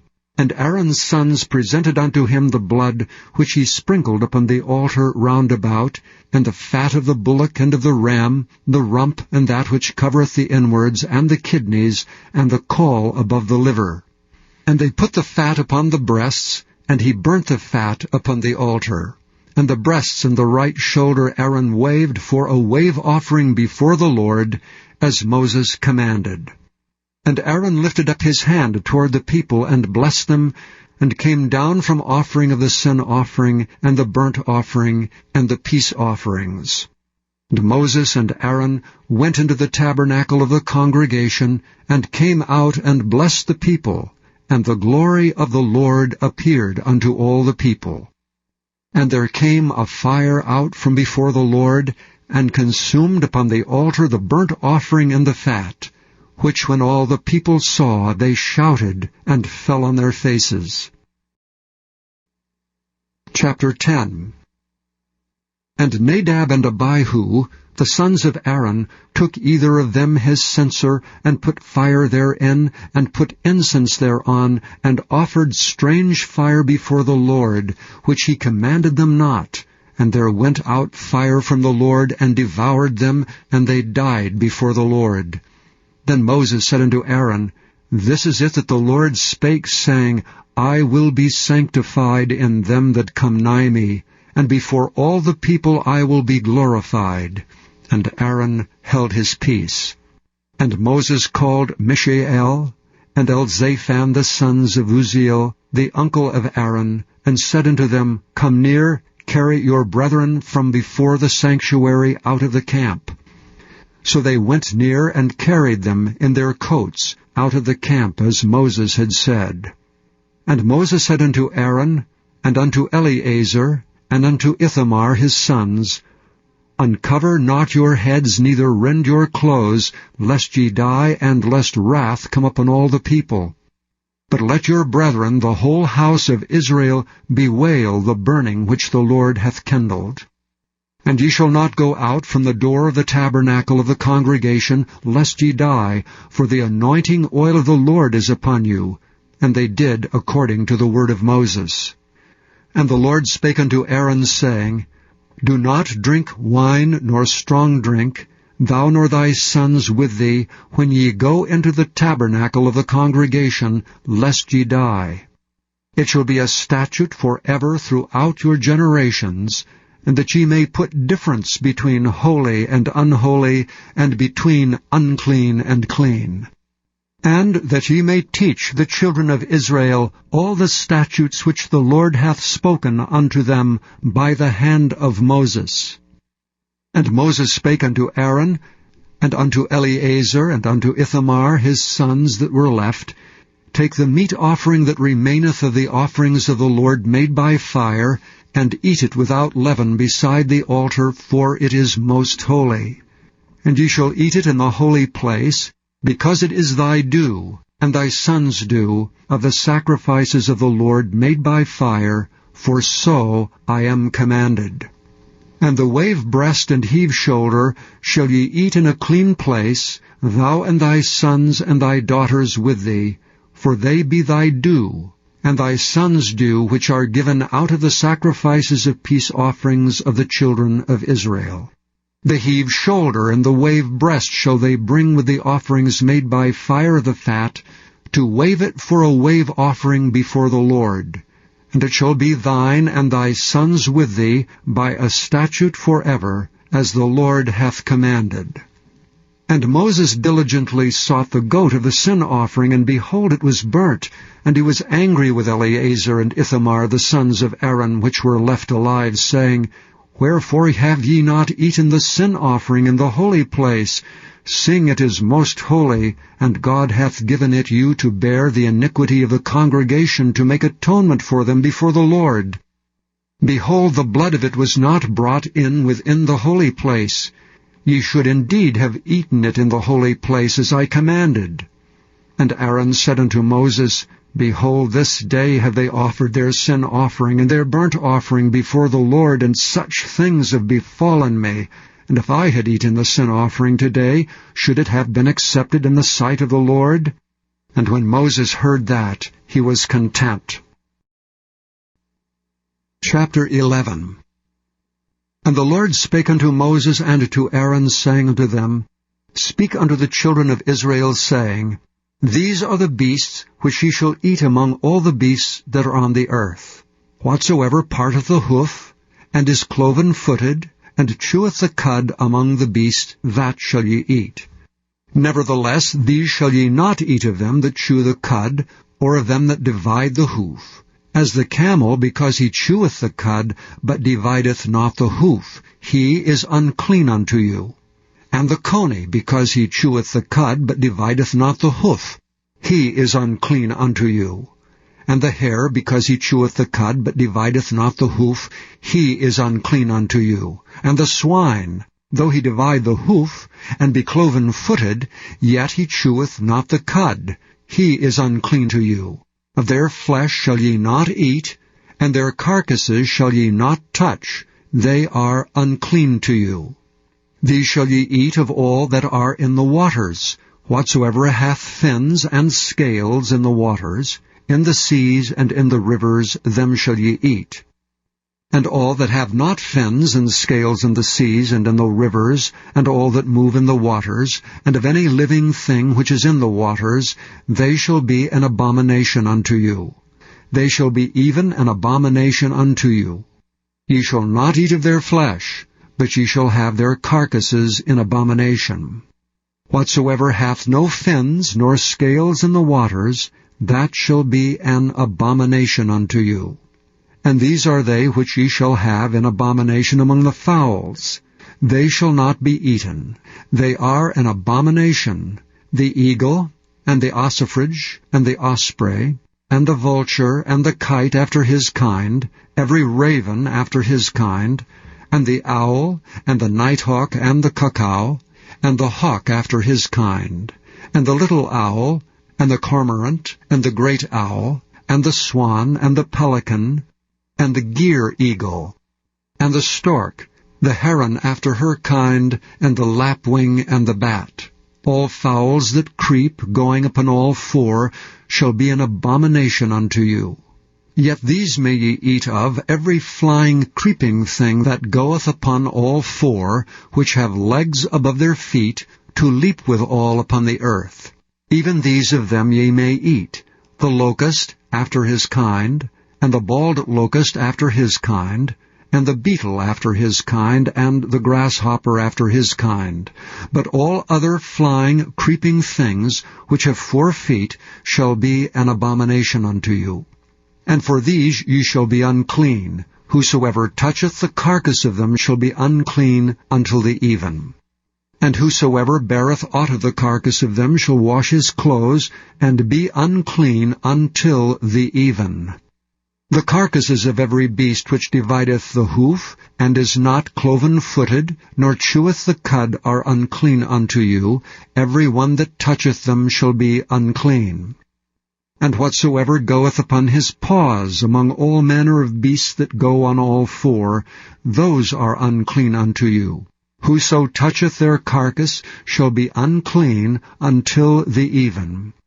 And he that beareth the carcass of them shall wash his clothes, and be unclean until the even. They are unclean unto you. These also shall be unclean unto you among the creeping things that creep upon the earth, the weasel, and the mouse, and the tortoise after his kind, and the ferret, and the chameleon, and the lizard, and the snail, and the mole. These are unclean to you among all that creep. Whosoever doth touch them, when they be dead, shall be unclean until the even. And upon whatsoever any of them, when they are dead, doth fall, it shall be unclean, whether it be any vessel of wood, or raiment, or skin, or sack, whatsoever vessel it be, wherein any work is done, it must be put into water, and it shall be unclean until the even, so it shall be cleansed. And every earthen vessel whereinto any of them falleth, whatsoever is in it shall be unclean, and ye shall break it. Of all meat which may be eaten, that on which such water cometh shall be unclean, and all drink that may be drunk in every such vessel shall be unclean. And everything whereupon any part of their carcass falleth shall be unclean, whether it be oven or ranges for pots, they shall be broken down, for they are unclean, and shall be unclean unto you. Nevertheless, a fountain or pit, wherein there is plenty of water, shall be clean, but that which toucheth their carcass shall be unclean.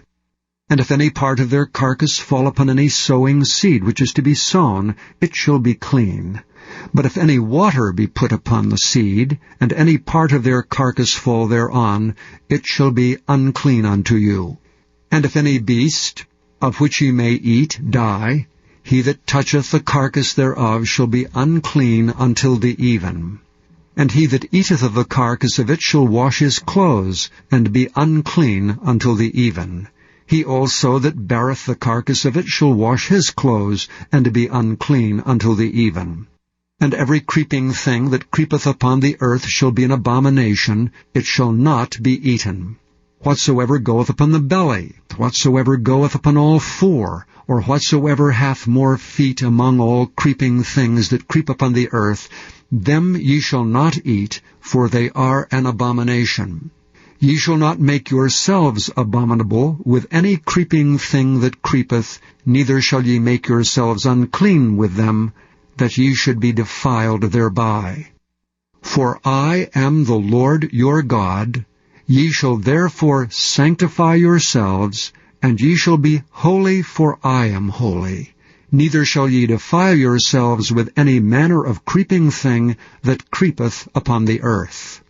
For I am the Lord that bringeth you up out of the land of Egypt, to be your God. Ye shall therefore be holy, for I am holy. This is the law of the beasts, and of the fowl, and of every living creature that moveth in the waters, and of every creature that creepeth upon the earth, to make a difference between the unclean and the clean, and between the beast that may be eaten, and the beast that may not be eaten. Chapter 12. And the Lord spake unto Moses, saying, Speak unto the children of Israel, saying, If a woman have conceived seed, and born a man-child, then she shall be unclean 7 days. According to the days of the separation of her infirmity shall she be unclean. And in the 8th day the flesh of his foreskin shall be circumcised. And she shall then continue in the blood of her purifying 33 days. She shall touch no hallowed thing, nor come into the sanctuary, until the days of her purifying be fulfilled. But if she bear a maid-child, then she shall be unclean 2 weeks, as in her separation. And she shall continue in the blood of her purifying 66 days. And when the days of her purifying are fulfilled, for a son or for a daughter, she shall bring a lamb of the first year for a burnt offering, and a young pigeon or a turtle dove for a sin offering unto the door of the tabernacle of the congregation unto the priest, who shall offer it before the Lord, and make an atonement for her. And she shall be cleansed from the issue of her blood. This is the law for her that hath borne a male or a female. And if she be not able to bring a lamb, then she shall bring 2 turtles, or 2 young pigeons, the one for the burnt offering, and the other for a sin offering. And the priest shall make an atonement for her, and she shall be clean. Chapter 13. And the Lord spake unto Moses and Aaron, saying, When a man shall have in the skin of his flesh a rising, a scab, or a bright spot, and it be in the skin of his flesh like the plague of leprosy, then he shall be brought unto Aaron the priest, or unto one of his sons the priests, and the priest shall look on the plague in the skin of the flesh. And when the hair in the plague is turned white, and the plague in sight be deeper than the skin of his flesh, it is a plague of leprosy, and the priest shall look on him and pronounce him unclean. If the bright spot be white in the skin of his flesh, and in sight be not deeper than the skin, and the hair thereof be not turned white, then the priest shall shut up him that hath the plague 7 days. And the priest shall look on him the 7th day, and behold, if the plague in his sight be at a stay, and the plague spread not in the skin, then the priest shall shut him up 7 days more. And the priest shall look on him again the 7th day, and behold, if the plague be somewhat dark, and the plague spread not in the skin, the priest shall pronounce him clean. It is but a scab, and he shall wash his clothes, and be clean. But if the scab spread much abroad in the skin, after that he hath been seen of the priest for his cleansing, he shall be seen of the priest again. And if the priest see that, behold, the scab spreadeth in the skin, then the priest shall pronounce him unclean. It is a leprosy.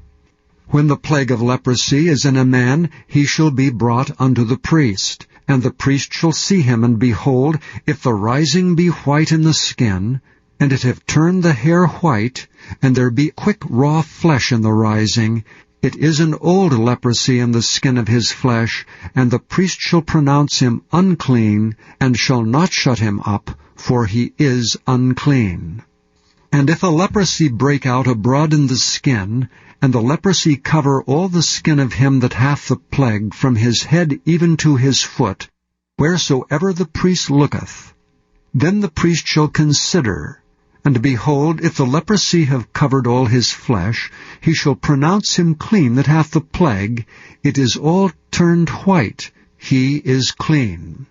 But when raw flesh appeareth in him, he shall be unclean, and the priest shall see the raw flesh, and pronounce him to be unclean. For the raw flesh is unclean, it is a leprosy. Or if the raw flesh turn again, and be changed unto white, he shall come unto the priest. And the priest shall see him, and behold, if the plague be turned into white, then the priest shall pronounce him clean that hath the plague. He is clean. The flesh also, in which even in the skin thereof was a boil, and is healed, and in the place of the boil there be a white rising, or a bright spot, white and somewhat reddish, and it be showed to the priest, and if when the priest seeth it, behold, it be in sight lower than the skin, and the hair thereof be turned white, the priest shall pronounce him unclean. It is a plague of leprosy broken out of the boil.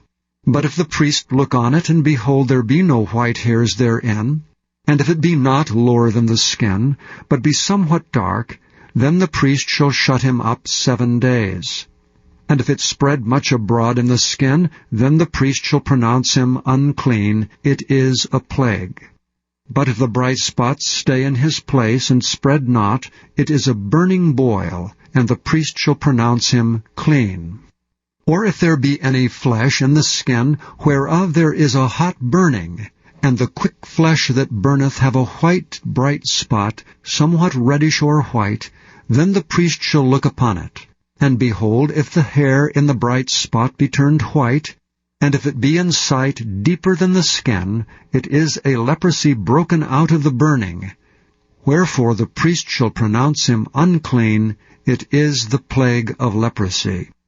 But if the priest look on it, and behold, there be no white hair in the bright spot, and it be no lower than the other's skin, but be somewhat dark, then the priest shall shut him up 7 days.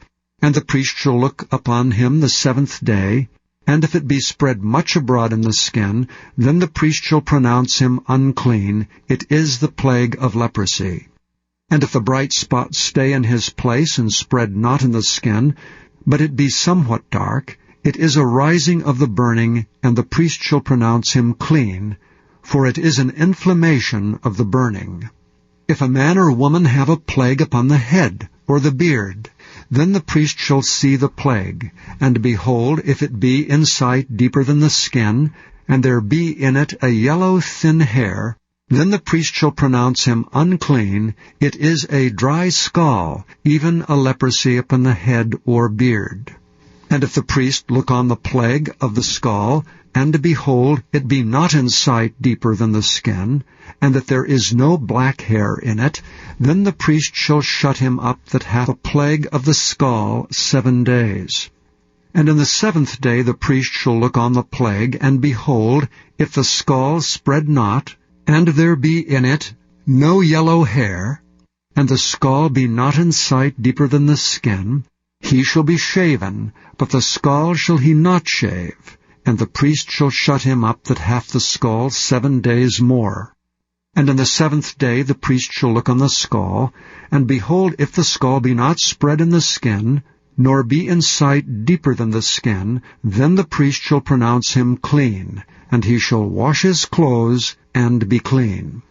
But if the scall spread abroad much in the skin after his cleansing, then the priest shall look on him, and behold, if the scall be spread in the skin, the priest shall not seek for yellow hair, he is unclean.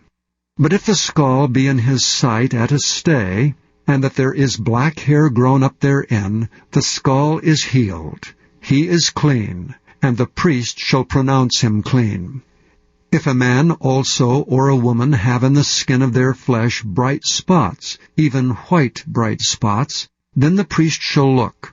And behold, if the bright spots in the skin of their flesh be darkish white, it is a freckled spot that groweth in the skin, he is clean. And a man whose hair is fallen off his head, he is bald, yet he is clean. And he that hath his hair fallen off from part of his head toward his face, he is forehead bald, yet he is clean. And if there be in the bald head, or bald forehead, a white reddish sore, it is a leprosy sprung up in his bald head or his bald forehead. Then the priest shall look upon it, and behold, if the rising of the sore be white reddish in his bald head, or in his bald forehead, as the leprosy appeareth in the skin of the flesh, he is a leprous man, he is unclean. The priest shall pronounce him utterly unclean, his plague is in his head. And if the leper in whom the plague is, his clothes shall be rent, and his head bare, and he shall put a covering upon his upper lip, and shall cry, Unclean, unclean. All the days wherein the plague shall be in him, he shall be defiled.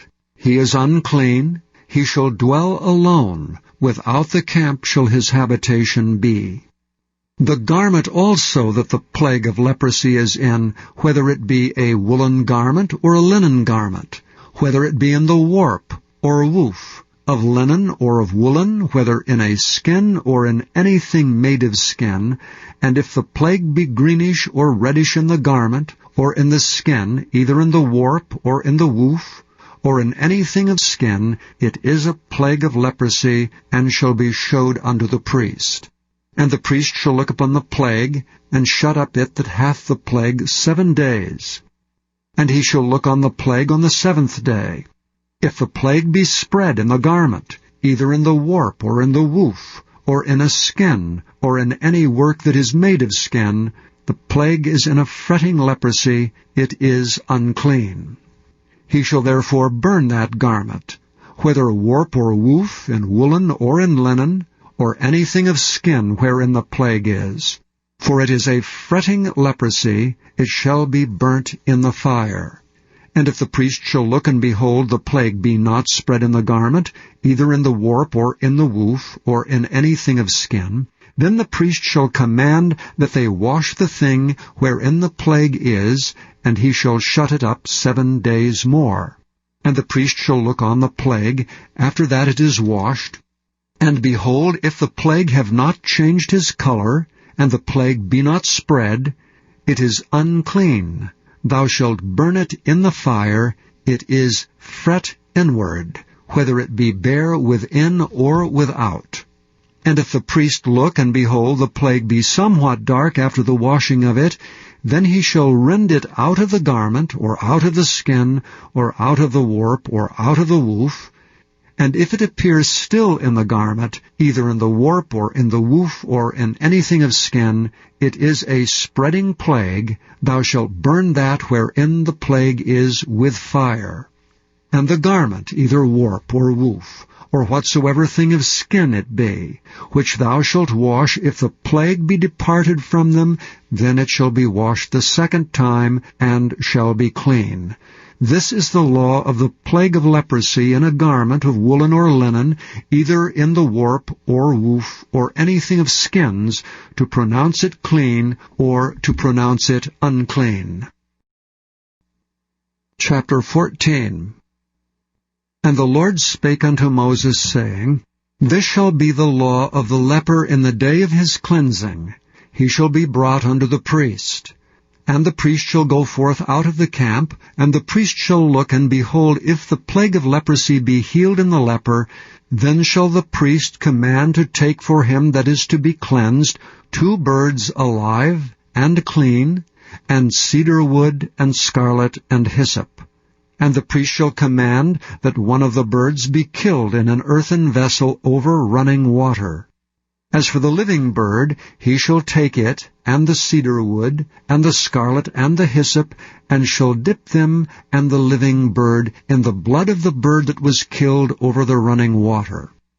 And he shall sprinkle upon him that is to be cleansed from the leprosy 7 times, and shall pronounce him clean, and shall let the living bird loose into the open field. And he that is to be cleansed shall wash his clothes, and shave off all his hair, and wash himself in water, that he may be clean. And after that he shall come into the camp, and shall tarry abroad out of his tent 7 days. But it shall be on the 7th day that he shall shave all his hair off his head, and his beard, and his eyebrows, even all his hair he shall shave off. And he shall wash his clothes, also he shall wash his flesh in water, and he shall be clean. And on the 8th day he shall take 2 he-lambs without blemish, and 1 ewe-lamb of the first year without blemish, and 3/10 deals of fine flour for a meat offering mingled with oil, and 1 log of oil. And the priest that maketh him clean shall present the man that is to be made clean, and those things before the Lord at the door of the tabernacle of the congregation. And the priest shall take 1 he-lamb, and offer him for a trespass offering, and the log of oil, and wave them for a wave offering before the Lord. And he shall slay the lamb in the place where he shall kill the sin offering and the burnt offering in the holy place. For as the sin offering is the priest's, so is the trespass offering. It is most holy. And the priest shall take some of the blood of the trespass offering, and the priest shall put it upon the tip of the right ear of him that is to be cleansed, and upon the thumb of his right hand, and upon the great toe of his right foot. And the priest shall take some of the log of oil, and pour it into the palm of his own left hand. And the priest shall dip his right finger in the oil that is in his left hand, and shall sprinkle of the oil with his finger 7 times before the Lord. And of the rest of the oil that is in his hand shall the priest put upon the tip of the right ear of him that is to be cleansed, and upon the thumb of his right hand, and upon the great toe of his right foot, upon the blood of the trespass offering. And the remnant of the oil that is in the priest's hand he shall pour upon the head of him that is to be cleansed, and the priest shall make an atonement for him before the Lord. And the priest shall offer the sin offering, and make an atonement for him that is to be cleansed from his uncleanness, and afterward he shall kill the burnt offering. And the priest shall offer the burnt offering and the meat offering upon the altar, and the priest shall make an atonement for him, and he shall be clean. And if he be poor, and cannot get so much, then he shall take 1 lamb for a trespass offering to be waved, to make an atonement for him, and 1/10 deal of fine flour mingled with oil for a meat offering, and a log of oil, and 2 turtle doves or 2 young pigeons, such as he is able to get, and the one shall be a sin offering, and the other a burnt offering. And he shall bring them on the 8th day for his cleansing unto the priest, unto the door of the tabernacle of the congregation before the Lord. And the priest shall take the lamb of the trespass offering and the log of oil, and the priest shall wave them for a wave offering before the Lord. And he shall kill the lamb of the trespass offering, and the priest shall take some of the blood of the trespass offering, and put it upon the tip of the right ear of him that is to be cleansed, and upon the thumb of his right hand, and upon the great toe of his right foot. And the priest shall pour of the oil into the palm of his own left hand, and the priest shall sprinkle with his right finger some of the oil that is in his left hand 7 times before the Lord. And the priest shall put of the oil that is in his hand upon the tip of the right ear of him that is to be cleansed, and upon the thumb of his right hand, and upon the great toe of his right foot, upon the place of the blood of the trespass offering. And the rest of the oil that is in the priest's hand he shall put upon the head of him that is to be cleansed, to make an atonement for him before the Lord. And he shall offer the one of the turtle doves, or of the young pigeons, such as he can get, even such as he is able to get, the one for a sin offering, and the other for a burnt offering, with the meat offering. And the priest shall make an atonement for him that is to be cleansed before the Lord. This is the law of him in whom is the plague of leprosy, whose hand is not able to get that which pertaineth to his cleansing.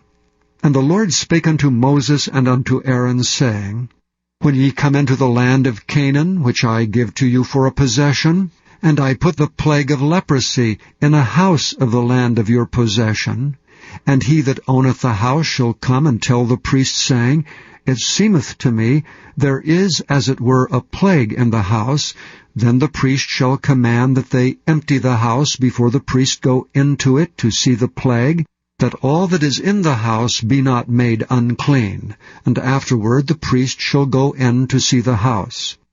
And he shall look on the plague, and behold, if the plague be in the walls of the house with hollow strakes, greenish or reddish, which in sight are lower than the wall, then the priest shall go out of the house to the door of the house, and shut up the house 7 days. And the priest shall come again the 7th day, and shall look, and behold, if the plague be spread in the walls of the house, then the priest shall command that they take away the stones in which the plague is, and they shall cast them into an unclean place without the city. And he shall cause the house to be scraped within round about, and they shall pour out the dust that they scrape off without the city into an unclean place. And they shall take other stones, and put them in the place of those stones. And he shall take other mortar, and shall plaster the house. And if the plague come again, and break out in the house, after that he hath taken away the stones, and after he hath scraped the house, and after it is plastered, then the priest shall come and look, and behold, if the plague be spread in the house, it is a fretting leprosy in the house, it is unclean. And he shall break down the house, the stones of it, and the timber thereof, and all the mortar of the house. And he shall carry them forth out of the city into an unclean place. Moreover, he that goeth into the house, all the while that is shut up, shall be unclean until the even. And he that lieth in the house shall wash his clothes, and he that eateth in the house shall wash his clothes.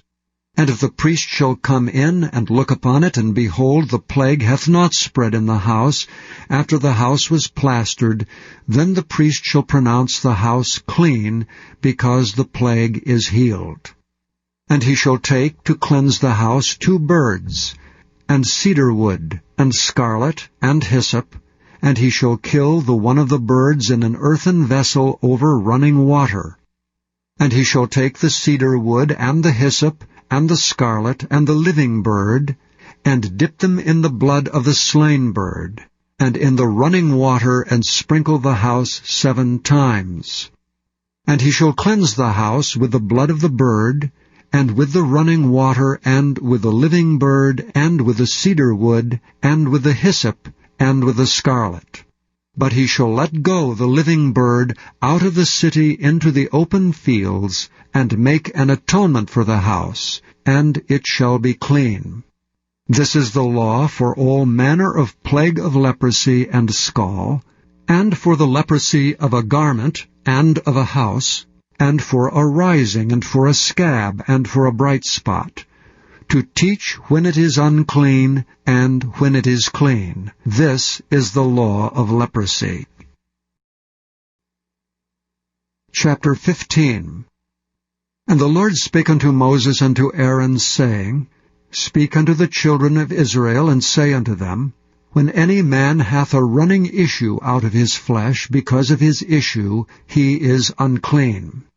And this shall be his uncleanness in his issue, whether his flesh run with his issue, or his flesh be stopped from his issue, it is his uncleanness.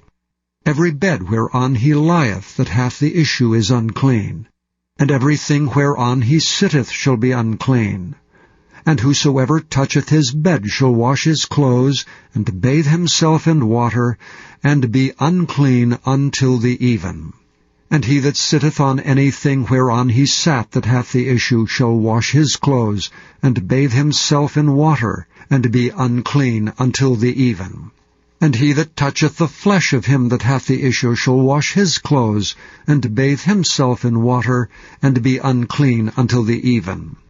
And if he that hath the issue spit upon him that is clean, then he shall wash his clothes, and bathe himself in water, and be unclean until the even.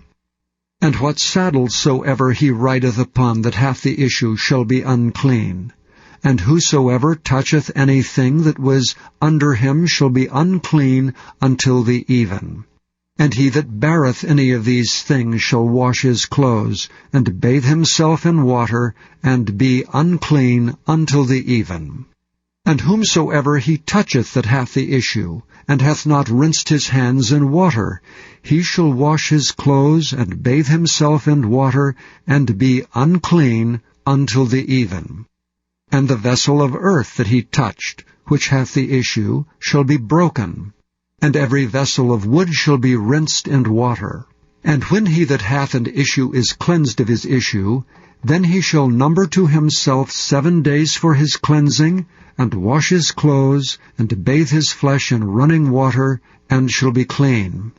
And on the 8th day he shall take to him 2 turtle doves, or 2 young pigeons, and come before the Lord unto the door of the tabernacle of the congregation, and give them unto the priest. And the priest shall offer them, the one for a sin offering, and the other for a burnt offering. And the priest shall make an atonement for him before the Lord for his issue. And if any man's seed of copulation go out from him, then he shall wash all his flesh in water, and be unclean until the even. And every garment, and every skin whereon is the seed of copulation shall be washed with water, and be unclean until the even. The woman also with whom man shall lie with seed of copulation, they shall both bathe themselves in water, and be unclean until the even. And if a woman have an issue, and her issue in her flesh be blood, she shall be put apart 7 days. And whosoever toucheth her shall be unclean until the even. And everything that she lieth upon in her separation shall be unclean. Everything also that she sitteth upon shall be unclean. And whosoever toucheth her bed shall wash his clothes, and bathe himself in water, and be unclean until the even. And whosoever toucheth anything that she sat upon shall wash his clothes, and bathe himself in water, and be unclean until the even. And if it be on her bed, or on anything whereon she sitteth, when he toucheth it, he shall be unclean until the even. And if any man lie with her at all, and her flowers be upon him, he shall be unclean 7 days, and all the bed whereon he lieth shall be unclean. And if a woman have an issue of her blood many days out of the time of her separation, or if it run beyond the time of her separation, all the days of the issue of her uncleanness shall be as the days of her separation, she shall be unclean. Every bed whereon she lieth all the days of her issue shall be unto her as the bed of her separation, and whatsoever she sitteth upon shall be unclean as the uncleanness of her separation. And whosoever toucheth those things shall be unclean, and shall wash his clothes, and bathe himself in water, and be unclean until the even. But if she be cleansed of her issue, then she shall number to herself 7 days, and after that she shall be clean. And on the 8th day she shall take unto her 2 turtles, or 2 young pigeons, and bring them unto the priest to the door of the tabernacle of the congregation. And the priest shall offer the one for a sin offering, and the other for a burnt offering. And the priest shall make an atonement for her before the Lord for the issue of her uncleanness. Thus shall ye separate the children of Israel from their uncleanness, that they die not in their uncleanness when they defile my tabernacle that is among them. This is the law of him that hath an issue, and of him whose seed goeth from him, and is defiled therewith, and of her that is sick of her flowers, and of him that hath an issue, of the man and of the woman, and of him that lieth with her that is unclean. Chapter 16.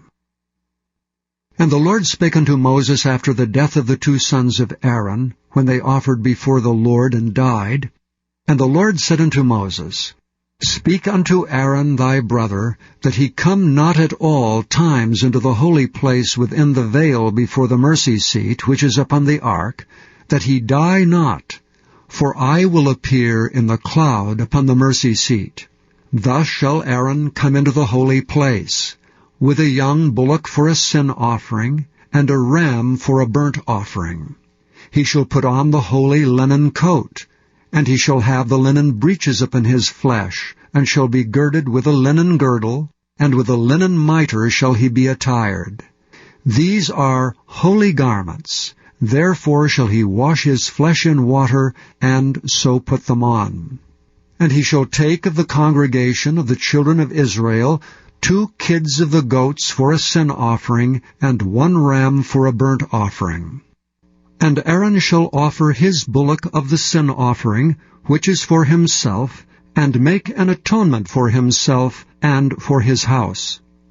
And he shall take the 2 goats, and present them before the Lord at the door of the tabernacle of the congregation. And Aaron shall cast lots upon the 2 goats, 1 lot for the Lord, and the other lot for the scapegoat. And Aaron shall bring the goat upon which the Lord's lot fell, and offer him for a sin offering. But the goat on which the lot fell to be the scapegoat shall be presented alive before the Lord, to make an atonement with him, and to let him go for a scapegoat into the wilderness. And Aaron shall bring the bullock of the sin offering, which is for himself, and shall make an atonement for himself and for his house, and shall kill the bullock of the sin offering which is for himself. And he shall take a censer full of burning coals of fire from off the altar before the Lord, and his hands full of sweet incense beaten small, and bring it within the veil. And he shall put the incense upon the fire before the Lord, that the cloud of the incense may cover the mercy seat that is upon the testimony, that he die not. And he shall take of the blood of the bullock, and sprinkle it with his finger upon the mercy seat eastward, and before the mercy seat shall he sprinkle of the blood with his finger 7 times. Then shall he kill the goat of the sin offering that is for the people, and bring his blood within the veil, and do with that blood as he did with the blood of the bullock, and sprinkle it upon the mercy seat, and before the mercy seat. And he shall make an atonement for the holy place, because of the uncleanness of the children of Israel, and because of their transgressions and all their sins, and so shall he do for the tabernacle of the congregation that remaineth among them in the midst of their uncleanness. And there shall be no man in the tabernacle of the congregation when he goeth in to make an atonement in the holy place, until he come out and have made an atonement for himself, and for his household, and for all the congregation of Israel. And he shall go out unto the altar that is before the Lord, and make an atonement for it, and shall take of the blood of the bullock, and of the blood of the goat, and put it upon the horns of the altar round about. And he shall sprinkle of the blood upon it with his finger 7 times, and cleanse it, and hallow it from the uncleanness of the children of Israel. And when he hath made an end of reconciling the holy place, and the tabernacle of the congregation, and the altar, he shall bring the live goat. And Aaron shall lay both his hands upon the head of the live goat, and confess over him all the iniquities of the children of Israel, and all their transgressions and all their sins, putting them upon the head of the goat, and shall send him away by the hand of a fit man into the wilderness. And the goat shall bear upon him all their iniquities unto a land not inhabited, and he shall let go the goat in the wilderness. And Aaron shall come into the tabernacle of the congregation, and shall put off the linen garments which he put on when he went into the holy place, and shall leave them there. And he shall wash his flesh with water in the holy place, and put on his garments, and come forth, and offer his burnt offering, and the burnt offering of the people, and make an atonement for himself and for the people. And the fat of the sin offering shall he burn upon the altar. And he that let go the goat for the scapegoat shall wash his clothes, and bathe his flesh in water, and afterward come into the camp. And the bullock for the sin offering, and the goat for the sin offering, whose blood was brought in to make atonement for the holy place, shall one carry forth without the camp, and they shall burn in the fire their skins, and their flesh, and their dung. And he that burneth them shall wash his clothes, and bathe his flesh in water, and afterward he shall come into the camp. And this shall be a statute forever unto you, that in the 7th month, on the 10th day of the month, ye shall afflict your souls, and do no work at all, whether it be one of your own country, or a stranger that sojourneth among you. For on that day shall the priest make an atonement for you, to cleanse you, that ye may be clean from all your sins before the Lord. It shall be a Sabbath of rest unto you, and ye shall afflict your souls by a statute forever. And the priest, whom he shall anoint, and whom he shall consecrate to minister in the priest's office in his father's stead, shall make the atonement, and shall put on linen clothes, even the holy garments. And he shall make an atonement for the holy sanctuary, and he shall make an atonement for the tabernacle of the congregation, and for the altar, and he shall make an atonement for the priests, and for all the people of the congregation. And this shall be an everlasting statute unto you, to make an atonement for the children of Israel and all their sins once a year. And he did as the Lord commanded Moses. Chapter 17.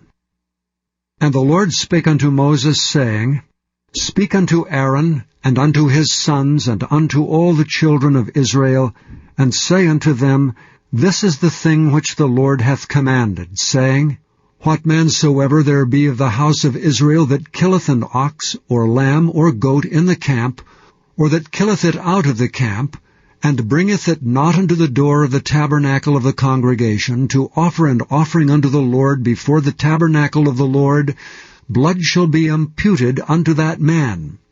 He hath shed blood, and that man shall be cut off from among his people.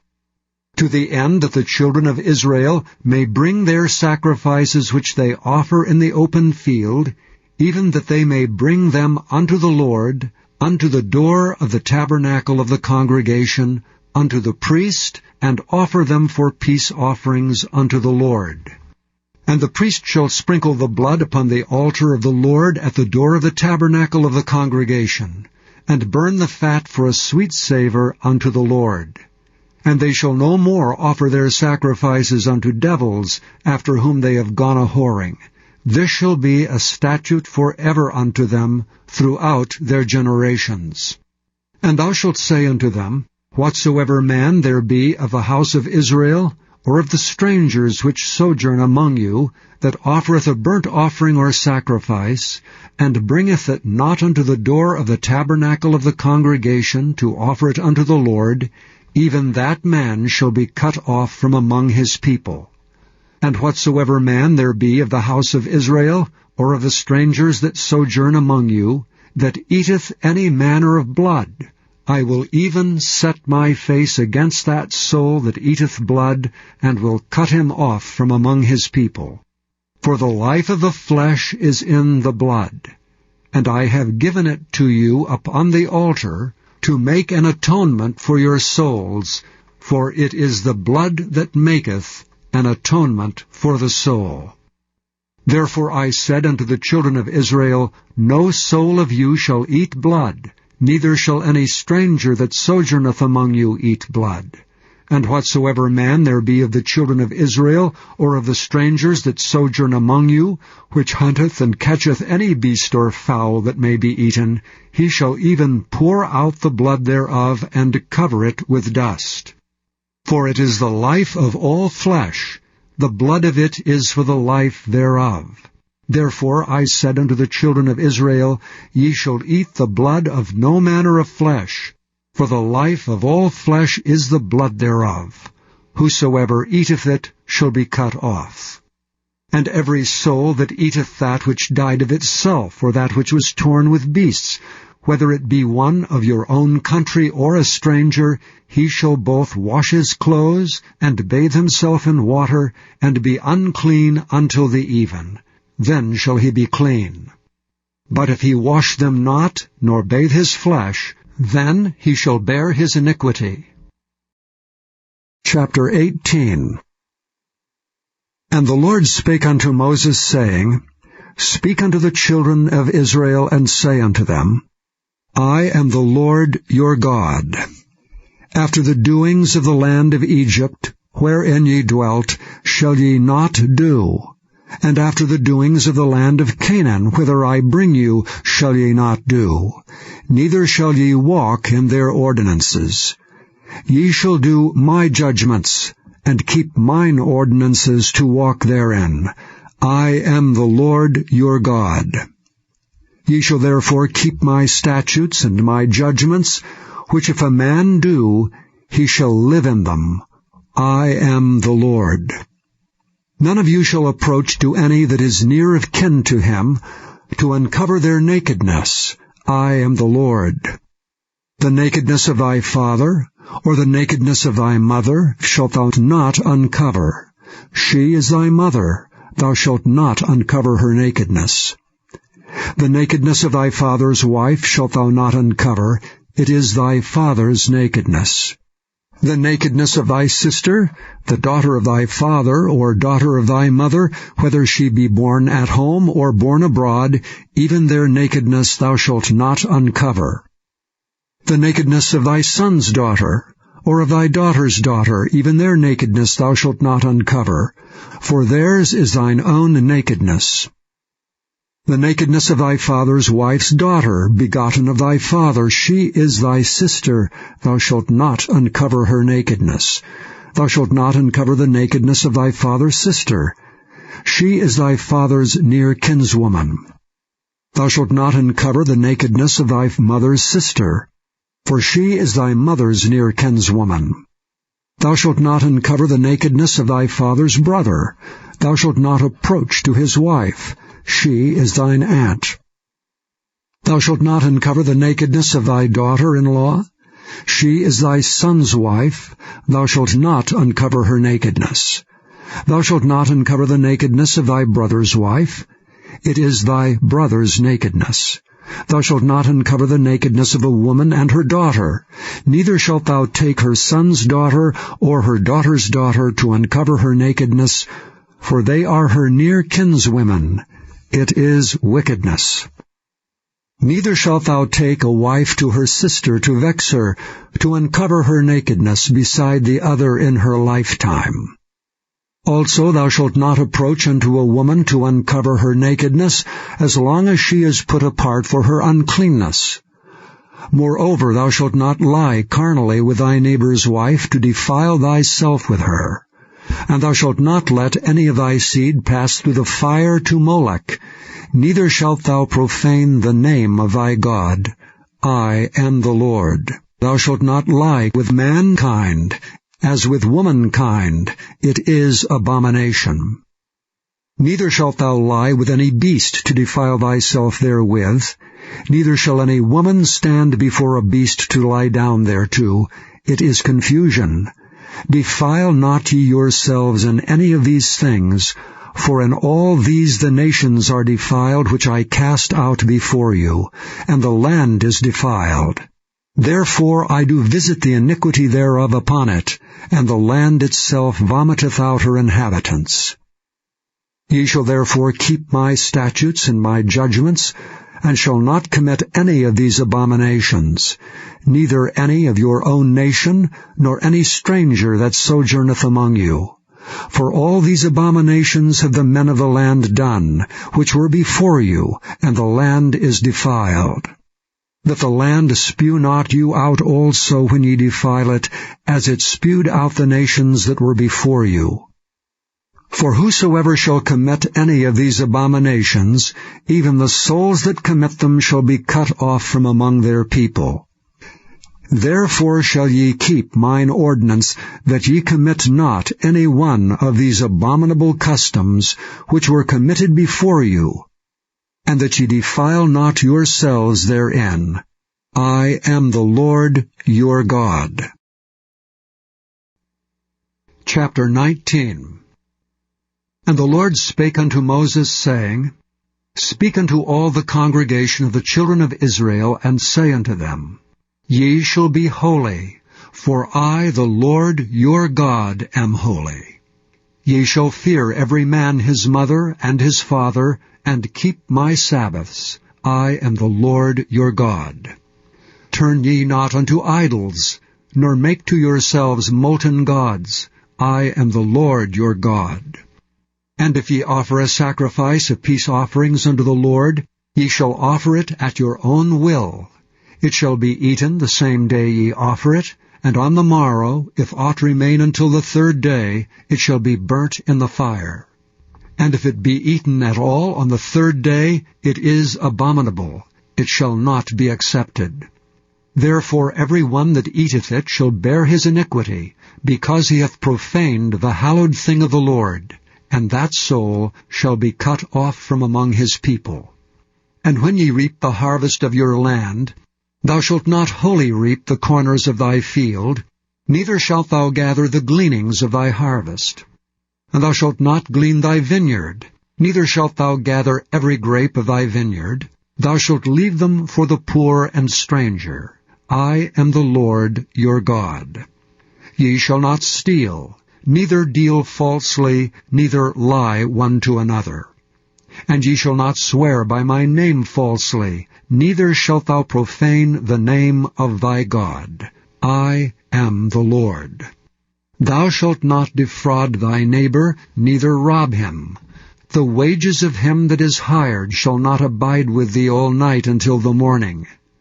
Thou shalt not curse the deaf, nor put a stumbling block before the blind, but shalt fear the Lord thy God.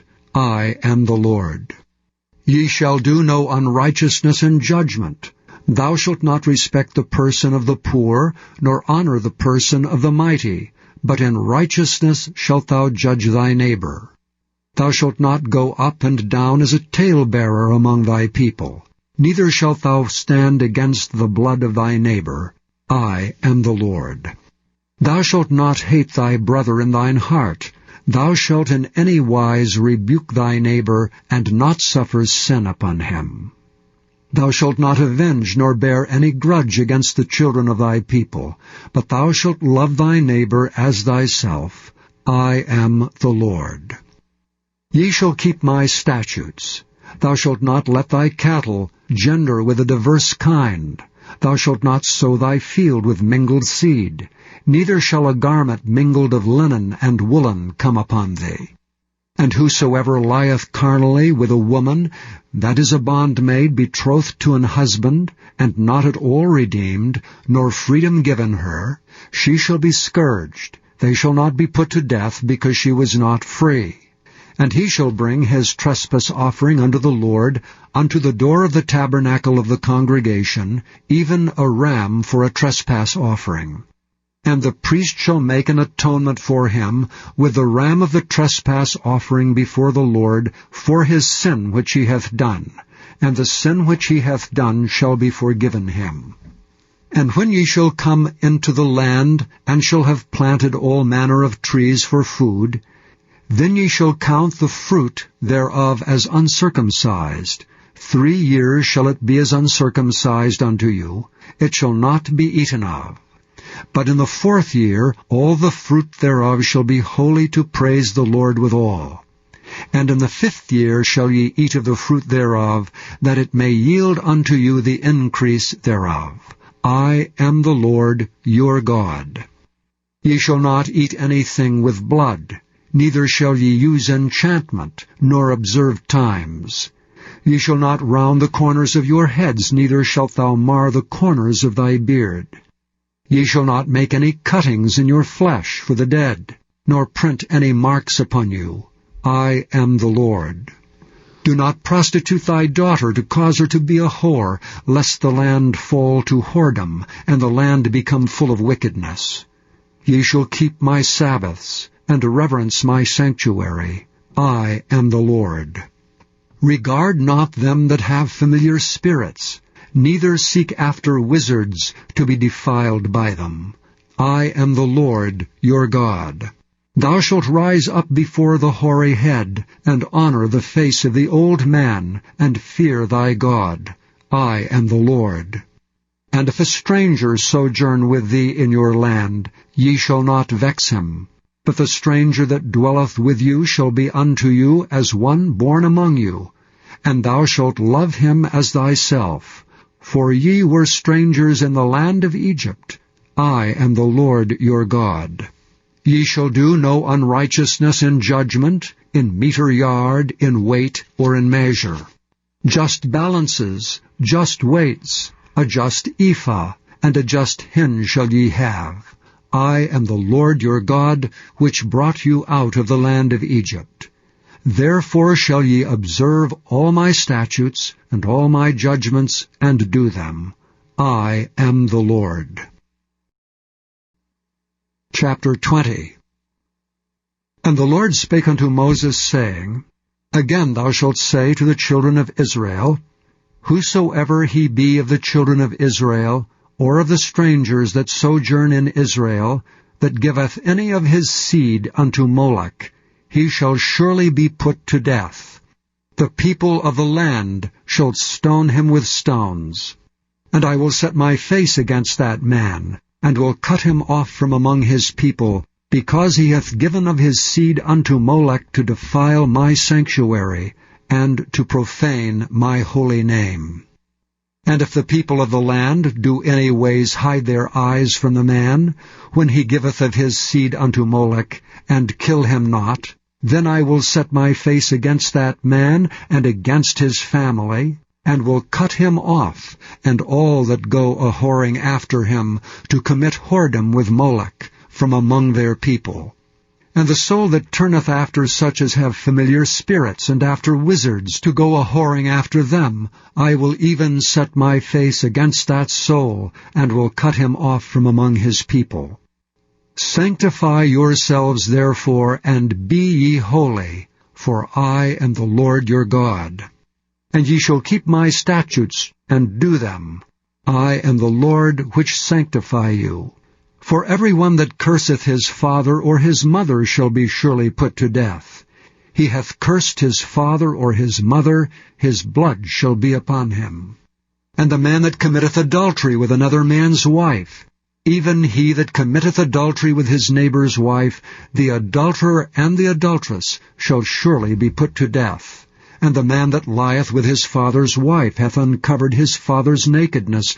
Both of them shall surely be put to death. Their blood shall be upon them. And if a man lie with his daughter-in-law, both of them shall surely be put to death. They have wrought confusion. Their blood shall be upon them. If a man also lie with mankind, as he lieth with a woman, both of them have committed an abomination. They shall surely be put to death. Their blood shall be upon them.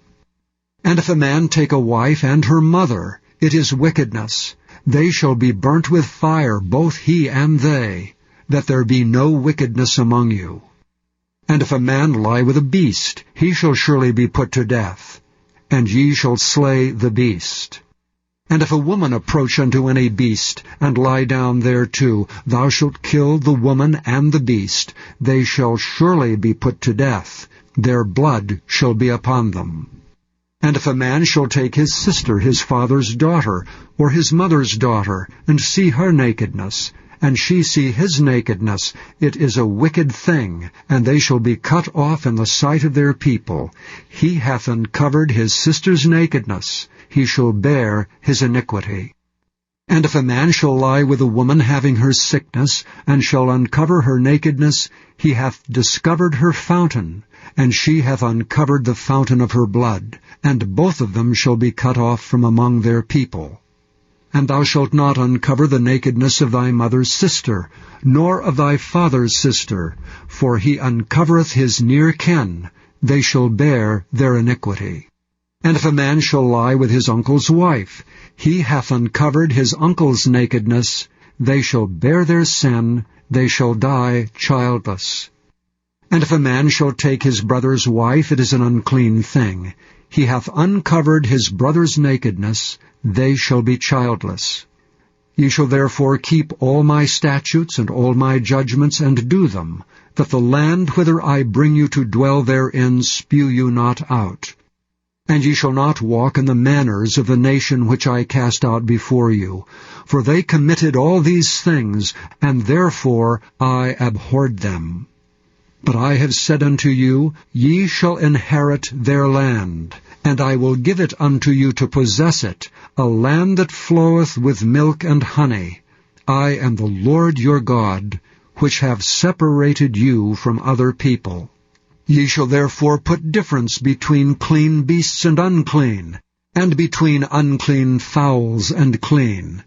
And ye shall not make your souls abominable by beast or by fowl, or by any manner of living thing that creepeth on the ground, which I have separated from you as unclean. And ye shall be holy unto me, for I the Lord am holy, and have severed you from other people, that ye should be mine.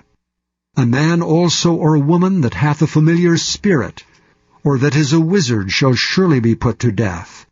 They shall stone them with stones. Their blood shall be upon them. Chapter 21.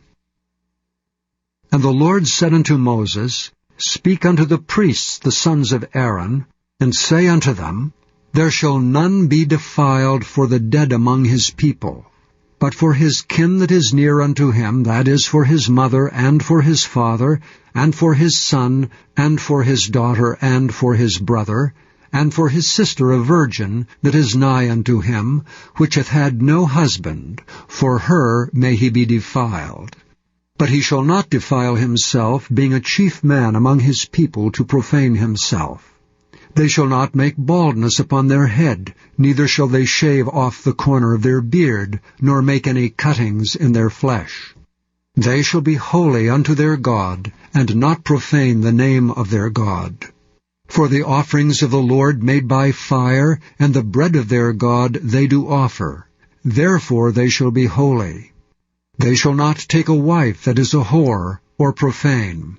Neither shall they take a woman put away from her husband, for he is holy unto his God.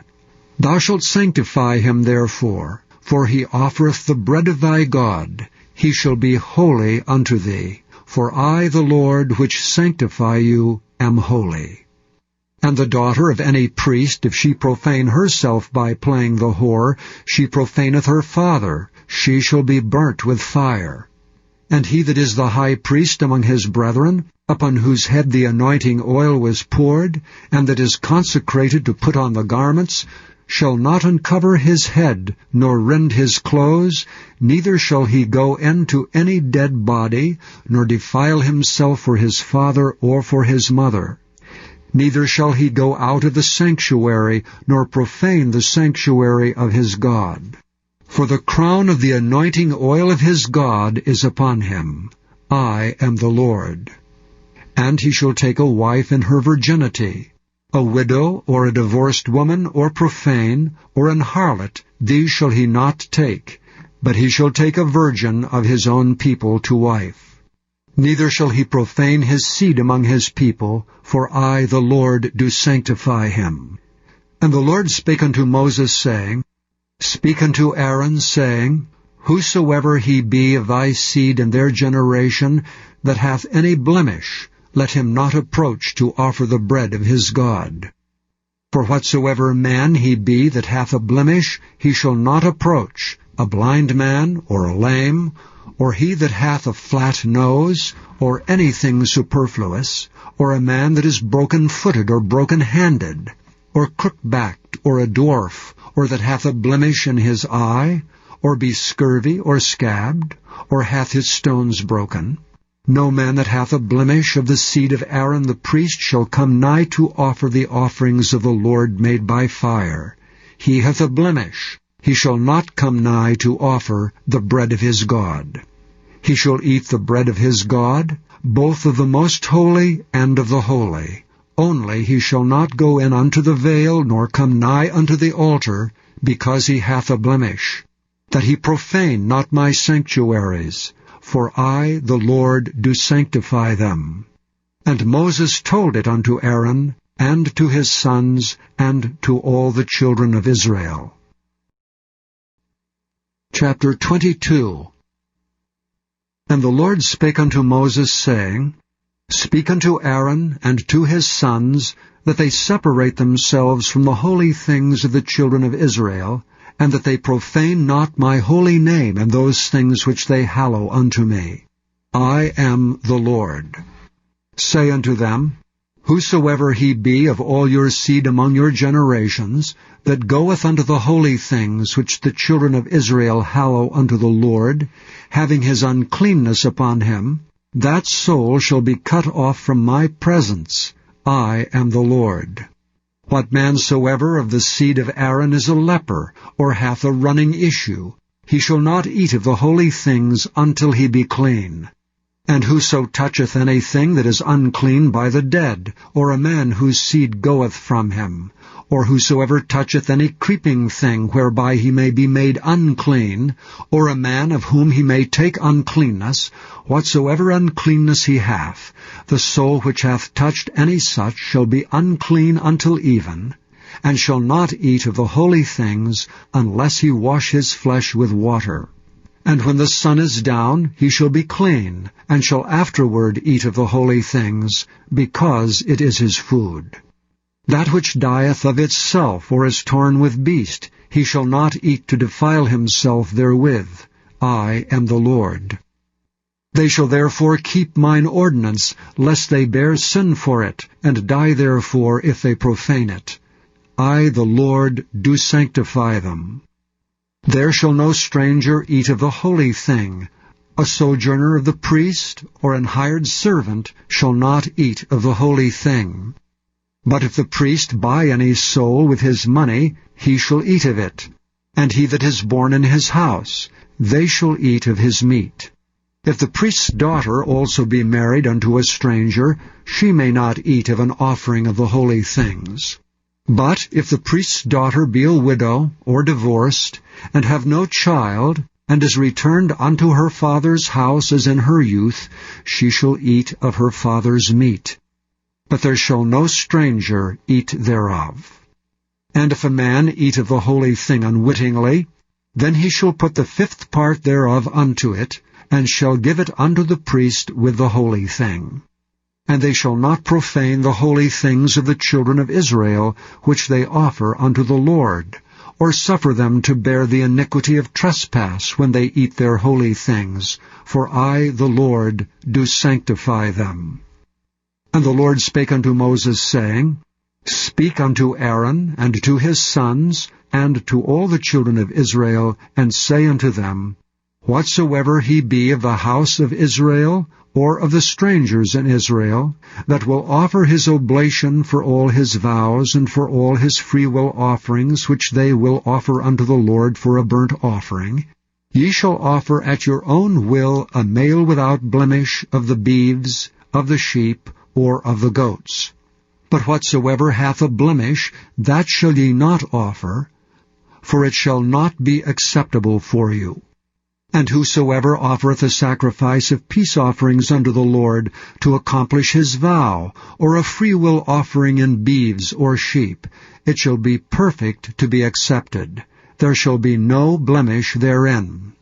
Blind, or broken, or maimed, or having a wen, or scurvy, or scabbed, ye shall not offer these unto the Lord, nor make an offering by fire of them upon the altar unto the Lord. Either a bullock or a lamb that hath anything superfluous or lacking in his parts, that mayest thou offer for a freewill offering, but for a vow it shall not be accepted.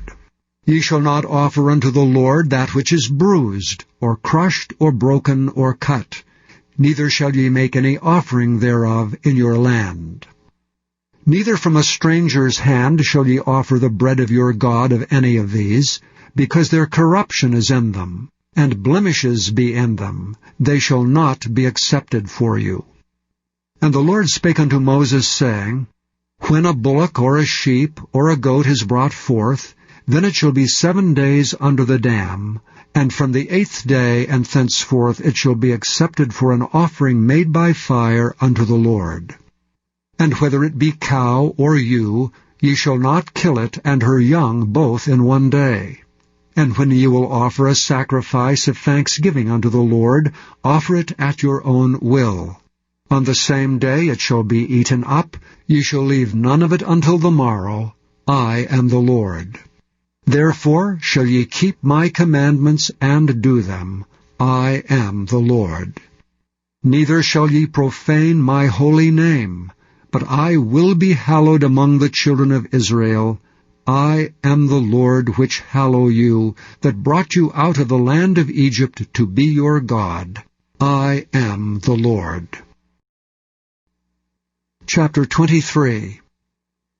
And the Lord spake unto Moses, saying, Speak unto the children of Israel, and say unto them, Concerning the feasts of the Lord, which ye shall proclaim to be holy convocations, even these are my feasts. 6 days shall work be done, but the 7th day is the Sabbath of rest, and holy convocation. Ye shall do no work therein. It is the Sabbath of the Lord in all your dwellings. These are the feasts of the Lord, even holy convocations, which ye shall proclaim in their seasons. In the 14th day of the 1st month at even is the Lord's Passover.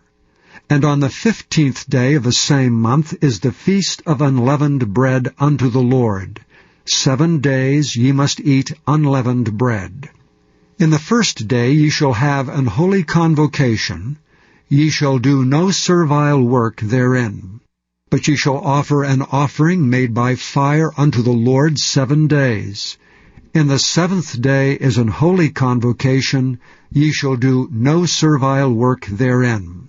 And the Lord spake unto Moses, saying, Speak unto the children of Israel, and say unto them, When ye be come into the land which I give unto you, and shall reap the harvest thereof, then ye shall bring a sheaf of the firstfruits of your harvest unto the priest. And he shall wave the sheaf before the Lord, to be accepted for you. On the morrow after the Sabbath the priest shall wave it. And ye shall offer that day, when ye wave the sheaf, an he lamb without blemish of the 1st year for a burnt offering unto the Lord. And the meat offering thereof shall be 2/10 deals of fine flour mingled with oil, and offering made by fire unto the Lord for a sweet savour. And the drink offering thereof shall be of wine, the 4th part of an hin. And ye shall eat neither bread, nor parched corn, nor green ears, until the selfsame day that ye have brought an offering unto your God. It shall be a statute forever throughout your generations in all your dwellings. And ye shall count unto you from the morrow after the Sabbath, from the day that ye brought the sheaf of the wave offering, 7 Sabbaths shall be complete. Even unto the morrow after the 7th Sabbath shall ye number 50 days, and ye shall offer a new meat offering unto the Lord.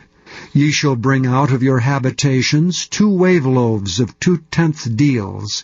They shall be of fine flour. They shall be baken with leaven. They are the firstfruits unto the Lord. And ye shall offer with the bread 7 lambs without blemish of the 1st year, and 1 young bullock, and 2 rams. They shall be for a burnt offering unto the Lord, with their meat offering and their drink offerings, even an offering made by fire of sweet savour unto the Lord. Then ye shall sacrifice 1 kid of the goats for a sin offering, and 2 lambs of the 1st year for a sacrifice of peace offerings. And the priest shall wave them with the bread of the firstfruits for a wave offering before the Lord, with the 2 lambs. They shall be holy to the Lord for the priest. And ye shall proclaim on the selfsame day, that it may be an holy convocation unto you. Ye shall do no servile work therein. It shall be a statute forever in all your dwellings throughout your generations. And when ye reap the harvest of your land, thou shalt not make clean riddance of the corners of thy field when thou reapest, neither shalt thou gather any gleaning of thy harvest. Thou shalt leave them unto the poor and to the stranger. I am the Lord your God. And the Lord spake unto Moses, saying, Speak unto the children of Israel, saying, In the 7th month, in the 1st day of the month, shall ye have a Sabbath, a memorial of blowing of trumpets, and holy convocation. Ye shall do no servile work therein, but ye shall offer an offering made by fire unto the Lord. And the Lord spake unto Moses, saying, Also on the 10th day of this 7th month there shall be a day of atonement. It shall be an holy convocation unto you, and ye shall afflict your souls, and offer an offering made by fire unto the Lord. And ye shall do no work in that same day, for it is a day of atonement, to make an atonement for you before the Lord your God. For whatsoever soul it be that shall not be afflicted in that same day, he shall be cut off from among his people. And whatsoever soul it be that doeth any work in that same day, the same soul will I destroy from among his people. Ye shall do no manner of work. It shall be a statute forever throughout your generations in all your dwellings. It shall be unto you a Sabbath of rest, and ye shall afflict your souls. In the 9th day of the month at even, from even unto even, shall ye celebrate your Sabbath. And the Lord spake unto Moses, saying, Speak unto the children of Israel, saying, The 15th day of this 7th month shall be the Feast of Tabernacles for 7 days unto the Lord. On the 1st day shall be an holy convocation. Ye shall do no servile work therein. 7 days ye shall offer an offering made by fire unto the Lord. On the 8th day shall be an holy convocation unto you. And ye shall offer an offering made by fire unto the Lord. It is a solemn assembly, and ye shall do no servile work therein. These are the feasts of the Lord, which ye shall proclaim to be holy convocations, to offer an offering made by fire unto the Lord, a burnt offering and a meat offering, a sacrifice and drink offerings, everything upon his day, beside the Sabbaths of the Lord, and beside your gifts, and beside all your vows, and beside all your freewill offerings, which ye give unto the Lord. Also in the 15th day of the 7th month, when ye have gathered in the fruit of the land, ye shall keep a feast unto the Lord 7 days. On the 1st day shall be a Sabbath, and on the 8th day shall be a Sabbath. And ye shall take you on the 1st day the boughs of goodly trees, branches of palm trees, and the boughs of thick trees, and willows of the brook, and ye shall rejoice before the Lord your God 7 days. And ye shall keep it a feast unto the Lord 7 days in the year. It shall be a statute forever in your generations. Ye shall celebrate it in the 7th month.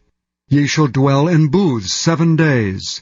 All that are Israelites born shall dwell in booths, that your generations may know that I made the children of Israel to dwell in booths when I brought them out of the land of Egypt. I am the Lord your God. And Moses declared unto the children of Israel the feasts of the Lord. Chapter 24. And the Lord spake unto Moses, saying, Command the children of Israel that they bring unto thee pure oil olive beaten for the light, to cause the lamps to burn continually. Without the veil of the testimony, in the tabernacle of the congregation, shall Aaron order it from the evening unto the morning before the Lord continually. It shall be a statute forever in your generations. He shall order the lamps upon the pure candlestick before the Lord continually. And thou shalt take fine flour, and bake 12 cakes thereof. 2/10 deals shall be in 1 cake. And thou shalt set them in 2 rows, 6 on a row, upon the pure table before the Lord. And thou shalt put pure frankincense upon each row, that it may be on the bread for a memorial, even an offering made by fire unto the Lord. Every Sabbath he shall set it in order before the Lord continually, being taken from the children of Israel by an everlasting covenant. And it shall be Aaron's and his sons, and they shall eat it in the holy place. For it is most holy unto him of the offerings of the Lord made by fire by a perpetual statute. And the son of an Israelitish woman, whose father was an Egyptian, went out among the children of Israel, and this son of the Israelitish woman and a man of Israel strove together in the camp. And the Israelitish woman's son blasphemed the name of the Lord and cursed. And they brought him unto Moses, and his mother's name was Shelomith, the daughter of Dibri, of the tribe of Dan. And they put him in ward, that the mind of the Lord might be showed them. And the Lord spake unto Moses, saying, Bring forth him that hath cursed without the camp, and let all that heard him lay their hands upon his head, and let all the congregation stone him. And thou shalt speak unto the children of Israel, saying, Whosoever curseth his God shall bear his sin. And he that blasphemeth the name of the Lord, he shall surely be put to death, and all the congregation shall certainly stone him, as well the stranger as he that is born in the land, when he blasphemeth the name of the Lord, shall be put to death. And he that killeth any man shall surely be put to death. And he that killeth a beast shall make it good, beast for beast. And if a man cause a blemish in his neighbor, as he hath done, so shall it be done to him. Breach for breach, eye for eye, tooth for tooth. As he hath caused a blemish in a man, so shall it be done to him again. And he that killeth a beast, he shall restore it. And he that killeth a man, he shall be put to death. Ye shall have one manner of law, as well for the stranger as for one of your own country, for I am the Lord your God. And Moses spake to the children of Israel that they should bring forth him that had cursed out of the camp, and stone him with stones. And the children of Israel did as the Lord commanded Moses. Chapter 25. And the Lord spake unto Moses in Mount Sinai, saying, Speak unto the children of Israel, and say unto them, When ye come into the land which I give you, then shall the land keep a Sabbath unto the Lord. 6 years thou shalt sow thy fields, and 6 years thou shalt prune thy vineyard, and gather in the fruit thereof. But in the 7th year shall be a Sabbath of rest unto the land, a Sabbath for the Lord. Thou shalt neither sow thy field, nor prune thy vineyard. That which groweth of its own accord by thy harvest thou shalt not reap, neither gather the grapes of thy vine undressed, for it is a year of rest unto the land. And the Sabbath of the land shall be meat for you, for thee, and for thy servant, and for thy maid, and for thy hired servant, and for thy stranger that sojourneth with thee, and for thy cattle, and for the beasts that are in thy land, shall all the increase thereof be meat. And thou shalt number 7 Sabbaths of years unto thee, 7 times 7 years. And the space of the 7 Sabbaths of years shall be unto thee 49 years. Then shalt thou cause the trumpet of the Jubilee to sound on the 10th day of the 7th month. In the day of atonement shall ye make the trumpet sound throughout all your land. And ye shall hallow the 50th year, and proclaim liberty throughout all the land unto all the inhabitants thereof. It shall be a jubilee unto you, and ye shall return every man unto his possession, and ye shall return every man unto his family. A jubilee shall that 50th year be unto you. Ye shall not sow, neither reap that which groweth of itself in it, nor gather the grapes in it of thy vine undressed. For it is the Jubilee, it shall be holy unto you. Ye shall eat the increase thereof out of the field. In the year of this Jubilee ye shall return every man unto his possession. And if thou sell aught unto thy neighbor, or buyest aught of thy neighbor's hand, ye shall not oppress one another. According to the number of years after the Jubilee, thou shalt buy of thy neighbor, and according unto the number of years of the fruits he shall sell unto thee. According to the multitude of years thou shalt increase the price thereof, and according to the fewness of the years thou shalt diminish the price of it. For according to the number of the years of the fruits doth he sell unto thee. Ye shall not therefore oppress one another, but thou shalt fear thy God, for I am the Lord your God. Wherefore ye shall do my statutes, and keep my judgments, and do them. And ye shall dwell in the land in safety. And the land shall yield her fruit, and ye shall eat your fill, and dwell therein in safety. And if ye shall say, What shall we eat the 7th year? Behold, we shall not sow, nor gather in our increase. Then I will command my blessing upon you in the 6th year, and it shall bring forth fruit for 3 years. And ye shall sow the 8th year, and eat yet of the old fruit until the 9th year. Until her fruits come in ye shall eat of the old store. The land shall not be sold forever, for the land is mine. For ye are strangers and sojourners with me. And in all the land of your possession ye shall grant a redemption for the land. If thy brother be waxen poor, and hath sold away some of his possession, and if any of his kin come to redeem it, then shall he redeem that which his brother sold.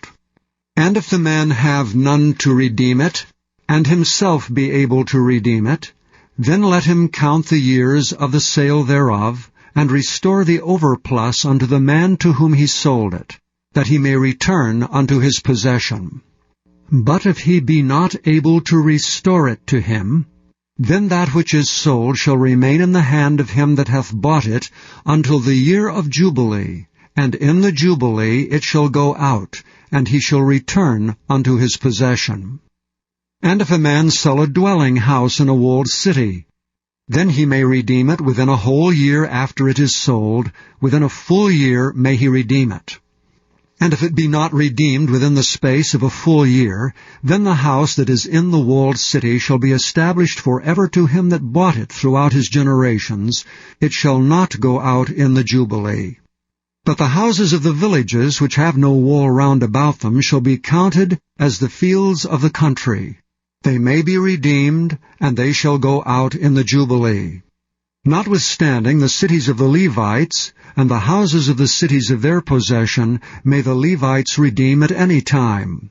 And if a man purchase of the Levites, then the house that was sold, and the city of his possession, shall go out in the year of Jubilee. for the houses of the cities of the Levites are their possession among the children of Israel. But the field of the suburbs of their cities may not be sold, for it is their perpetual possession. And if thy brother be waxen poor, and fallen in decay with thee, then thou shalt relieve him, yea, though he be a stranger or a sojourner, that he may live with thee. Take thou no usury of him, or increase, but fear thy God, that thy brother may live with thee. Thou shalt not give him thy money upon usury, nor lend him thy victuals for increase. I am the Lord your God, which brought you forth out of the land of Egypt, to give you the land of Canaan, and to be your God. And if thy brother that dwelleth by thee be waxen poor, and be sold unto thee, thou shalt not compel him to serve as a bondservant, but as an hired servant, and as a sojourner, he shall be with thee, and shall serve thee unto the year of Jubilee.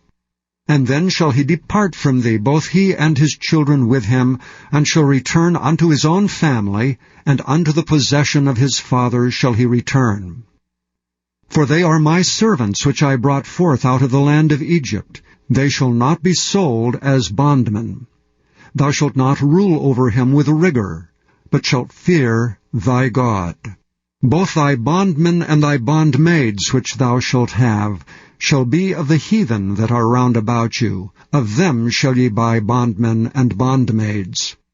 Moreover, of the children of the strangers that do sojourn among you, of them shall ye buy, and of their families that are with you, which they begat in your land, and they shall be your possession.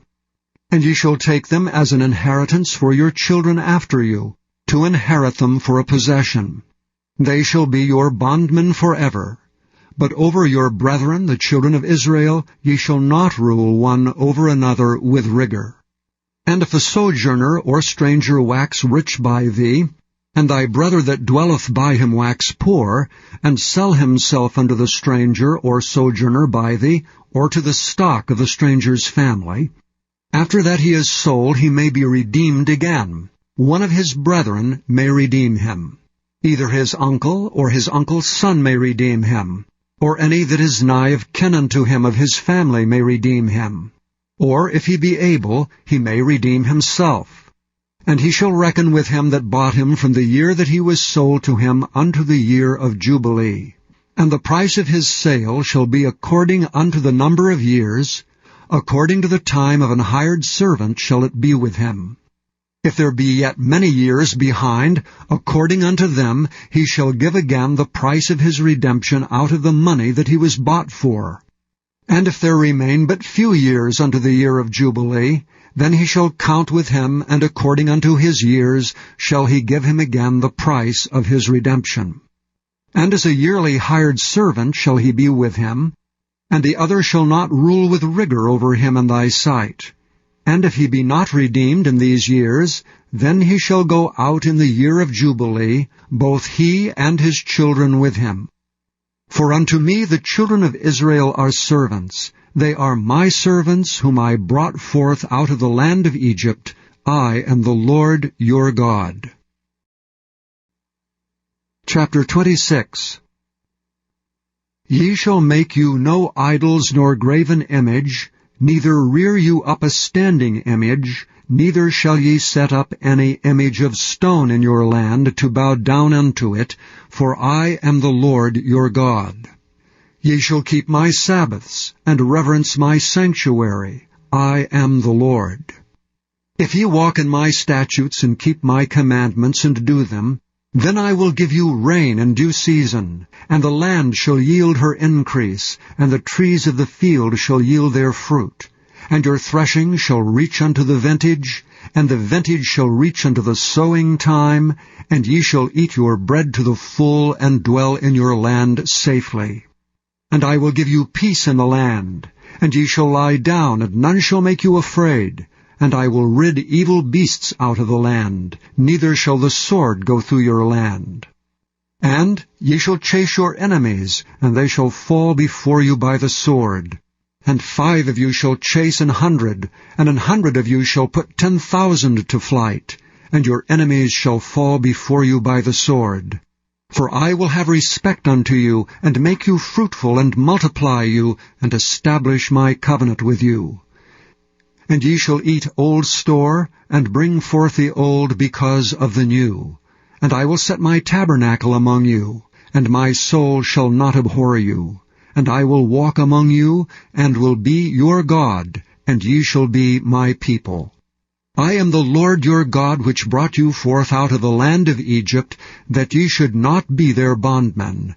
And I have broken the bands of your yoke, and made you go upright.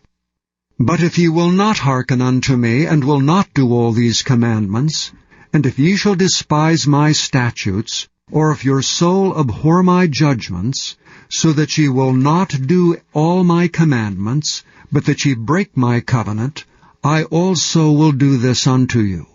I will even appoint over you terror, consumption, and the burning ague, that shall consume the eyes and cause sorrow of heart. And ye shall sow your seed in vain, for your enemies shall eat it. And I will set my face against you, and ye shall be slain before your enemies. They that hate you shall reign over you, and ye shall flee when none pursueth you. And if ye will not yet for all this hearken unto me, then I will punish you 7 times more for your sins. And I will break the pride of your power, and I will make your heaven as iron, and your earth as brass, and your strength shall be spent in vain. For your land shall not yield her increase, neither shall the trees of the land yield their fruits. And if ye walk contrary unto me, and will not hearken unto me, I will bring 7 times more plagues upon you according to your sins. I will also send wild beasts among you, which shall rob you of your children, and destroy your cattle, and to make you few in number. And your highways shall be desolate. And if ye will not be reformed by me by these things, but will walk contrary unto me, then will I also walk contrary unto you, and will punish you yet 7 times for your sins. And I will bring a sword upon you, that shall avenge the quarrel of my covenant. And when ye are gathered together within your cities, I will send the pestilence among you, and ye shall be delivered into the hand of the enemy. And when I have broken the staff of your bread, 10 women shall bake your bread in one oven, and they shall deliver you your bread again by weight, and ye shall eat and not be satisfied. And if ye will not for all this hearken unto me, but walk contrary unto me, then I will walk contrary unto you also in fury. And I, even I, will chastise you 7 times for your sins. And ye shall eat the flesh of your sons, and the flesh of your daughters shall ye eat, and I will destroy your high places, and cut down your images, and cast your carcasses upon the carcasses of your idols, and my soul shall abhor you.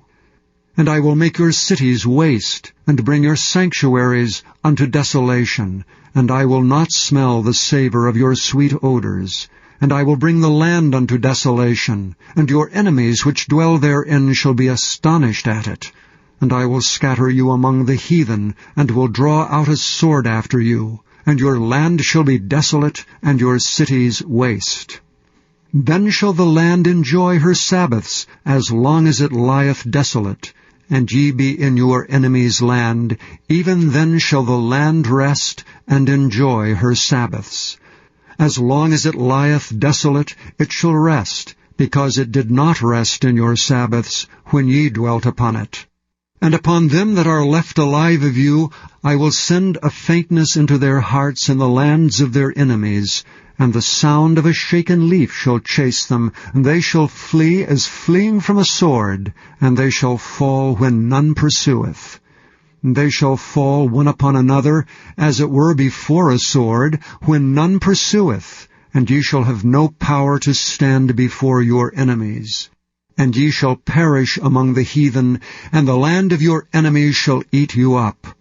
And they that are left of you shall pine away in their iniquity in your enemies' lands, and also in the iniquities of their fathers shall they pine away with them.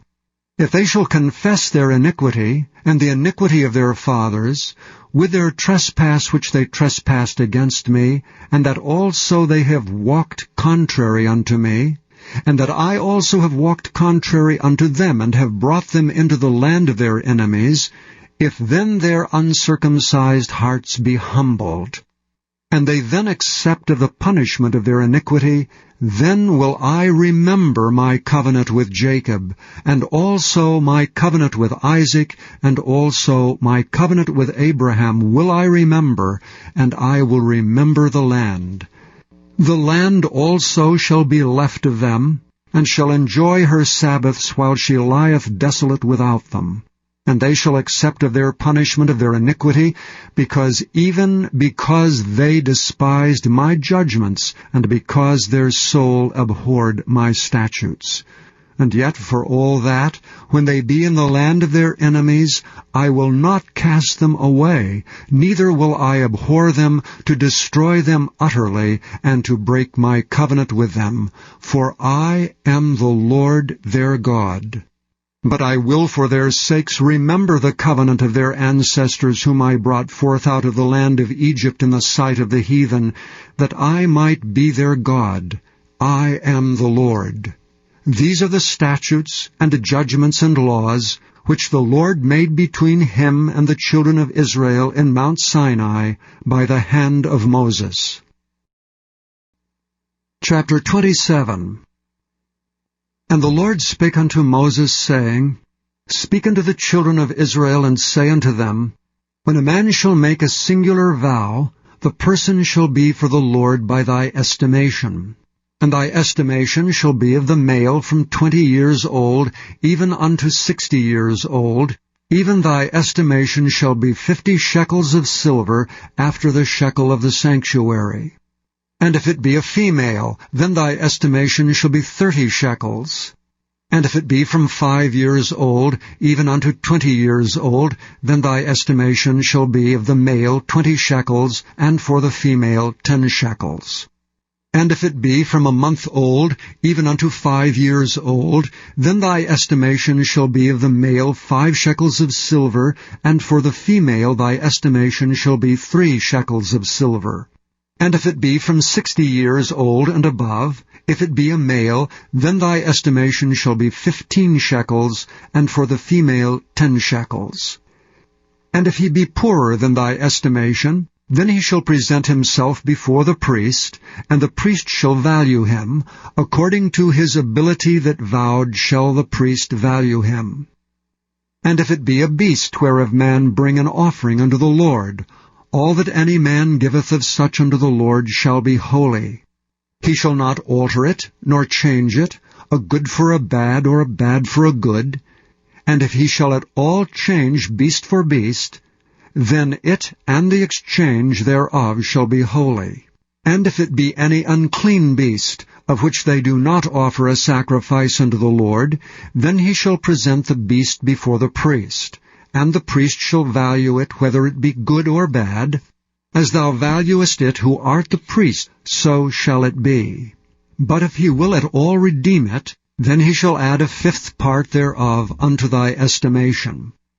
And when a man shall sanctify his house to be holy unto the Lord, then the priest shall estimate it, whether it be good or bad. As the priest shall estimate it, so shall it stand. And if he that sanctified it will redeem his house, then he shall add the 5th part of the money of thy estimation unto it, and it shall be his. And if a man shall sanctify unto the Lord some part of a field of his possession, then thy estimation shall be according to the seed thereof. An homer of barley seed shall be valued at 50 shekels of silver. If he sanctify his field from the year of Jubilee, according to thy estimation it shall stand. But if he sanctify his field after the Jubilee, then the priest shall reckon unto him the money according to the years that remain, even unto the year of the Jubilee, and it shall be abated from thy estimation. And if he that sanctified the field will in any wise redeem it, then he shall add the 5th part of the money of thy estimation unto it, and it shall be assured to him. And if he will not redeem the field, or if he have sold the field to another man, it shall not be redeemed any more. But the field, when it goeth out in the Jubilee, shall be holy unto the Lord, as a field devoted. The possession thereof shall be the priest's. And if a man sanctify unto the Lord a field which he hath bought, which is not of the fields of his possession, then the priest shall reckon unto him the worth of thy estimation, even unto the year of the Jubilee. And he shall give thine estimation in that day as a holy thing unto the Lord. And in the year of the Jubilee the field shall return unto him of whom it was bought, even to him to whom the possession of the land did belong. And all thy estimation shall be according to the shekel of the sanctuary, 20 gerahs shall be the shekel. Only the firstling of the beasts which should be the Lord's firstling, no man shall sanctify it, whether it be ox or sheep, it is the Lord's. And if it be of an unclean beast, then he shall redeem it according to thine estimation, and add a fifth part of it thereto, or if it be not redeemed, then it shall be sold according to thy estimation. Notwithstanding, no devoted thing that a man shall devote unto the Lord of all that he hath, both of man and beast, and of the field of his possession, shall be sold or redeemed. Every devoted thing is most holy unto the Lord. None devoted which shall be devoted of men shall be redeemed, but shall surely be put to death. And all the tithe of the land, whether of the seed of the land or of the fruit of the tree, is the Lord's. It is holy unto the Lord. And if a man will at all redeem aught of his tithes, he shall add thereto the fifth part thereof. And concerning the tithe of the herd, or of the flock, even of whatsoever passeth under the rod, the 10th shall be holy unto the Lord. He shall not search whether it be good or bad, neither shall he change it. And if he change it at all, then both it and the change thereof shall be holy, it shall not be redeemed. These are the commandments which the Lord commanded Moses for the children of Israel in Mount Sinai. The fourth book of Moses, called Numbers. Chapter 1. And the Lord spake unto Moses in the wilderness of Sinai, in the tabernacle of the congregation, on the 1st day of the 2nd month, in the 2nd year after they were come out of the land of Egypt, saying, Take ye the sum of all the congregation of the children of Israel, after their families by the house of their fathers, with the number of their names, every male by their polls. From 20 years old and upward, all that are able to go forth to war in Israel, thou and Aaron shall number them by their armies. And with you there shall be a man of every tribe, every one head of the house of his fathers. And these are the names of the men that shall stand with you. Of the tribe of Reuben, Elizur the son of Shedeur. Of Simeon, Shelumiel the son of Zurai-Shaddai. Of Judah, Nashon the son of Amminadab. Of Issachar, Nethaneel the son of Zuar. Of Zebulun, Eliab the son of Helon. Of the children of Joseph, of Ephraim, Elishama the son of Amminahud. Of Manasseh, Gamaliel the son of Pedazur. Of Benjamin, Abidan the son of Gideoni. Of Dan, Ahiezer the son of Amminashaddai. Of Asher, Pagiel the son of Ochran. Of Gad, Eliasaph the son of Duel. Of Naphtali, Ahira the son of Enan. These were the renowned of the congregation, princes of the tribes of their fathers, heads of thousands in Israel. And Moses and Aaron took these men, which are expressed by their names. And they assembled all the congregation together on the 1st day of the 2nd month, and they declared their pedigrees after their families by the house of their fathers, according to the number of the names, from 20 years old and upward by their polls. As the Lord commanded Moses, so he numbered them in the wilderness of Sinai. And the children of Reuben, Israel's eldest son, by their generations, after their families, by the house of their fathers, according to the number of the names, by their polls, every male from 20 years old and upward, all that were able to go forth to war, those that were numbered of them, even of the tribe of Reuben, were 46,500. Of the children of Simeon, by their generations, after their families, by the house of their fathers, those that were numbered of them according to the number of the names, by their polls, every male from 20 years old and upward, all that were able to go forth to war, those that were numbered of them, even by the tribe of Simeon, were 59,300. Of the children of Gad, by their generations, after their families, by the house of their fathers, according to the number of the names, from 20 years old and upward, all that were able to go forth to war, those that were numbered of them, even of the tribe of Gad, were 45,650. Of the children of Judah, by their generations, after their families, by the house of their fathers, according to the number of the names, from 20 years old and upward, all that were able to go forth to war, those that were numbered of them, even of the tribe of Judah, were 314,600.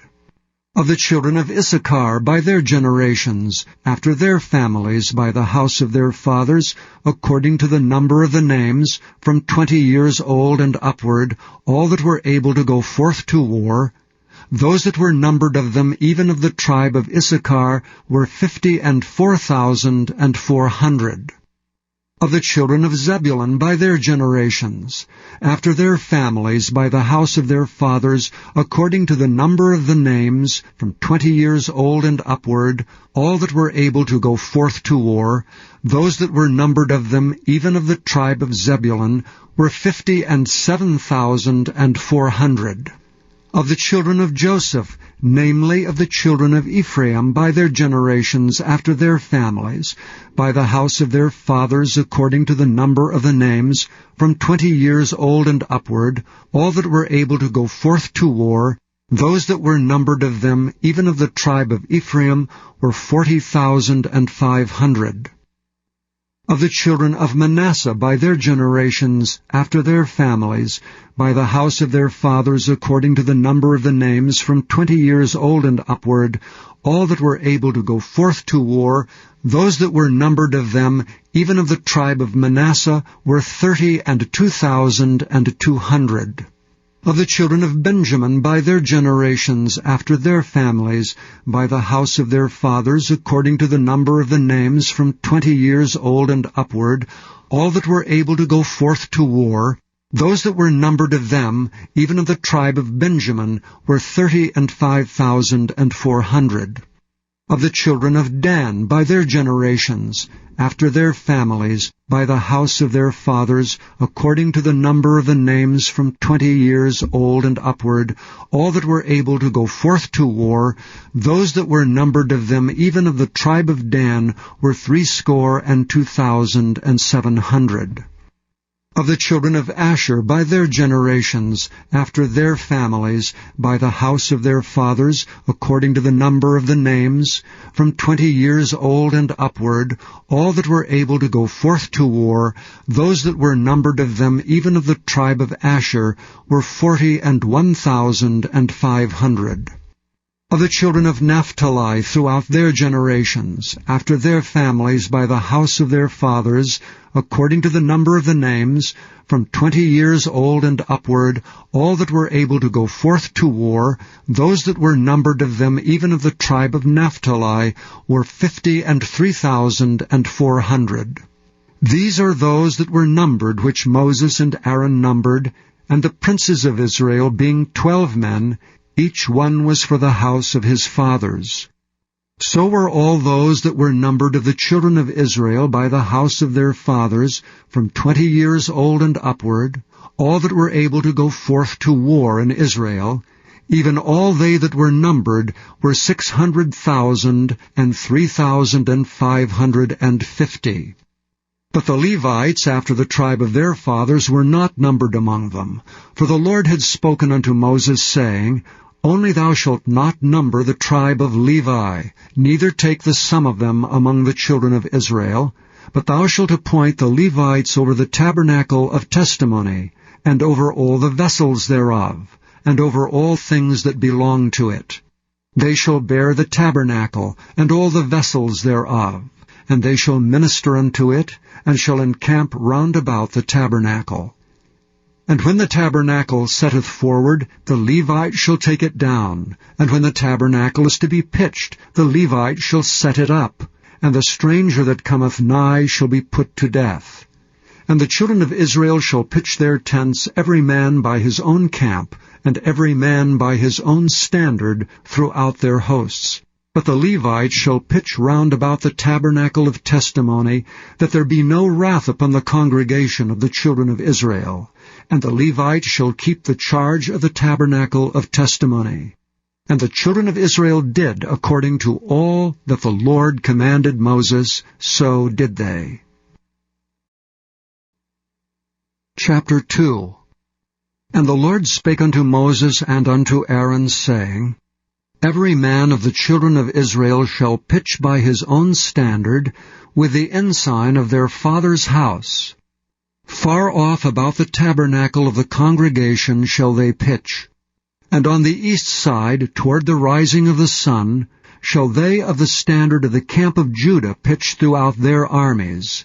And Nahshon the son of Amminadab shall be captain of the children of Judah. And his host and those that were numbered of them were 314,600.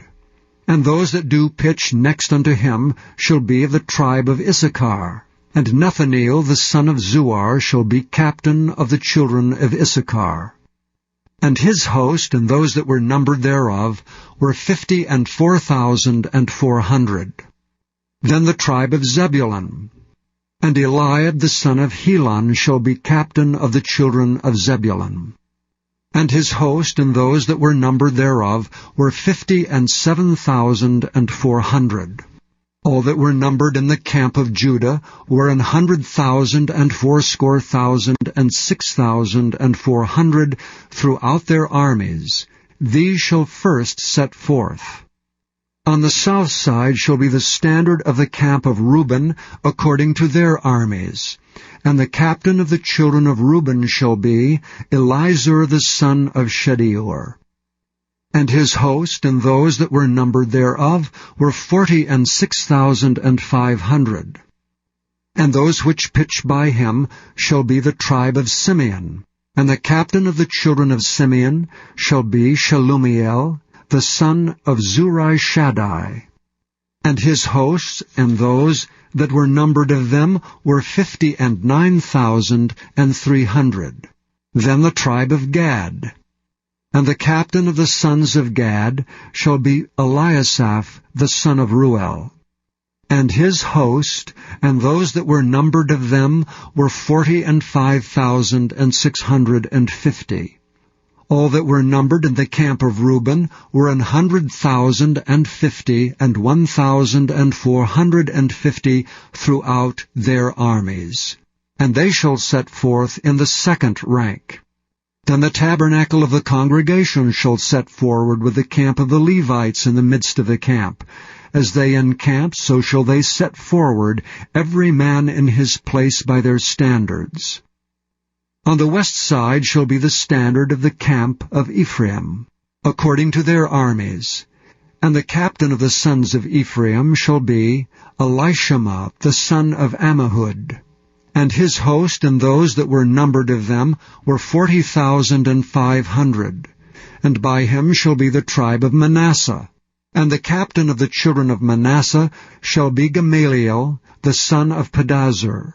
And his host and those that were numbered of them were 32,200.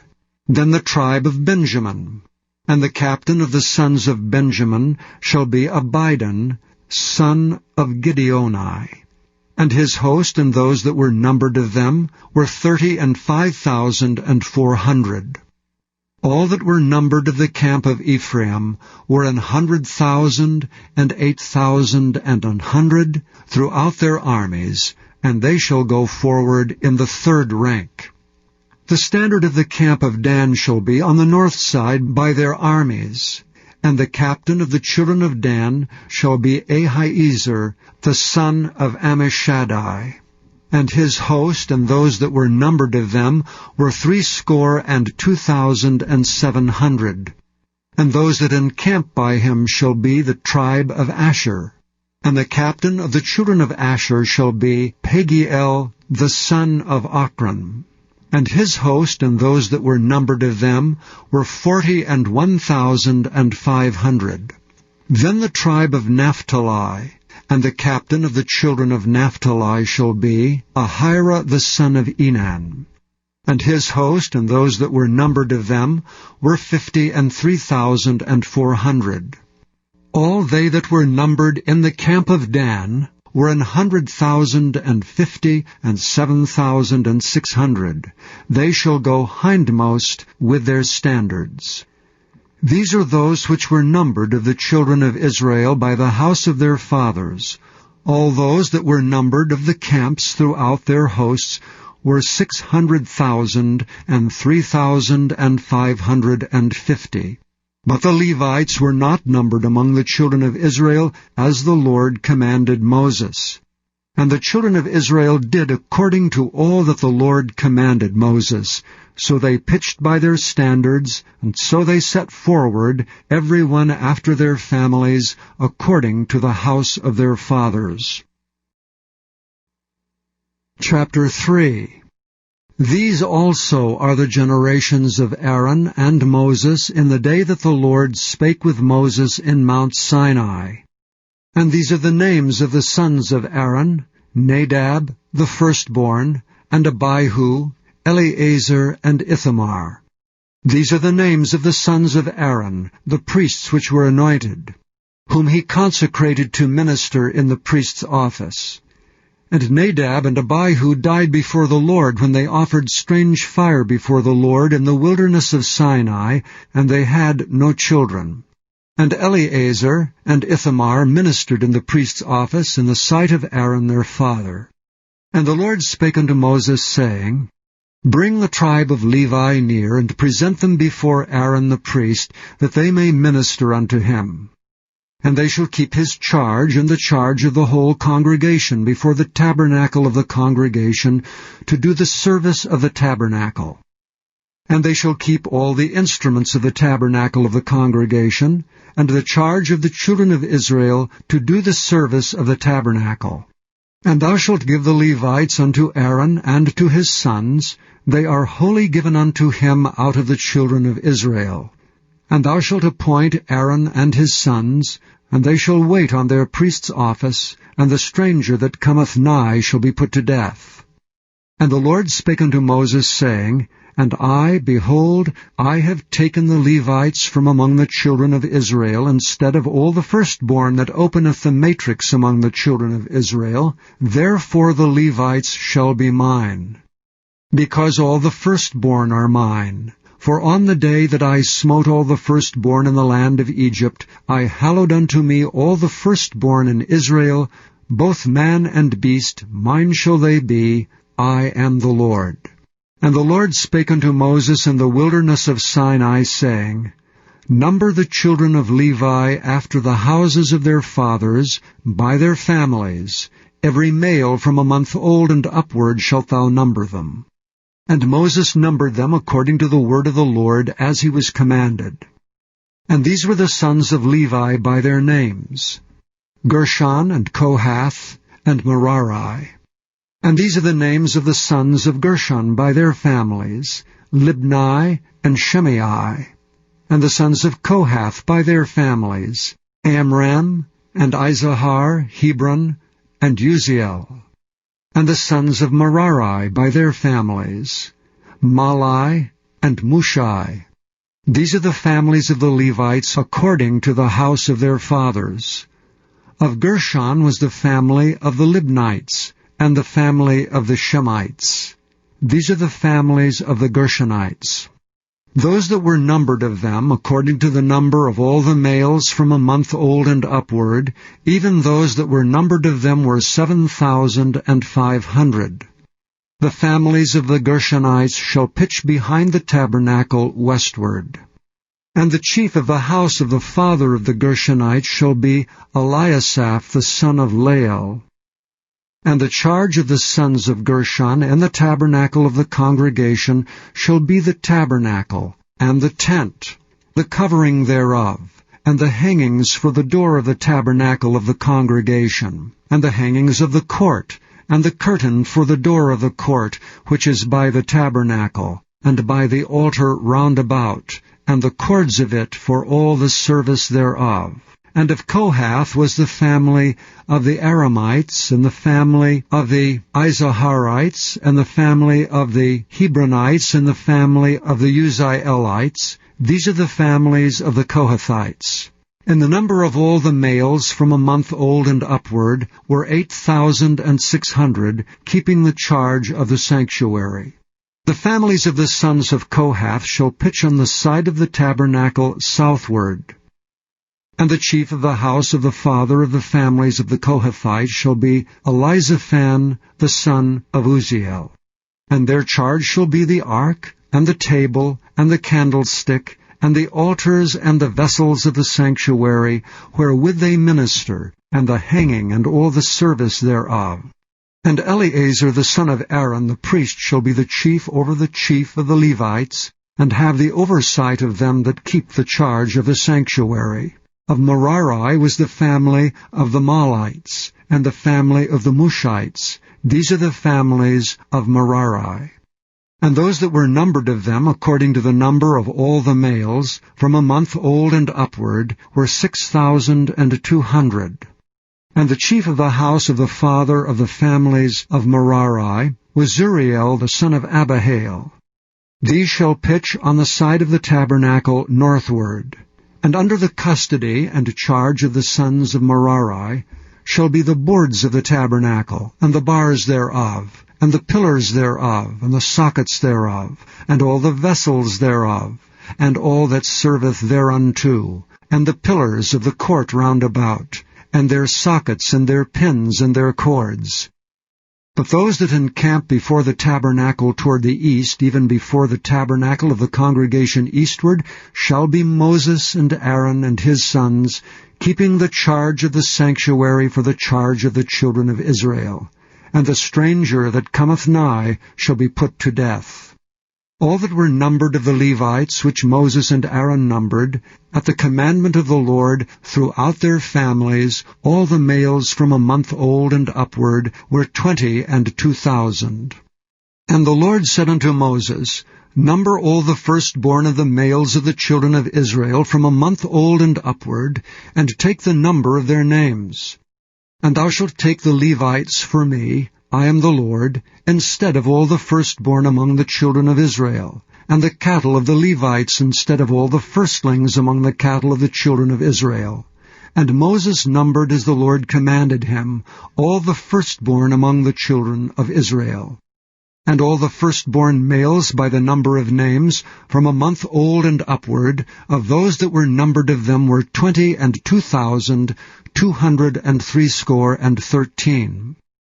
And the Lord spake unto Moses, saying, Take the Levites instead of all the firstborn among the children of Israel, and the cattle of the Levites instead of their cattle, and the Levites shall be mine, I am the Lord. And for those that are to be redeemed of the 213 of the firstborn of the children of Israel, which are more than the Levites, thou shalt even take 5 shekels apiece by the poll. After the shekel of the sanctuary shalt thou take them. The shekel is 20 gerahs. And thou shalt give the money wherewith the odd number of them is to be redeemed unto Aaron and to his sons. And Moses took the redemption money of them that were over and above them that were redeemed by the Levites. Of the firstborn of the children of Israel took he the money, 1,365 shekels after the shekel of the sanctuary. And Moses gave the money of them that were redeemed unto Aaron and to his sons, according to the word of the Lord, as the Lord commanded Moses. Chapter 4. And the Lord spake unto Moses and unto Aaron, saying, Take the sum of the sons of Kohath from among the sons of Levi, after their families by the house of their fathers, from 30 years old and upward, even until 50 years old, all that enter into the host, to do the work of the tabernacle of the congregation. This shall be the service of the sons of Kohath in the tabernacle of the congregation, about the most holy things. And when the camp setteth forward, Aaron shall come, and his sons, and they shall take down the covering veil, and cover the ark of the testimony with it, and shall put thereon the covering of badgers' skins, and shall spread over it a cloth wholly of blue, and shall put in the staves thereof. And upon the table of showbread they shall spread a cloth of blue, and put thereon the dishes and the spoons and the bowls, and covers to cover withal. And the continual bread shall be thereon. And they shall spread upon them a cloth of scarlet, and cover the same with a covering of badgers' skins, and shall put in the staves thereof. And they shall take a cloth of blue, and cover the candlestick of the light, and his lamps, and his tongs, and his snuff dishes, and all the oil vessels thereof, wherewith they minister unto it. And they shall put it, and all the vessels thereof, within a covering of badgers' skins, and shall put it upon a bar. And upon the golden altar they shall spread a cloth of blue, and cover it with a covering of badgers' skins, and shall put to the staves thereof. And they shall take all the instruments of ministry, wherewith they minister in the sanctuary, and put them in a cloth of blue, and cover them with a covering of badgers' skins, and shall put them on a bar. And they shall take away the ashes from the altar, and spread a purple cloth thereon.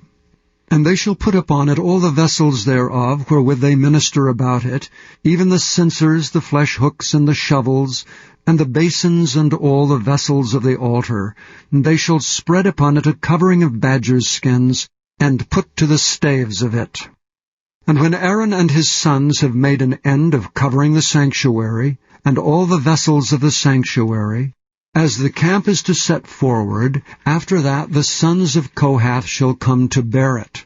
But they shall not touch any holy thing, lest they die. These things are the burden of the sons of Kohath in the tabernacle of the congregation. And to the office of Eleazar the son of Aaron the priest pertaineth the oil for the light, and the sweet incense, and the daily meat offering, and the anointing oil, and the oversight of all the tabernacle, and of all that therein is, in the sanctuary and in the vessels thereof. And the Lord spake unto Moses and unto Aaron, saying, Cut ye not off the tribe of the families of the Kohathites from among the Levites, but thus do unto them, that they may live and not die, when they approach unto the most holy things. Aaron and his sons shall go in, and appoint them every one to his service and to his burden, but they shall not go in to see when the holy things are covered, lest they die. And the Lord spake unto Moses, saying, Take also the sum of the sons of Gershon throughout the houses of their fathers by their families, from 30 years old and upward until 50 years old shalt thou number them, all that enter in to perform the service, to do the work in the tabernacle of the congregation. This is the service of the families of the Gershonites, to serve and for burdens. And they shall bear the curtains of the tabernacle, and the tabernacle of the congregation, his covering, and the covering of the badger's skins that is above upon it, and the hanging for the door of the tabernacle of the congregation, and the hangings of the court, and the hanging for the door of the gate of the court, which is by the tabernacle, and by the altar round about, and their cords, and all the instruments of their service, and all that is made for them, so shall they serve. At the appointment of Aaron and his sons shall be all the service of the sons of the Gershonites, in all their burdens, and in all their service, and ye shall appoint unto them in charge all their burdens. This is the service of the families of the sons of Gershon in the tabernacle of the congregation, and their charge shall be under the hand of Ithamar, the son of Aaron the priest. As for the sons of Merari, thou shalt number them after their families by the house of their fathers. From 30 years old and upward, even unto 50 years old, shalt thou number them, every one that entereth into the service to do the work of the tabernacle of the congregation. And this is the charge of their burden, according to all their service in the tabernacle of the congregation. The boards of the tabernacle, and the bars thereof, and the pillars thereof, and sockets thereof, and the pillars of the court round about, and their sockets and their pins and their cords, with all their instruments, and with all their service, and by name ye shall reckon the instruments of the charge of their burden. This is the service of the families of the sons of Merari, according to all their service in the tabernacle of the congregation, under the hand of Ithamar, the son of Aaron the priest.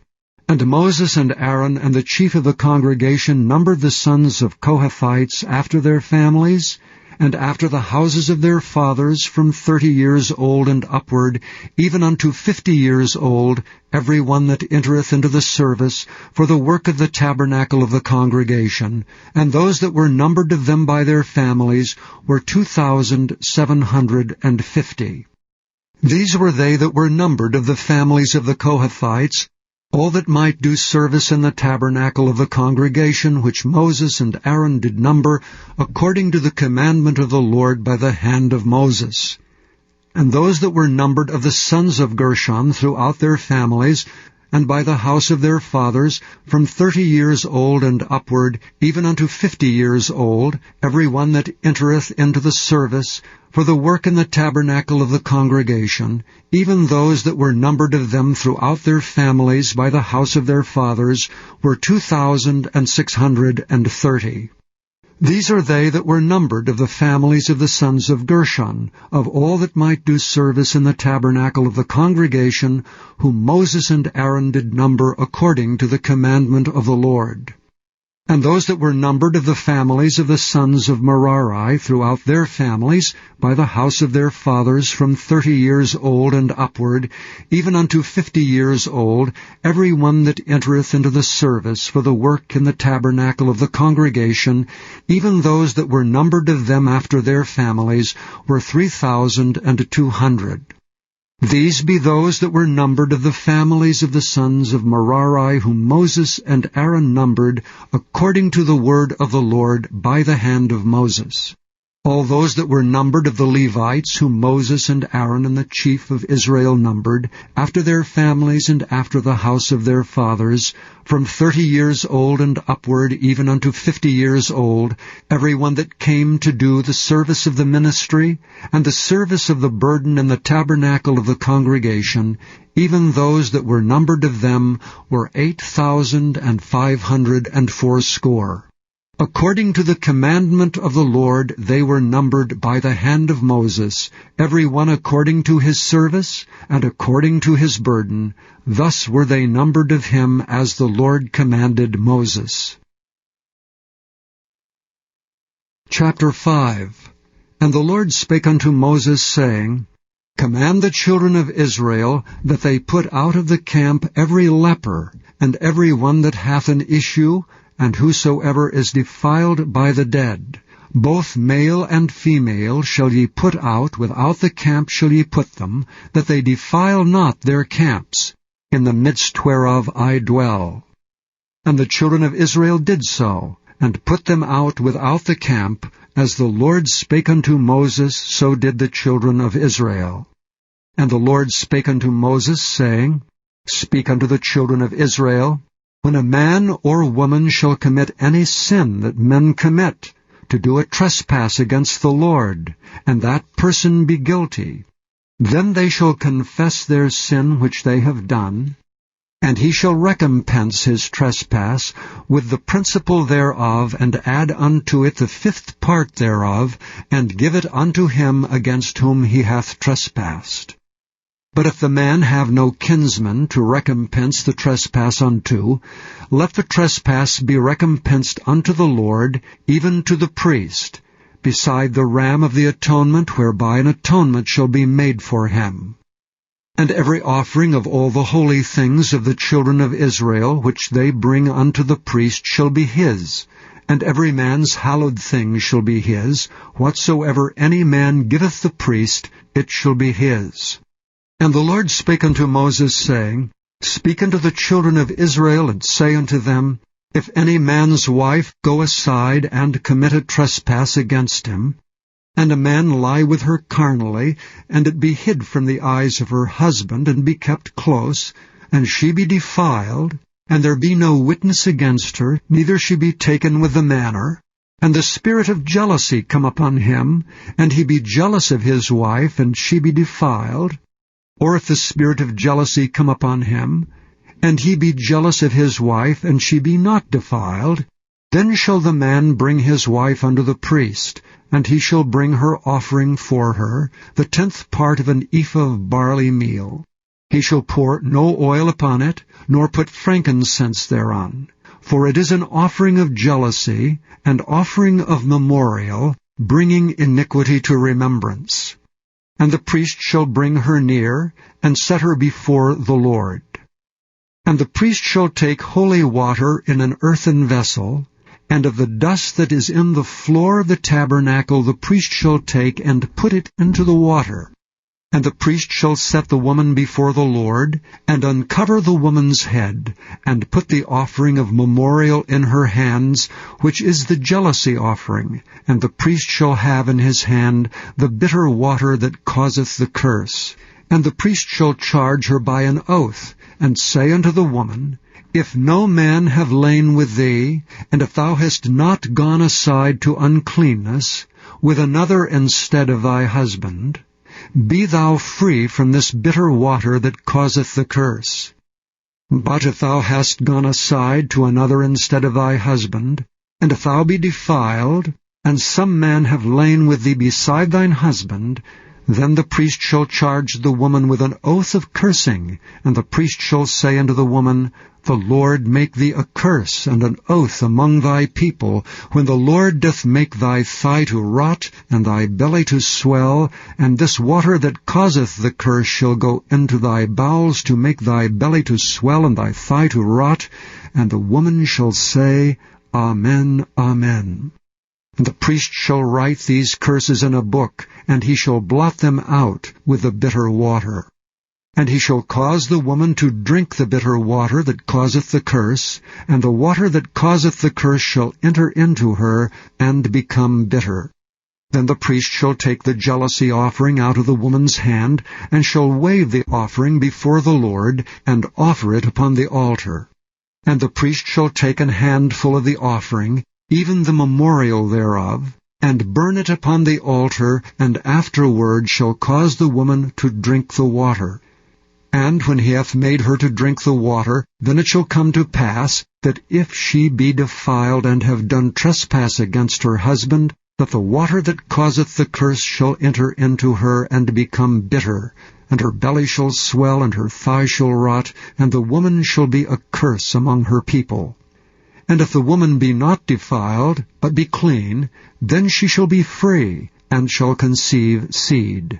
This is the law of jealousies, when a wife goeth aside to another instead of her husband, and is defiled, or when the spirit of jealousy cometh upon him, and he be jealous over his wife, and shall set the woman before the Lord, and the priest shall execute upon her all this law. Then shall the man be guiltless from iniquity, and this woman shall bear her iniquity. Chapter 6.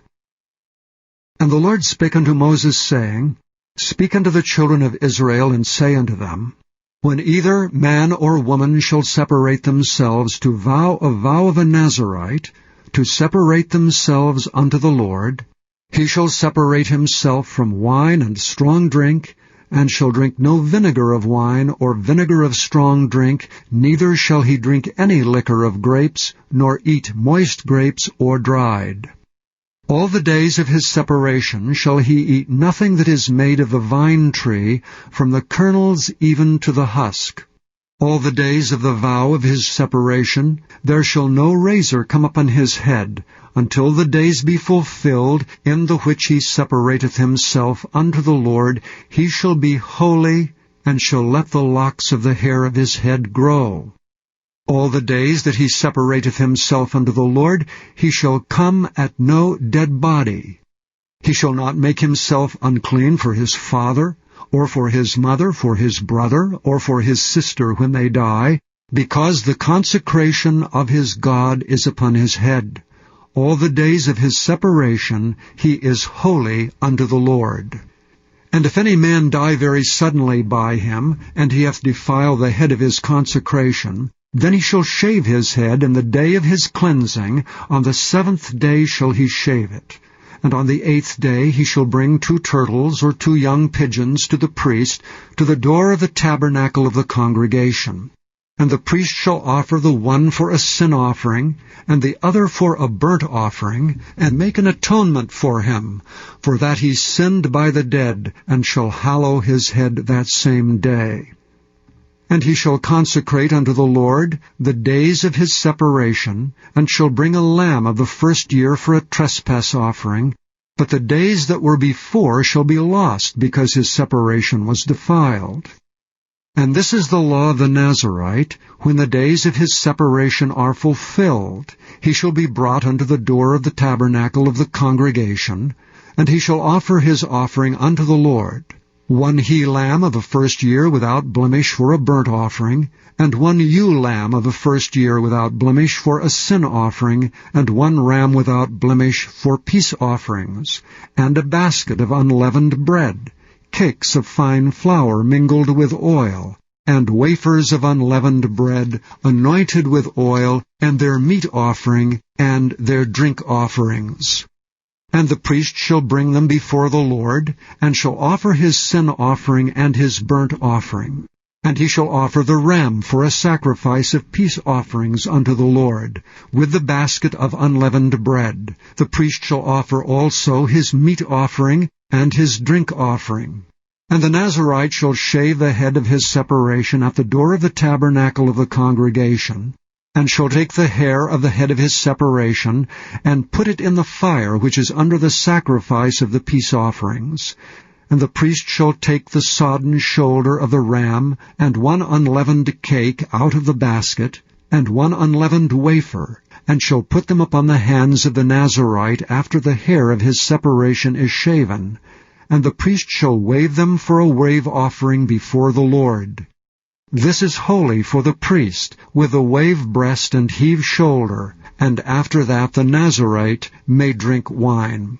This is the law of the Nazarite who hath vowed, and of his offering unto the Lord for his separation, beside that his hand shall get, according to the vow which he vowed, so he must do after the law of his separation.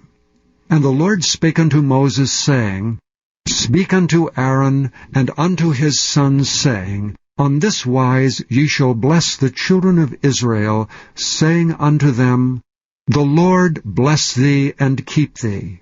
The Lord make his face shine upon thee, and be gracious unto thee. The Lord lift up his countenance upon thee, and give thee peace. And they shall put my name upon the children of Israel, and I will bless them. Chapter 7. And it came to pass on the day that Moses had fully set up the tabernacle, and had anointed it and sanctified it, and all the instruments thereof, both the altar and all the vessels thereof, and had anointed them and sanctified them, that the princes of Israel, heads of the house of their fathers, who are the princes of the tribes, and were over them that were numbered, offered. And they brought their offerings before the Lord, 6 covered wagons, and 12 oxen, a wagon for 2 of the princes, and for each one an ox, and they brought them before the tabernacle. And the Lord spake unto Moses, saying, Take it of them, that they may be to do the service of the tabernacle of the congregation, and thou shalt give them unto the Levites, to every man according to his service. And Moses took the wagons and the oxen, and gave them unto the Levites. 2 wagons and 4 oxen he gave unto the sons of Gershon, according to their service. And 4 wagons and 8 oxen he gave unto the sons of Merari, according to their service, under the hand of Ithamar, the son of Aaron the priest. But unto the sons of Kohath he gave none, because the service of the sanctuary belonging unto them was, that they should bear upon their shoulders. And the princes offered for dedicating of the altar in the day that it was anointed. Even the princes offered their offering before the altar.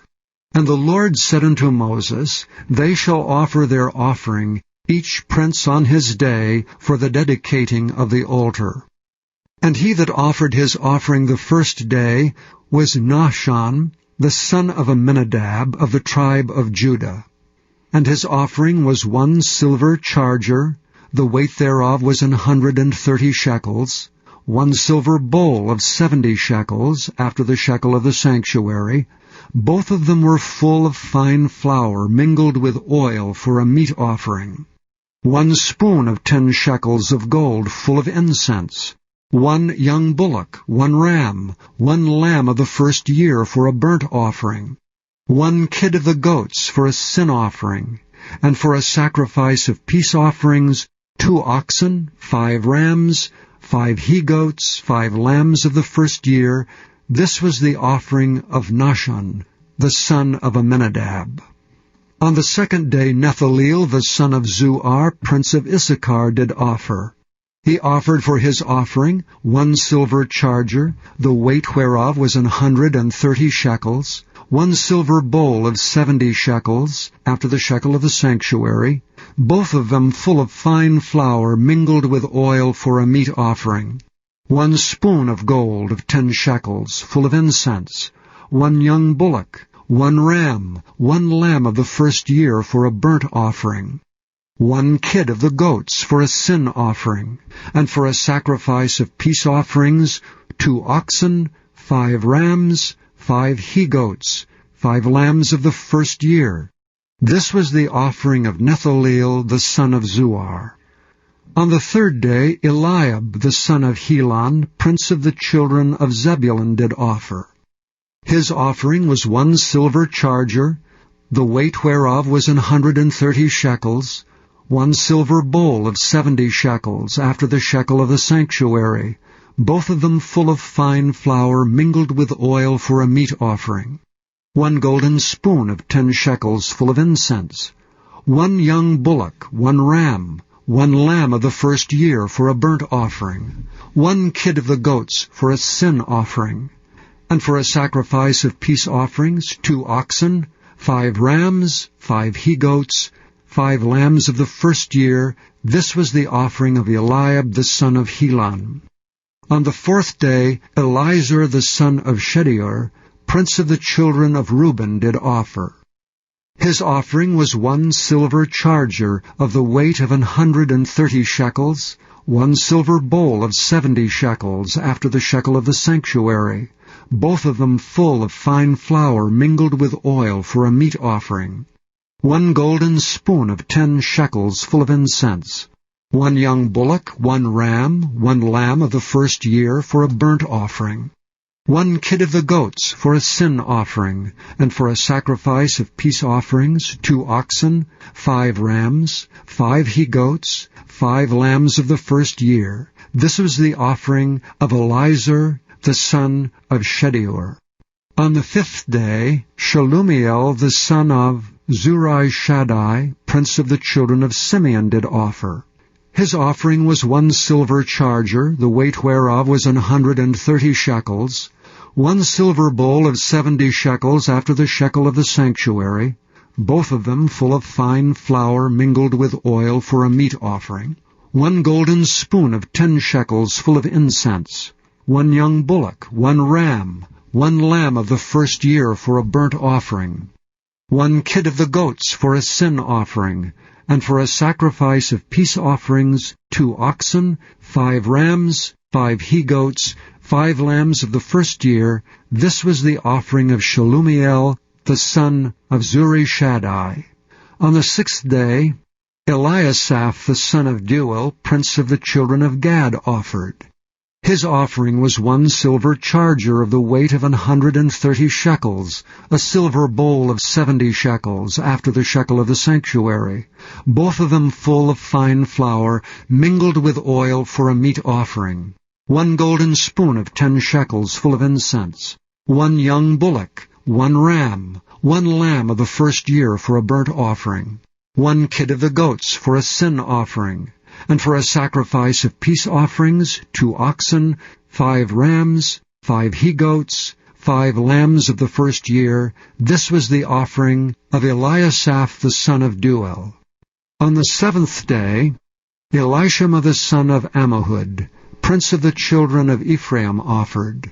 His offering was 1 silver charger, the weight whereof was 130 shekels, 1 silver bowl of 70 shekels, after the shekel of the sanctuary, both of them full of fine flour, mingled with oil for a meat offering, 1 golden spoon of 10 shekels full of incense, 1 young bullock, 1 ram, 1 lamb of the first year for a burnt offering, 1 kid of the goats for a sin offering, and for a sacrifice of peace offerings, 2 oxen, 5 rams, 5 he-goats, 5 lambs of the first year.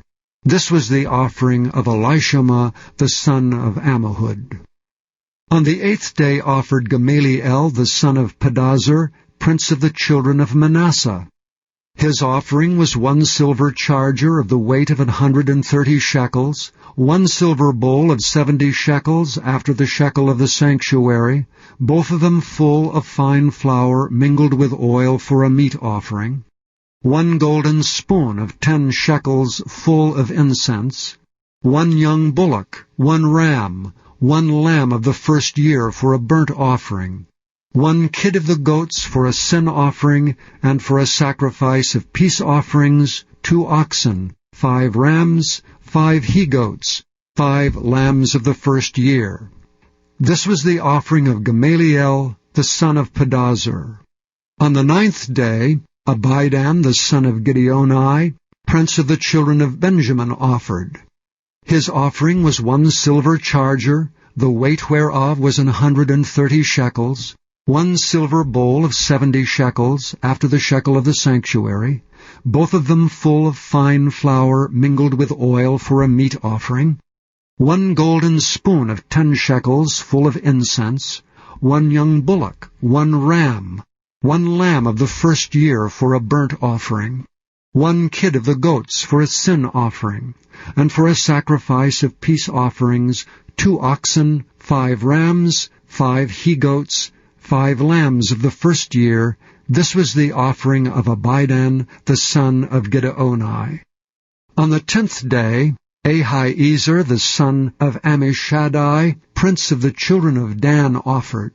His offering was 1 silver charger, the weight whereof was 130 shekels, 1 silver bowl of 70 shekels, after the shekel of the sanctuary, both of them full of fine flour, mingled with oil for a meat offering, 1 golden spoon of 10 shekels full of incense, 1 young bullock, 1 ram, 1 lamb of the first year for a burnt offering, 1 kid of the goats for a sin offering, and for a sacrifice of peace offerings, 2 oxen, 5 rams, 5 he-goats, 5 lambs of the first year. This was the offering of Ahiezer the son of Ammishaddai. On the 11th day, Pagiel son of Ochran, prince of the children of Asher, offered. His offering was 1 silver charger, the weight whereof was 130 shekels, 1 silver bowl of 70 shekels, after the shekel of the sanctuary, both of them full of fine flour, mingled with oil for a meat offering, 1 golden spoon of 10 shekels full of incense, 1 young bullock, 1 ram, 1 lamb of the first year for a burnt offering, 1 kid of the goats for a sin offering, and for a sacrifice of peace offerings, 2 oxen, 5 rams, 5 he-goats, 5 lambs of the first year. This was the offering of Pagiel the son of Ochran. On the 12th day, Ahira the son of Enan, prince of the children of Naphtali, offered. His offering was 1 silver charger, the weight whereof was 130 shekels, 1 silver bowl of 70 shekels after the shekel of the sanctuary, both of them full of fine flour, mingled with oil for a meat offering, 1 golden spoon of 10 shekels full of incense, 1 young bullock, 1 ram, 1 lamb of the first year for a burnt offering, 1 kid of the goats for a sin offering, and for a sacrifice of peace offerings 2 oxen, 5 rams, 5 he-goats, 5 lambs of the first year. This was the offering of Ahira the son of Enan. This was the dedication of the altar in the day when it was anointed by the princes of Israel. 12 chargers of silver, 12 silver bowls, 12 spoons of gold, each charger of silver weighing 130 shekels, each bowl 70. All the silver vessels weighed 2,400 shekels after the shekel of the sanctuary. The golden spoons were 12, full of incense, weighing 10 shekels apiece after the shekel of the sanctuary. All the gold of the spoons was 120 shekels. All the oxen for the burnt offering were 12 bullocks, the rams 12, the lambs of the first year 12, with their meat offering, and the kids of the goats for sin offering 12. And all the oxen for the sacrifice of the peace offerings were 24 bullocks, the rams 60, the he-goats 60, the lambs of the first year 60. This was the dedication of the altar after that it was anointed. And when Moses was gone into the tabernacle of the congregation to speak with him, then he heard the voice of one speaking unto him from off the mercy seat that was upon the ark of testimony, from between the 2 cherubims, and he spake unto him. Chapter 8. And the Lord spake unto Moses, saying, Speak unto Aaron, and say unto him, When thou lightest the lamps, the 7 lamps shall give light over against the candlestick. And Aaron did so. He lighted the lamps thereof over against the candlestick as the Lord commanded Moses. And this work of the candlestick was of beaten gold. Under the shaft thereof, under the flowers thereof was beaten work. According unto the pattern which the Lord had showed Moses, so he made the candlestick. And the Lord spake unto Moses, saying, Take the Levites from among the children of Israel, and cleanse them. And thus shalt thou do unto them to cleanse them. Sprinkle water of purifying upon them, and let them shave all their flesh, and let them wash their clothes, and so make themselves clean. Then let them take a young bullock with his meat offering, even fine flour mingled with oil, and another young bullock shalt thou take for a sin offering. And thou shalt bring the Levites before the tabernacle of the congregation, and thou shalt gather the whole assembly of the children of Israel together. And thou shalt bring the Levites before the Lord, and the children of Israel shall put their hands upon the Levites. And Aaron shall offer the Levites before the Lord for an offering of the children of Israel, that they may execute the service of the Lord. And the Levites shall lay their hands upon the heads of the bullocks, and thou shalt offer the one for a sin offering, and the other for a burnt offering unto the Lord, to make an atonement for the Levites. And thou shalt set the Levites before Aaron and before his sons, and offer them for an offering unto the Lord. Thus shalt thou separate the Levites from among the children of Israel, and the Levites shall be mine. And after that shall the Levites go in to do the service of the tabernacle of the congregation, and thou shalt cleanse them and offer them for an offering. For they are wholly given unto me from among the children of Israel. Instead of such as open every womb, even instead of the firstborn of all the children of Israel, have I taken them unto me. For all the firstborn of the children of Israel are mine, both man and beast. On the day that I smote every firstborn in the land of Egypt, I sanctified them for myself. And I have taken the Levites for all the firstborn of the children of Israel. And I have given the Levites as a gift to Aaron and to his sons from among the children of Israel, to do the service of the children of Israel in the tabernacle of the congregation, and to make an atonement for the children of Israel, that there be no plague among the children of Israel when the children of Israel come nigh unto the sanctuary. And Moses and Aaron and all the congregation of the children of Israel did to the Levites according unto all that the Lord commanded Moses concerning the Levites, so did the children of Israel unto them. And the Levites were purified, and they washed their clothes, and Aaron offered them as an offering before the Lord, and Aaron made an atonement for them to cleanse them. And after that went the Levites in to do their service in the tabernacle of the congregation before Aaron and before his sons. As the Lord had commanded Moses concerning the Levites, so did they unto them.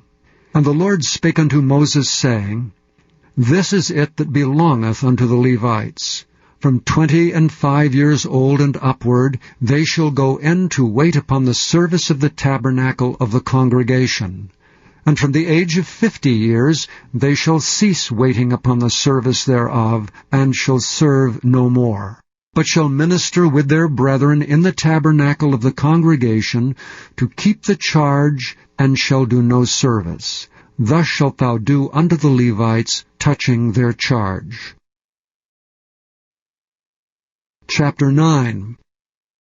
And the Lord spake unto Moses in the wilderness of Sinai, in the first month of the 2nd year after they were come out of the land of Egypt, saying, Let the children of Israel also keep the Passover at his appointed season. In the 14th day of this month at even, ye shall keep it in his appointed season, according to all the rites of it, and according to all the ceremonies thereof shall ye keep it. And Moses spake unto the children of Israel that they should keep the Passover. And they kept the Passover on the 14th day of the first month at even, in the wilderness of Sinai. According to all that the Lord commanded Moses, so did the children of Israel. And there were certain men who were defiled by the dead body of a man, that they could not keep the Passover on that day. And they came before Moses and before Aaron on that day, and those men said unto him, We are defiled by the dead body of a man. Wherefore are we kept back, that we may not offer an offering of the Lord in his appointing season among the children of Israel? And Moses said unto them, Stand still, and I will hear what the Lord will command concerning you. And the Lord spake unto Moses, saying, Speak unto the children of Israel, saying, If any man of you, or of your posterity, shall be unclean by reason of a dead body, or be in a journey afar off, yet he shall keep the Passover unto the Lord. The 14th day of the 2nd month at even, they shall keep it, and eat it with unleavened bread and bitter herbs. They shall leave none of it unto the morning, nor break any bone of it. According to all the ordinances of the Passover they shall keep it. But the man that is clean, and is not in a journey, and forbeareth to keep the Passover, even the same soul shall be cut off from among his people, because he brought not the offering of the Lord in his appointed season. That man shall bear his sin. And if a stranger shall sojourn among you, and will keep the Passover unto the Lord, according to the ordinance of the Passover, and according to the manner thereof, so shall he do. Ye shall have one ordinance both for the stranger and for him that was born in the land. And on the day that the tabernacle was reared up, the cloud covered the tabernacle, namely the tent of the testimony. And at even there was upon the tabernacle as it were the appearance of fire until the morning. So it was alway. The cloud covered it by day, and the appearance of fire by night. And when the cloud was taken up from the tabernacle, then after that the children of Israel journeyed. And in the place where the cloud abode, there the children of Israel pitched their tents. At the commandment of the Lord the children of Israel journeyed, and at the commandment of the Lord they pitched. As long as the cloud abode upon the tabernacle, they rested in their tents. And when the cloud tarried long upon the tabernacle, many days, then the children of Israel kept the charge of the Lord and journeyed not. And so it was when the cloud was a few days upon the tabernacle. According to the commandment of the Lord they abode in their tents, and according to the commandment of the Lord they journeyed. And so it was when the cloud abode from even unto the morning, and that the cloud was taken up in the morning, then they journeyed. Whether it was by day or by night that the cloud was taken up, they journeyed. Or whether it were 2 days, or a month, or a year, that the cloud tarried upon the tabernacle, remaining thereon, the children of Israel abode in their tents, and journeyed not. But when it was taken up, they journeyed. At the commandment of the Lord they rested in the tents, and at the commandment of the Lord they journeyed. They kept the charge of the Lord at the commandment of the Lord by the hand of Moses. Chapter 10. And the Lord spake unto Moses, saying, Make thee 2 trumpets of silver. Of a whole piece shalt thou make them, that thou mayest use them for the calling of the assembly, and for the journeying of the camps. And when they shall blow with them, all the assembly shall assemble themselves to thee at the door of the tabernacle of the congregation. And if they blow but with 1 trumpet, then the princes which are heads of the thousands of Israel shall gather themselves unto thee. When ye blow an alarm, then the camps that lie on the east parts shall go forward. When ye blow an alarm the 2nd time, then the camps that lie on the south side shall take their journey. They shall blow an alarm for their journeys. But when the congregation is to be gathered together, ye shall blow, but ye shall not sound an alarm. And the sons of Aaron the priest shall blow with the trumpets, and they shall be to you for an ordinance forever throughout your generations. And if ye go to war in your land against the enemy that oppresseth you, then ye shall blow an alarm with the trumpets. And ye shall be remembered before the Lord your God, and ye shall be saved from your enemies. Also in the day of your gladness, and in your solemn days, and in the beginnings of your months ye shall blow with the trumpets over your burnt offerings, and over the sacrifices of your peace offerings, that they may be to you for a memorial before your God. I am the Lord your God. And it came to pass on the 20th day of the 2nd month, in the 2nd year, that the cloud was taken up from off the tabernacle of the testimony. And the children of Israel took their journeys out of the wilderness of Sinai, and the cloud rested in the wilderness of Paran. And they first took their journey according to the commandment of the Lord by the hand of Moses. In the first place went the standard of the camp of the children of Judah according to their armies. And over his host was Nahshon the son of Amminadab. And over the host of the tribe of the children of Issachar was Nethaneel the son of Zuar. And over the host of the tribe of the children of Zebulun was Eliab the son of Helon. And the tabernacle was taken down, and the sons of Gershon and the sons of Merari set forward, bearing the tabernacle. And the standard of the camp of Reuben set forward according to their armies, and over their host was Elizur the son of Shedeur. And over the host of the tribe of the children of Simeon was Shelumiel the son of Zurai Shaddai. And over the host of the tribe of the children of Gad was Eliasaph the son of Duel. And the Kohathites set forward, bearing the sanctuary, and the other did set up the tabernacle against they came. And the standard of the camp of the children of Ephraim set forward according to their armies, and over his host was Elishama the son of Ammihud. And over the host of the tribe of the children of Manasseh was Gamaliel the son of Pedahzur. And over the host of the tribe of the children of Benjamin was Abidan the son of Gideoni. And the standard of the camp of the children of Dan set forward, which was the rearward of all the camps throughout their hosts. And over his host was Ahiezer the son of Ammishaddai.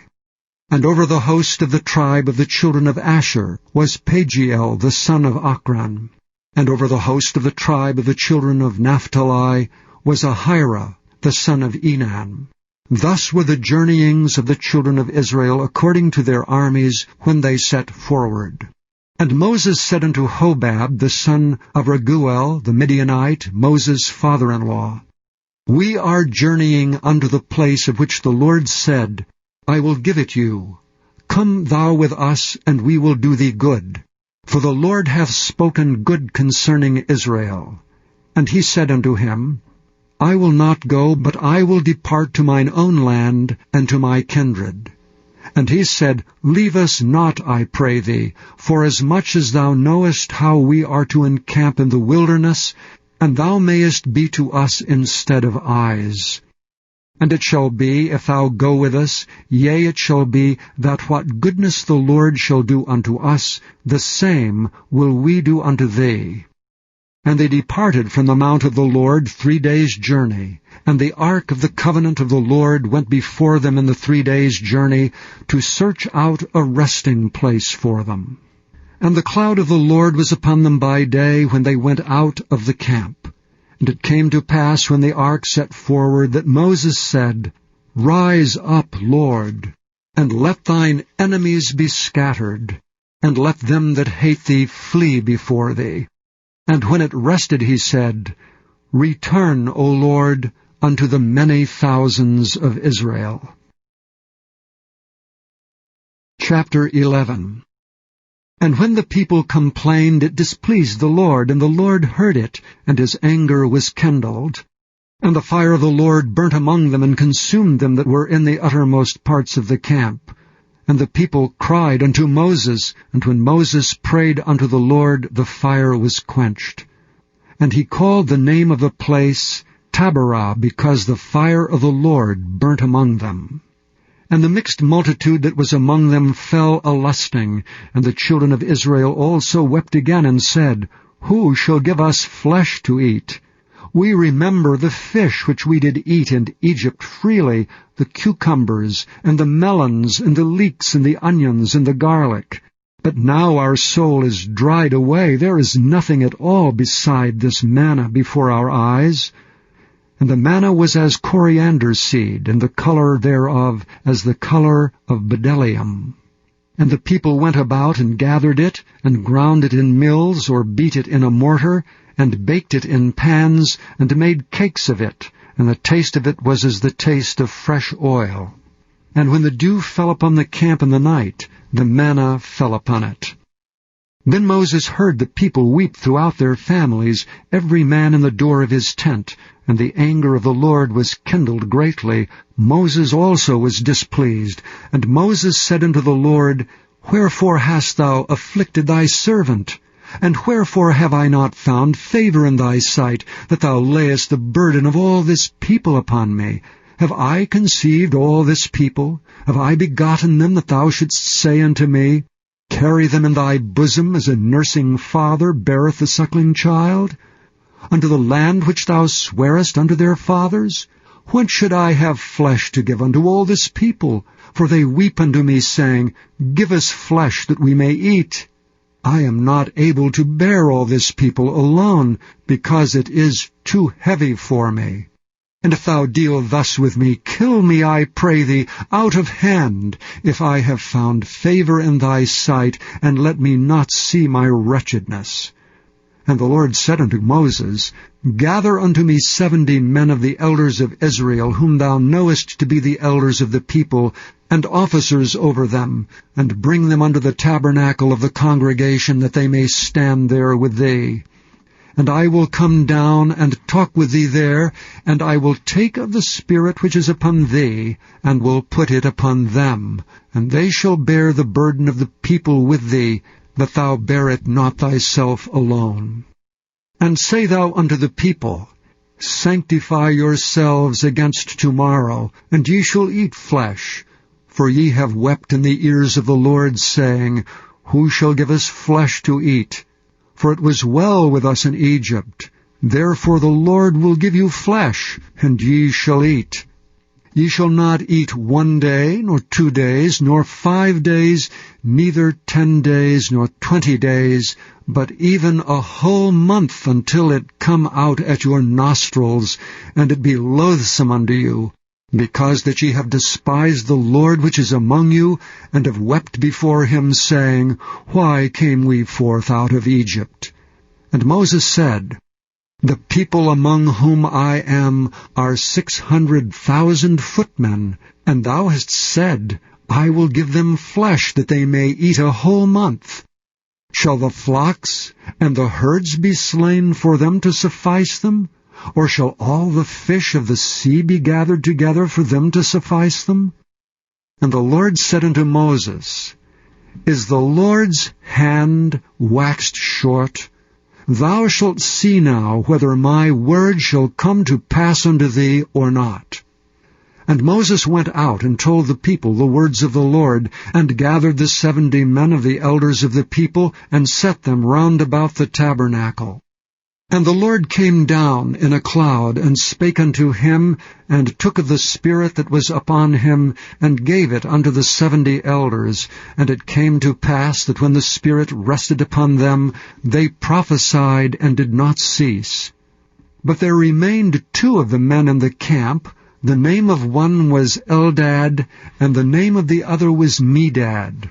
And the Spirit rested upon them, and they were of them that were written, but went not out unto the tabernacle, and they prophesied in the camp. And there ran a young man, and told Moses, and said, Eldad and Medad do prophesy in the camp. And Joshua the son of Nun, the servant of Moses, one of his young men, answered and said, My lord Moses, forbid them. And Moses said unto him, Enviest thou for my sake? Would God that all the Lord's people were prophets, and that the Lord would put his Spirit upon them. And Moses gat him into the camp, he and the elders of Israel. And there went forth a wind from the Lord, and brought quails from the sea, and let them fall by the camp as it were a day's journey on this side, and as it were a day's journey on the other side, round about the camp, and as it were 2 cubits high upon the face of the earth. And the people stood up all that day, and all that night, and all the next day, and they gathered the quails. He that gathered least gathered 10 homers, and they spread them all abroad for themselves round about the camp. And while the flesh was yet between their teeth ere it was chewed, the wrath of the Lord was kindled against the people, and the Lord smote the people with a very great plague. And he called the name of that place Kibroth-Hattaavah, because there they buried the people that lusted. And the people journeyed from Kibroth-Hattaavah unto Hazeroth, and abode at Havzeroth. Chapter 12. And Miriam and Aaron spake against Moses because of the Ethiopian woman whom he had married, for he had married an Ethiopian woman. And they said, Hath the Lord indeed spoken only by Moses? Hath he not spoken also by us? And the Lord heard it. Now the man Moses was very meek above all the men which were upon the face of the earth. And the Lord spake suddenly unto Moses, and unto Aaron, and unto Miriam, Come out ye 3 unto the tabernacle of the congregation. And they 3 came out. And the Lord came down in the pillar of the cloud, and stood in the door of the tabernacle, and called Aaron and Miriam, and they both came forth. And he said, Hear now my words. If there be a prophet among you, I the Lord will make myself known unto him in a vision, and will speak unto him in a dream. My servant Moses is not so, who is faithful in all mine house. With him will I speak mouth to mouth, even apparently, and not in dark speeches. and the similitude of the Lord shall he behold. Wherefore then were ye not afraid to speak against my servant Moses? And the anger of the Lord was kindled against them, and he departed. And the cloud departed from off the tabernacle, and behold, Miriam became leprous, white as snow. And Aaron looked upon Miriam, and behold, she was leprous. And Aaron said unto Moses, Alas, my Lord, I beseech thee, lay not this sin upon us, wherein we have done foolishly, and wherein we have sinned. Let not her be as one dead, of whom the flesh is half consumed when he cometh out of his mother's womb. And Moses cried unto the Lord, saying, Heal her now, O God, I beseech thee. And the Lord said unto Moses, If her father had but spit in her face, should she not be ashamed 7 days? Let her be shut out of the camp 7 days, and after that let her be received in again. And Miriam was shut out from the camp 7 days, and the people journeyed not till Miriam was brought in again. And afterward the people removed from Hazeroth, and pitched in the wilderness of Paran. Chapter 13. And the Lord spake unto Moses, saying, Send thou men, that they may search the land of Canaan, which I give unto the children of Israel.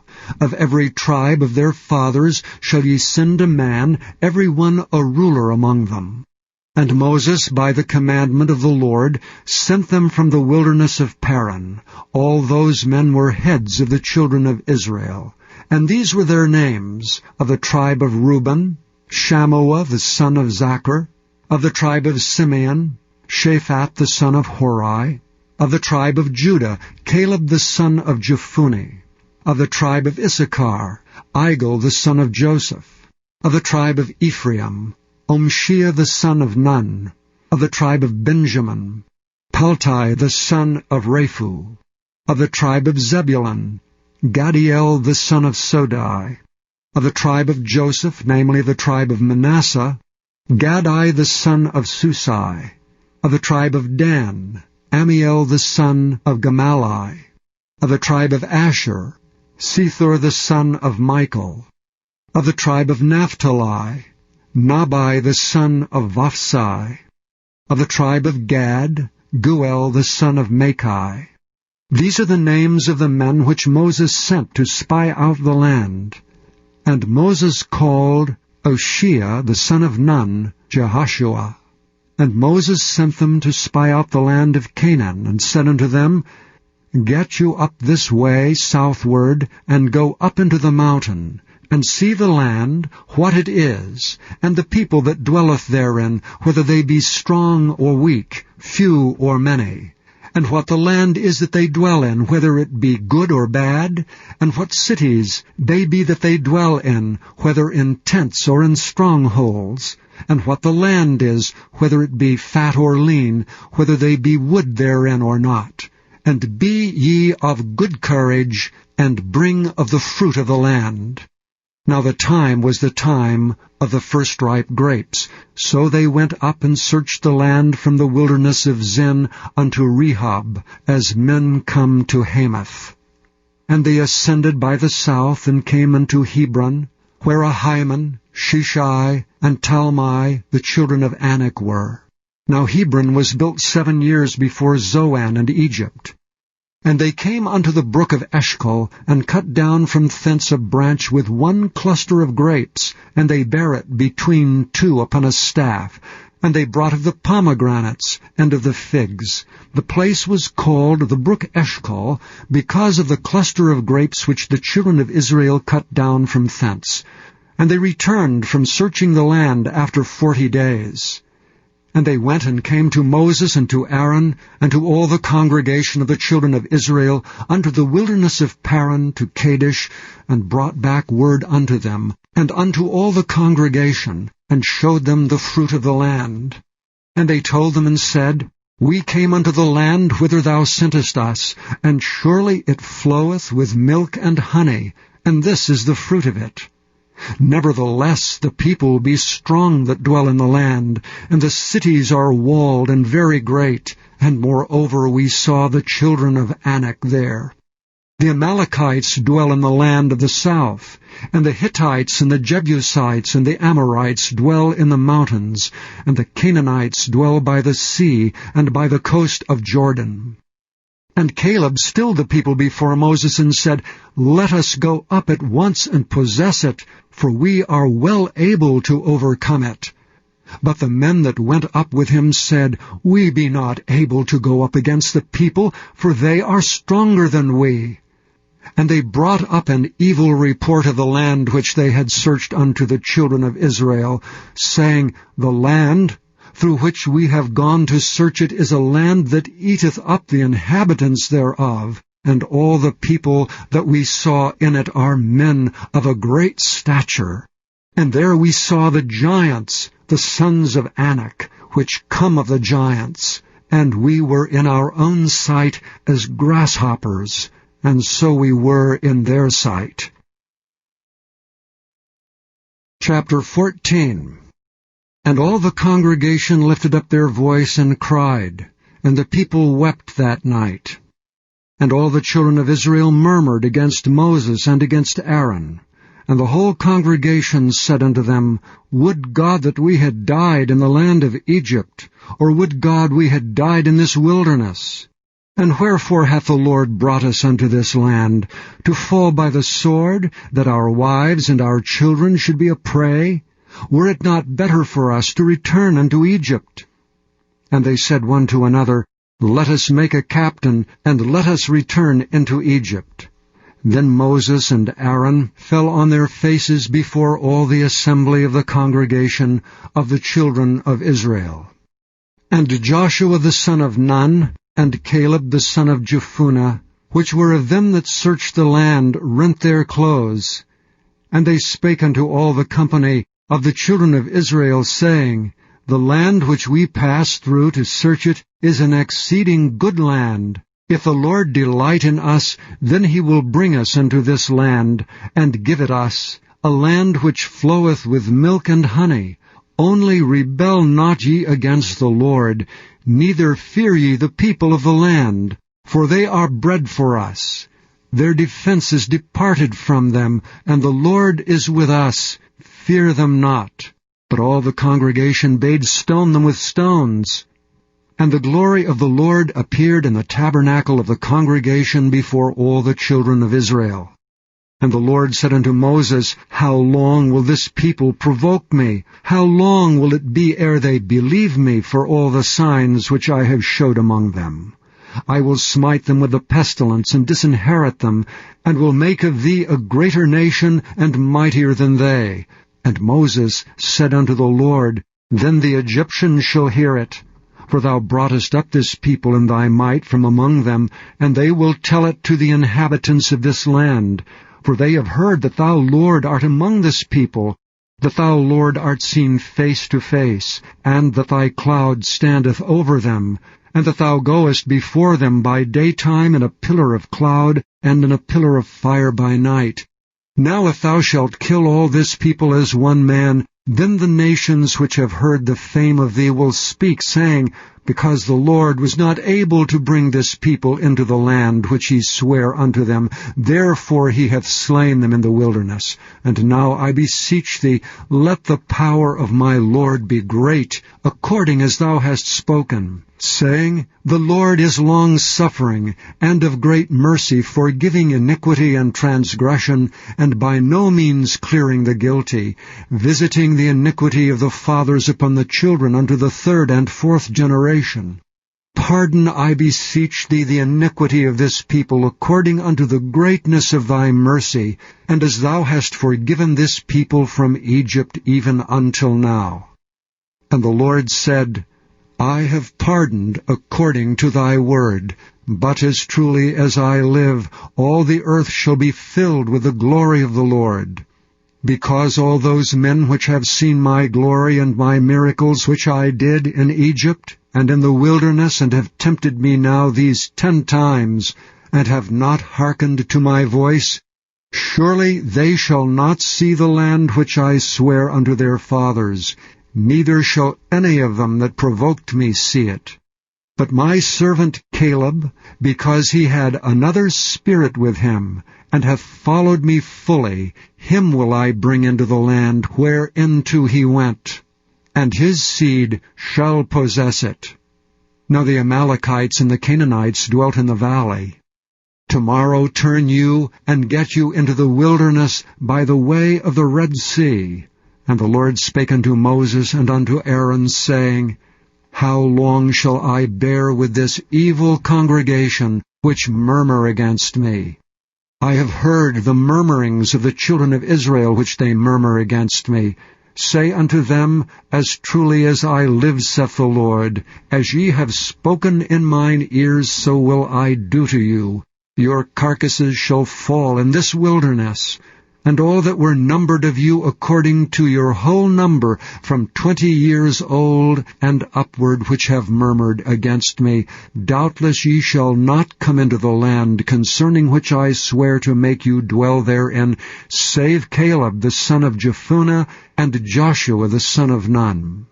But your little ones, which ye said should be a prey, them will I bring in, and they shall know the land which ye have despised. But as for you, your carcasses, they shall fall in this wilderness.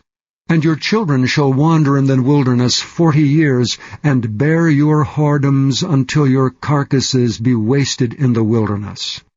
After the number of the days in which ye search the land, even 40 days, each day for a year shall ye bear your iniquities, even 40 years, and ye shall know my breach of promise. I, the Lord, have said, I will surely do unto all this evil congregation that are gathered together against me. In this wilderness they shall be consumed, and there they shall die. And the men which Moses sent to search the land, who returned and made all the congregation to murmur against him, by bringing up a slander upon the land, even those men that did bring up the evil report upon the land died by the plague before the Lord. But Joshua the son of Nun, and Caleb the son of Jephunneh, which were of the men that went to search the land, lived still. And Moses told these sayings unto all the children of Israel, and the people mourned greatly.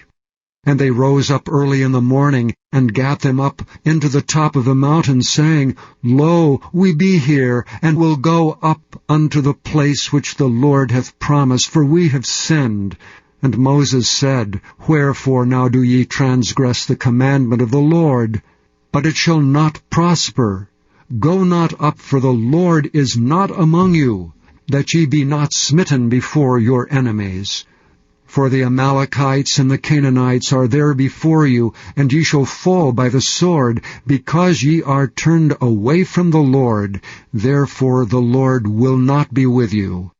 But they presumed to go up unto the hilltop. Nevertheless the ark of the covenant of the Lord and Moses departed not out of the camp. Then the Amalekites came down, and the Canaanites which dwelt in that hill, and smote them, and discomfited them, even unto Hormah. Chapter 15.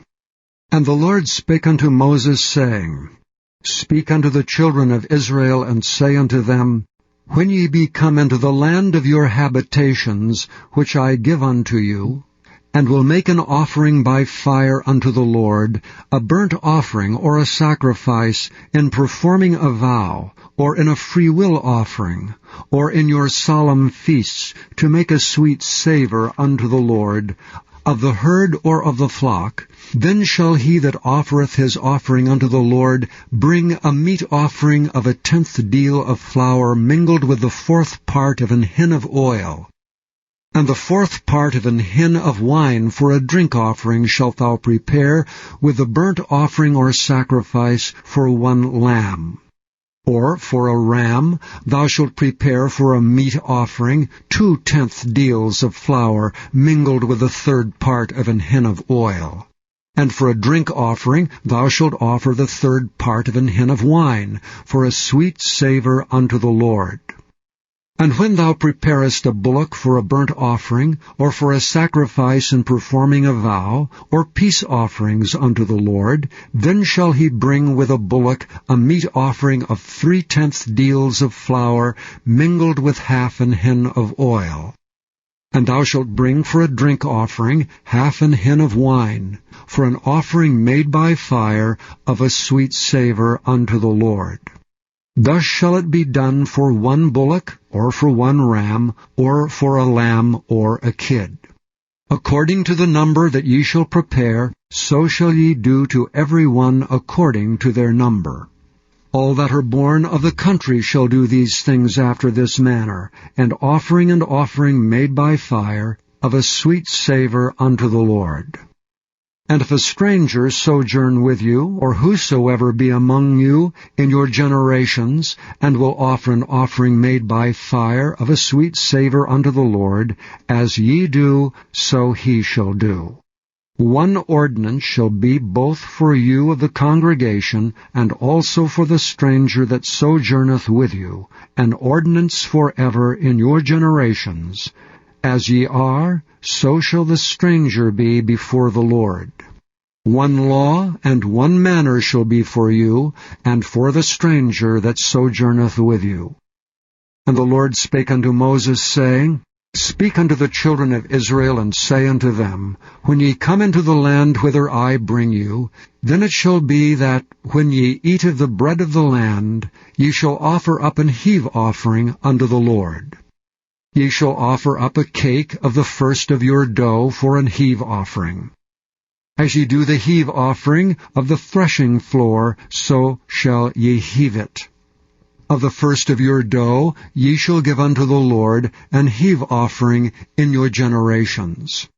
And if ye have erred, and not observed all these commandments which the Lord hath spoken unto Moses, even all that the Lord hath commanded you by the hand of Moses, from the day that the Lord commanded Moses, and henceforward among your generations, then it shall be, if aught be committed by ignorance without the knowledge of the congregation, that all the congregation shall offer one young bullock for a burnt offering, for a sweet savour unto the Lord, with his meat offering and his drink offering, according to the manner, and one kid of the goats for a sin offering.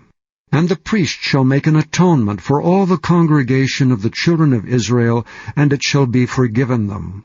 For it is ignorance. And they shall bring their offering, a sacrifice made by fire unto the Lord, and their sin offering before the Lord for their ignorance. And it shall be forgiven all the congregation of the children of Israel, and the stranger that sojourneth among them, seeing all the people were in ignorance. And if any soul sin through ignorance, then he shall bring a she-goat of the first year for a sin offering. And the priest shall make an atonement for the soul that sinneth ignorantly, when he sinneth by ignorance before the Lord, to make an atonement for him, and it shall be forgiven him. Ye shall have one law for him that sinneth through ignorance, both for him that is born among the children of Israel, and for the stranger that sojourneth among them. But the soul that doeth aught presumptuously, whether he be born in the land or a stranger, the same reproacheth the Lord, and that soul shall be cut off from among the people. Because he hath despised the word of the Lord, and hath broken his commandment, that soul shall utterly be cut off, his iniquity shall be upon him. And while the children of Israel were in the wilderness, they found a man that gathered sticks upon the Sabbath day. And they that found him, gathering sticks, brought him unto Moses and Aaron, and unto all the congregation. And they put him in ward, because it was not declared what should be done to him. And the Lord said unto Moses, The man shall be surely put to death. All the congregation shall stone him with stones without the camp. And all the congregation brought him without the camp, and stoned him with stones, and he died, as the Lord commanded Moses. And the Lord spake unto Moses, saying, Speak unto the children of Israel, and bid them that they make them fringes in the borders of their garments throughout their generations, and that they put upon the fringe of the borders a riband of blue.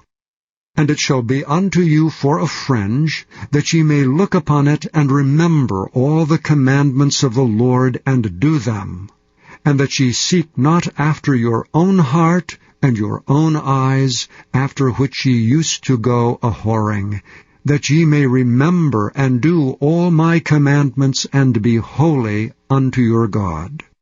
I am the Lord your God, which brought you out of the land of Egypt to be your God.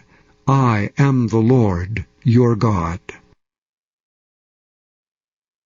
Chapter 16.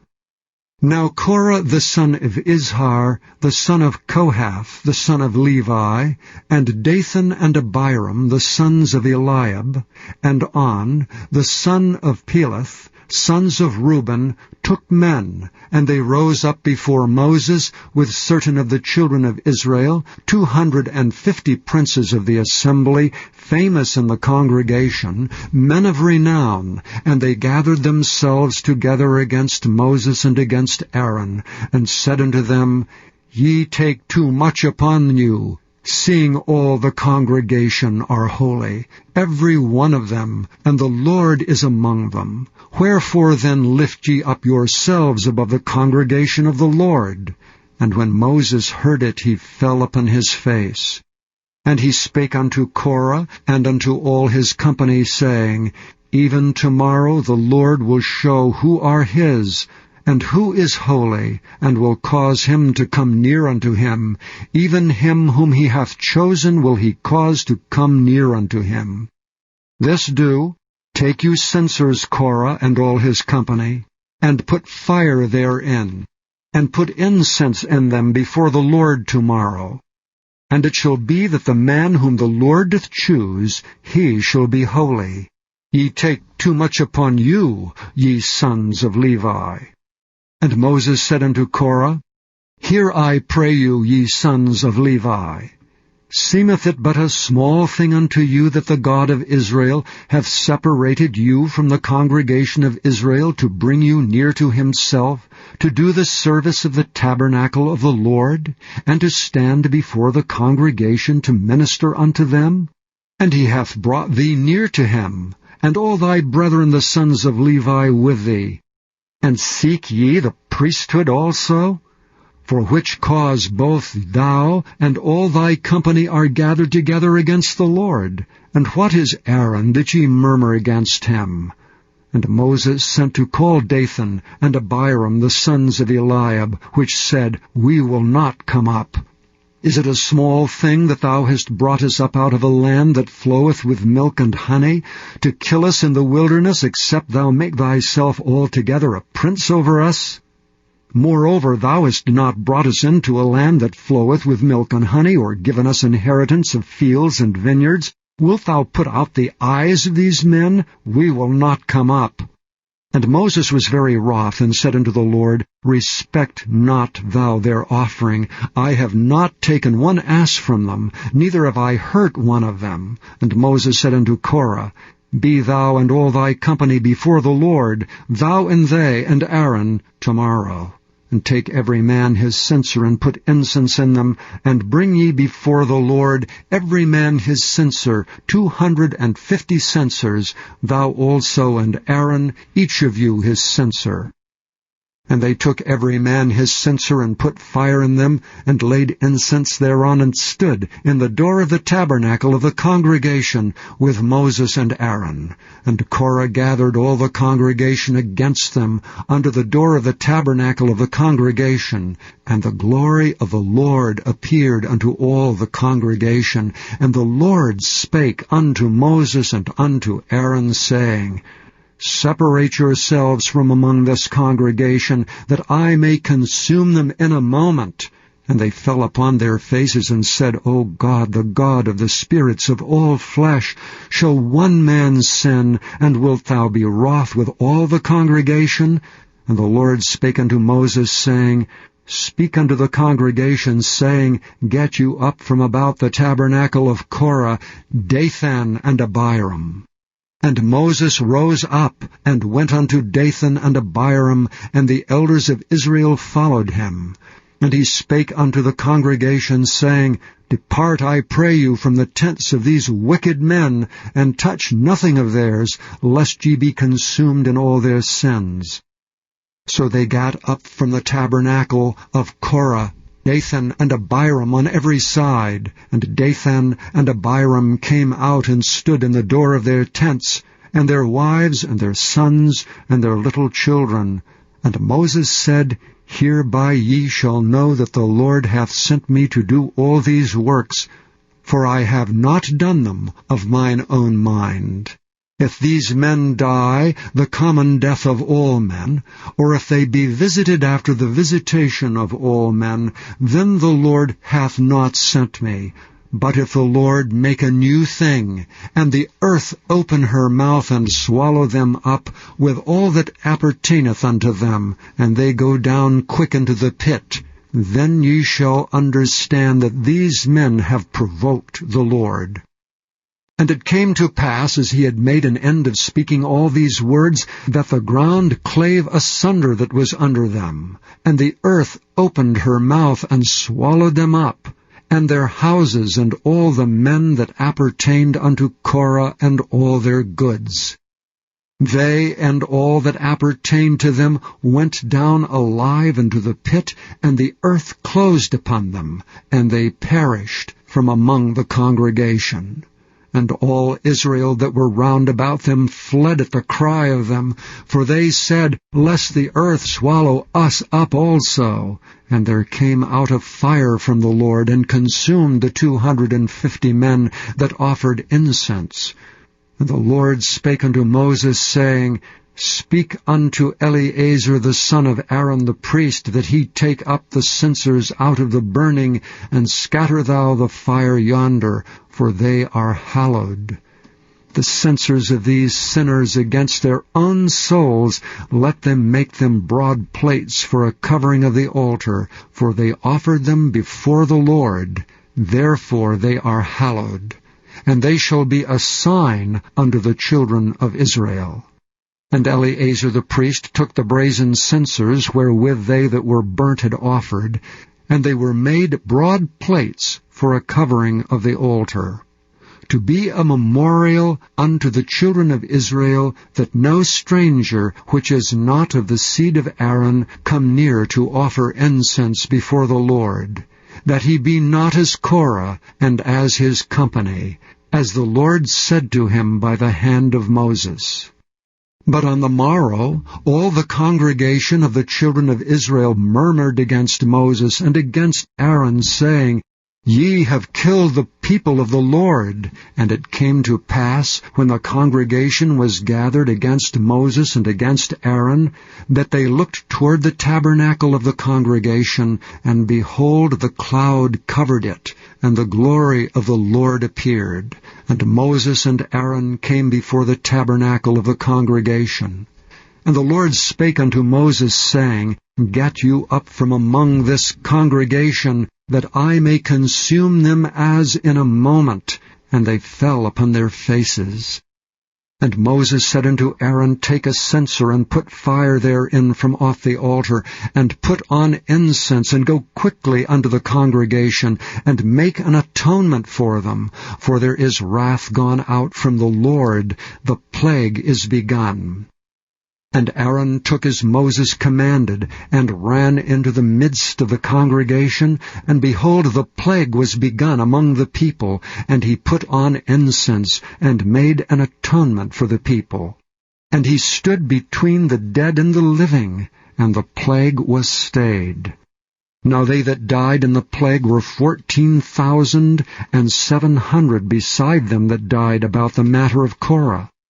And Aaron returned unto Moses unto the door of the tabernacle of the congregation, and the plague was stayed. Chapter 17. And the Lord spake unto Moses, saying, Speak unto the children of Israel, And take of every one of them a rod according to the house of their fathers, of all their princes according to the house of their fathers 12 rods. Write thou every man's name upon his rod. And thou shalt write Aaron's name upon the rod of Levi, for 1 rod shall be for the head of the house of their fathers. And thou shalt lay them up in the tabernacle of the congregation before the testimony, where I will meet with you. And it shall come to pass, that the man's rod, whom I shall choose, shall blossom, and I will make to cease from me the murmurings of the children of Israel, whereby they murmur against you. And Moses spake unto the children of Israel, and every one of their princes gave him a rod apiece, for each prince 1 according to their fathers' houses, even 12 rods. And the rod of Aaron was among their rods. And Moses laid up the rods before the Lord in the tabernacle of witness. And it came to pass that on the morrow Moses went up into the tabernacle of witness, and behold, the rod of Aaron for the house of Levi was budded, and brought forth buds, and bloomed blossoms, and yielded almonds. And Moses brought out all the rods from before the Lord unto all the children of Israel, and they looked, and took every man his rod. And the Lord said unto Moses, Bring Aaron's rod again before the testimony, to be kept for a token against the rebels, and thou shalt quite take away their murmurings from me, that they die not. And Moses did so. As the Lord commanded him, so did he. And the children of Israel spake unto Moses, saying, Behold, we die, we perish, we all perish. Whosoever cometh anything near unto the tabernacle of the Lord shall die. Shall we be consumed with dying? Chapter 18. And the Lord said unto Aaron, Thou and thy sons, and thy father's house with thee shall bear the iniquity of the sanctuary. And thou and thy sons with thee shall bear the iniquity of your priesthood. And thy brethren also of the tribe of Levi, the tribe of thy father, bring thou with thee, that they may be joined unto thee, and minister unto thee. But thou and thy sons with thee shall minister before the tabernacle of witness. And they shall keep thy charge and the charge of all the tabernacle. Only they shall not come nigh the vessels of the sanctuary and the altar, that neither they nor ye also die. And they shall be joined unto thee, and keep the charge of the tabernacle of the congregation for all the service of the tabernacle. And a stranger shall not come nigh unto you. And ye shall keep the charge of the sanctuary, and the charge of the altar, that there be no wrath any more upon the children of Israel. And I, behold, I have taken your brethren the Levites from among the children of Israel. To you they are given as a gift for the Lord, to do the service of the tabernacle of the congregation. Therefore thou and thy sons with thee shall keep your priest's office for everything of the altar, and within the veil, and ye shall serve. I have given your priest's office unto you as a service of gift, and the stranger that cometh nigh shall be put to death. And the Lord spake unto Aaron, Behold, I also have given thee the charge of mine heave offerings of all the hallowed things of the children of Israel. Unto thee I have given them, by reason of the anointing, and to thy sons by an ordinance forever. This shall be thine of the most holy things, reserved from the fire, every oblation of theirs, every meat offering of theirs, and every sin offering of theirs, and every trespass offering of theirs, which they shall render unto me, shall be most holy for thee and for thy sons. In the most holy place shalt thou eat it, every male shall eat it, it shall be holy unto thee. And this is thine, the heave offering of their gift, with all the wave offerings of the children of Israel. I have given them unto thee, and to thy sons, and to thy daughters with thee, by a statute forever. Every one that is clean in thy house shall eat of it. all of the best of the oil, and all the best of the wine, and of the wheat, the firstfruits of them which they shall offer unto the Lord, them have I given thee. And whatsoever is first ripe in the land, which they shall bring unto the Lord, shall be thine. Every one that is clean in thine house shall eat of it. Everything devoted in Israel shall be thine. Everything that openeth the matrix in all flesh, which they bring unto the Lord, whether it be of men or beasts, shall be thine. Nevertheless the firstborn of man shalt thou surely redeem, and the firstling of unclean beasts shalt thou redeem. And those that are to be redeemed from a month old shalt thou redeem, according to thine estimation, for the money of 5 shekels, after shekel of the sanctuary, which is 20 gerahs. But the firstling of a cow, or the firstling of a sheep, or the firstling of a goat, thou shalt not redeem. They are holy. Thou shalt sprinkle their blood upon the altar, and shalt burn their fat for an offering made by fire, for a sweet savour unto the Lord. And the flesh of them shall be thine, as the wave breast, and as the right shoulder are thine. All the heave offerings of the holy things which the children of Israel offer unto the Lord have I given thee, and thy sons and thy daughters with thee, by a statute forever. It is a covenant of salt forever before the Lord unto thee, and to thy seed with thee. And the Lord spake unto Aaron, Thou shalt have no inheritance in their land, neither shalt thou have any part among them. I am thy part, and thine inheritance among the children of Israel. And behold, I have given the children of Levi all the 10th in Israel for an inheritance, for their service which they serve, even the service of the tabernacle of the congregation. Neither must the children of Israel henceforth come nigh the tabernacle of the congregation, lest they bear sin and die. But the Levites shall do the service of the tabernacle of the congregation, and they shall bear their iniquity. It shall be a statute forever throughout your generations, that among the children of Israel they have no inheritance. But the tithes of the children of Israel, which they offer as an heave offering unto the Lord, I have given to the Levites to inherit. Therefore I have said unto them, Among the children of Israel they shall have no inheritance. And the Lord spake unto Moses, saying, Thus speak unto the Levites, and say unto them, When ye take of the children of Israel the tithes which I have given you from them for your inheritance, then ye shall offer up an heave offering of it for the Lord, even a 10th part of the tithe. And this your heave offering shall be reckoned unto you, as though it were the corn of the threshing floor, and as the fullness of the winepress. Thus ye also shall offer an heave offering unto the Lord of all your tithes, which ye receive of the children of Israel. And ye shall give thereof the Lord's heave offering to Aaron the priest. Out of all your gifts ye shall offer every heave offering of the Lord, and of all the best thereof, even the hallowed part thereof out of it. Therefore thou shalt say unto them, When ye have heaved the best therein from it, then it shall be counted unto the Levites as the increase of the threshing floor, and as the increase of the winepress. And ye shall eat it in every place, ye and your households. For it is your reward for your service in the tabernacle of the congregation. And ye shall bear no sin by reason of it, when ye have heaved from it the best of it. Neither shall ye pollute the holy things of the children of Israel, lest ye die. Chapter 19.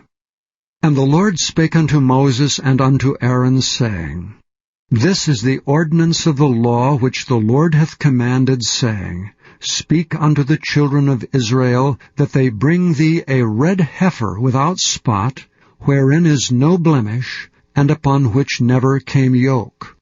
And ye shall give her unto Eleazar the priest, that he may bring her forth without the camp, and one shall slay her before his face. And Eleazar the priest shall take of her blood with his finger, and sprinkle of her blood directly before the tabernacle of the congregation 7 times. And one shall burn the heifer in his sight. Her skin and her flesh, and her blood with her dung shall he burn. And the priest shall take cedar wood and hyssop and scarlet, and cast it into the midst of the burning of the heifer. Then the priest shall wash his clothes, and he shall bathe his flesh in water, and afterward he shall come into the camp, and the priest shall be unclean until the even. And he that burneth her shall wash his clothes in water, and bathe his flesh in water, and shall be unclean until the even. And a man that is clean shall gather up the ashes of the heifer, and lay them up without the camp in a clean place, and it shall be kept for the congregation of the children of Israel for a water of separation. It is a purification for sin. And he that gathereth the ashes of the heifer shall wash his clothes, and be unclean until the even. And it shall be unto the children of Israel, and unto the stranger that sojourneth among them, for a statute forever. He that toucheth the dead body of any man shall be unclean 7 days. He shall purify himself with it on the 3rd day, and on the 7th day he shall be clean. But if he purify not himself the 3rd day, then the 7th day he shall not be clean. Whosoever toucheth the dead body of any man that is dead, and purifieth not himself, defileth the tabernacle of the Lord. And that soul shall be cut off from Israel, because the water of separation was not sprinkled upon him. He shall be unclean. His uncleanness is yet upon him. This is the law, when a man dieth in a tent. All that come into the tent, and all that is in the tent shall be unclean 7 days. And every open vessel which hath no covering bound upon it is unclean. And whosoever toucheth one that is slain with a sword in the open fields, or a dead body, or a bone of a man, or a grave, shall be unclean 7 days. And for an unclean person they shall take of the ashes of the burnt heifer of purification for sin, and running water shall be put thereto in a vessel. And a clean person shall take hyssop, and dip it in the water, and sprinkle it upon the tent, and upon all the vessels, and upon the persons that were there, and upon him that touched a bone, or one slain, or one dead, or a grave. And the clean person shall sprinkle upon the unclean on the 3rd day, and on the 7th day. And on the 7th day he shall purify himself, and wash his clothes, and bathe himself in water, and shall be clean at even. But the man that shall be unclean, and shall not purify himself, that soul shall be cut off from among the congregation, because he hath defiled the sanctuary of the Lord. The water of separation hath not been sprinkled upon him. He is unclean.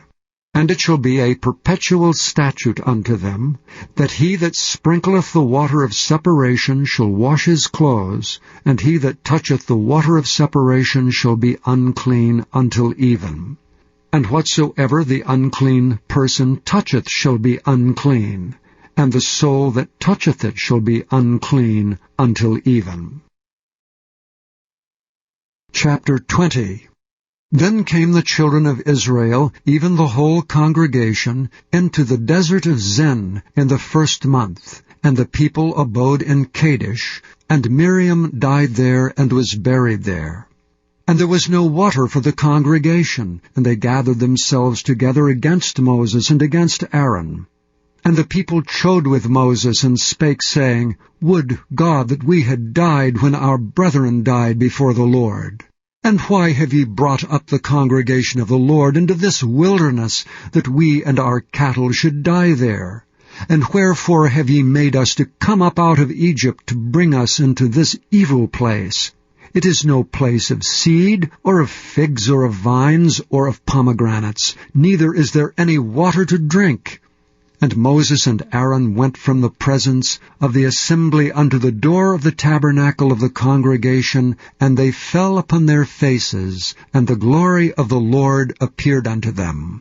And the Lord spake unto Moses, saying, Take the rod, and gather thou the assembly together, thou and Aaron thy brother, and speak ye unto the rock before their eyes, and it shall give forth his water, and thou shalt bring forth to them water out of the rock, so thou shalt give the congregation and their beasts drink. And Moses took the rod from before the Lord, as he commanded him. And Moses and Aaron gathered the congregation together before the rock, and said unto them, Hear now, ye rebels, must we fetch you water out of this rock?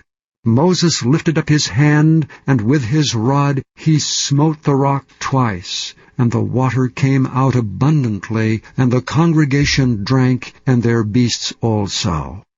And the Lord spake unto Moses and Aaron, Because ye believed me not, to sanctify me in the eyes of the children of Israel, therefore ye shall not bring this congregation into the land which I have given them. This is the water of Meribah, because the children of Israel strove with the Lord, and he was sanctified in them. And Moses sent messengers from Kadesh unto the king of Edom. Thus saith thy brother Israel, Thou knowest all the travail that hath befallen us, how our fathers went down into Egypt, and we have dwelt in Egypt a long time. And the Egyptians vexed us and our fathers. And when we cried unto the Lord, he heard our voice, and sent an angel, and hath brought us forth out of Egypt. And behold, we are in Kadesh, a city in the uttermost of thy border. Let us pass, I pray thee, through thy country. We will not pass through the fields, or through the vineyards, neither will we drink of the water of the wells. We will go by the king's highway. We will not turn to the right hand nor to the left, until we have passed thy borders. And Edom said unto him, Thou shalt not pass by me, lest I come out against thee with the sword. And the children of Israel said unto him, We will go by the highway, and if I and my cattle drink of thy water, then I will pay for it. I will only, without doing anything else, go through on my feet. And he said, Thou shalt not go through. And Edom came out against him with much people, and with a strong hand. Thus Edom refused to give Israel passage through his border. Wherefore Israel turned away from him. And the people of Israel, even the whole congregation, journeyed from Kadesh, and came unto Mount Hor. And the Lord spake unto Moses and Aaron in Mount Hor by the coast of the land of Edom, saying, Aaron shall be gathered unto his people, for he shall not enter into the land which I have given unto the children of Israel, because ye rebelled against my word at the water of Meribah. Take Aaron and Eleazar his son, and bring them up into Mount Hor, and strip Aaron of his garments, and put them upon Eleazar his son. And Aaron shall be gathered unto his people, and shall die there. And Moses did as the Lord commanded, and they went up into Mount Hor in the sight of all the congregation. And Moses stripped Aaron of his garments, and put them upon Eleazar his son. And Aaron died there in the top of the mount. And Moses and Eleazar came down from the mount. And when all the congregation saw that Aaron was dead, they mourned for Aaron 30 days, even all the house of Israel. Chapter 20.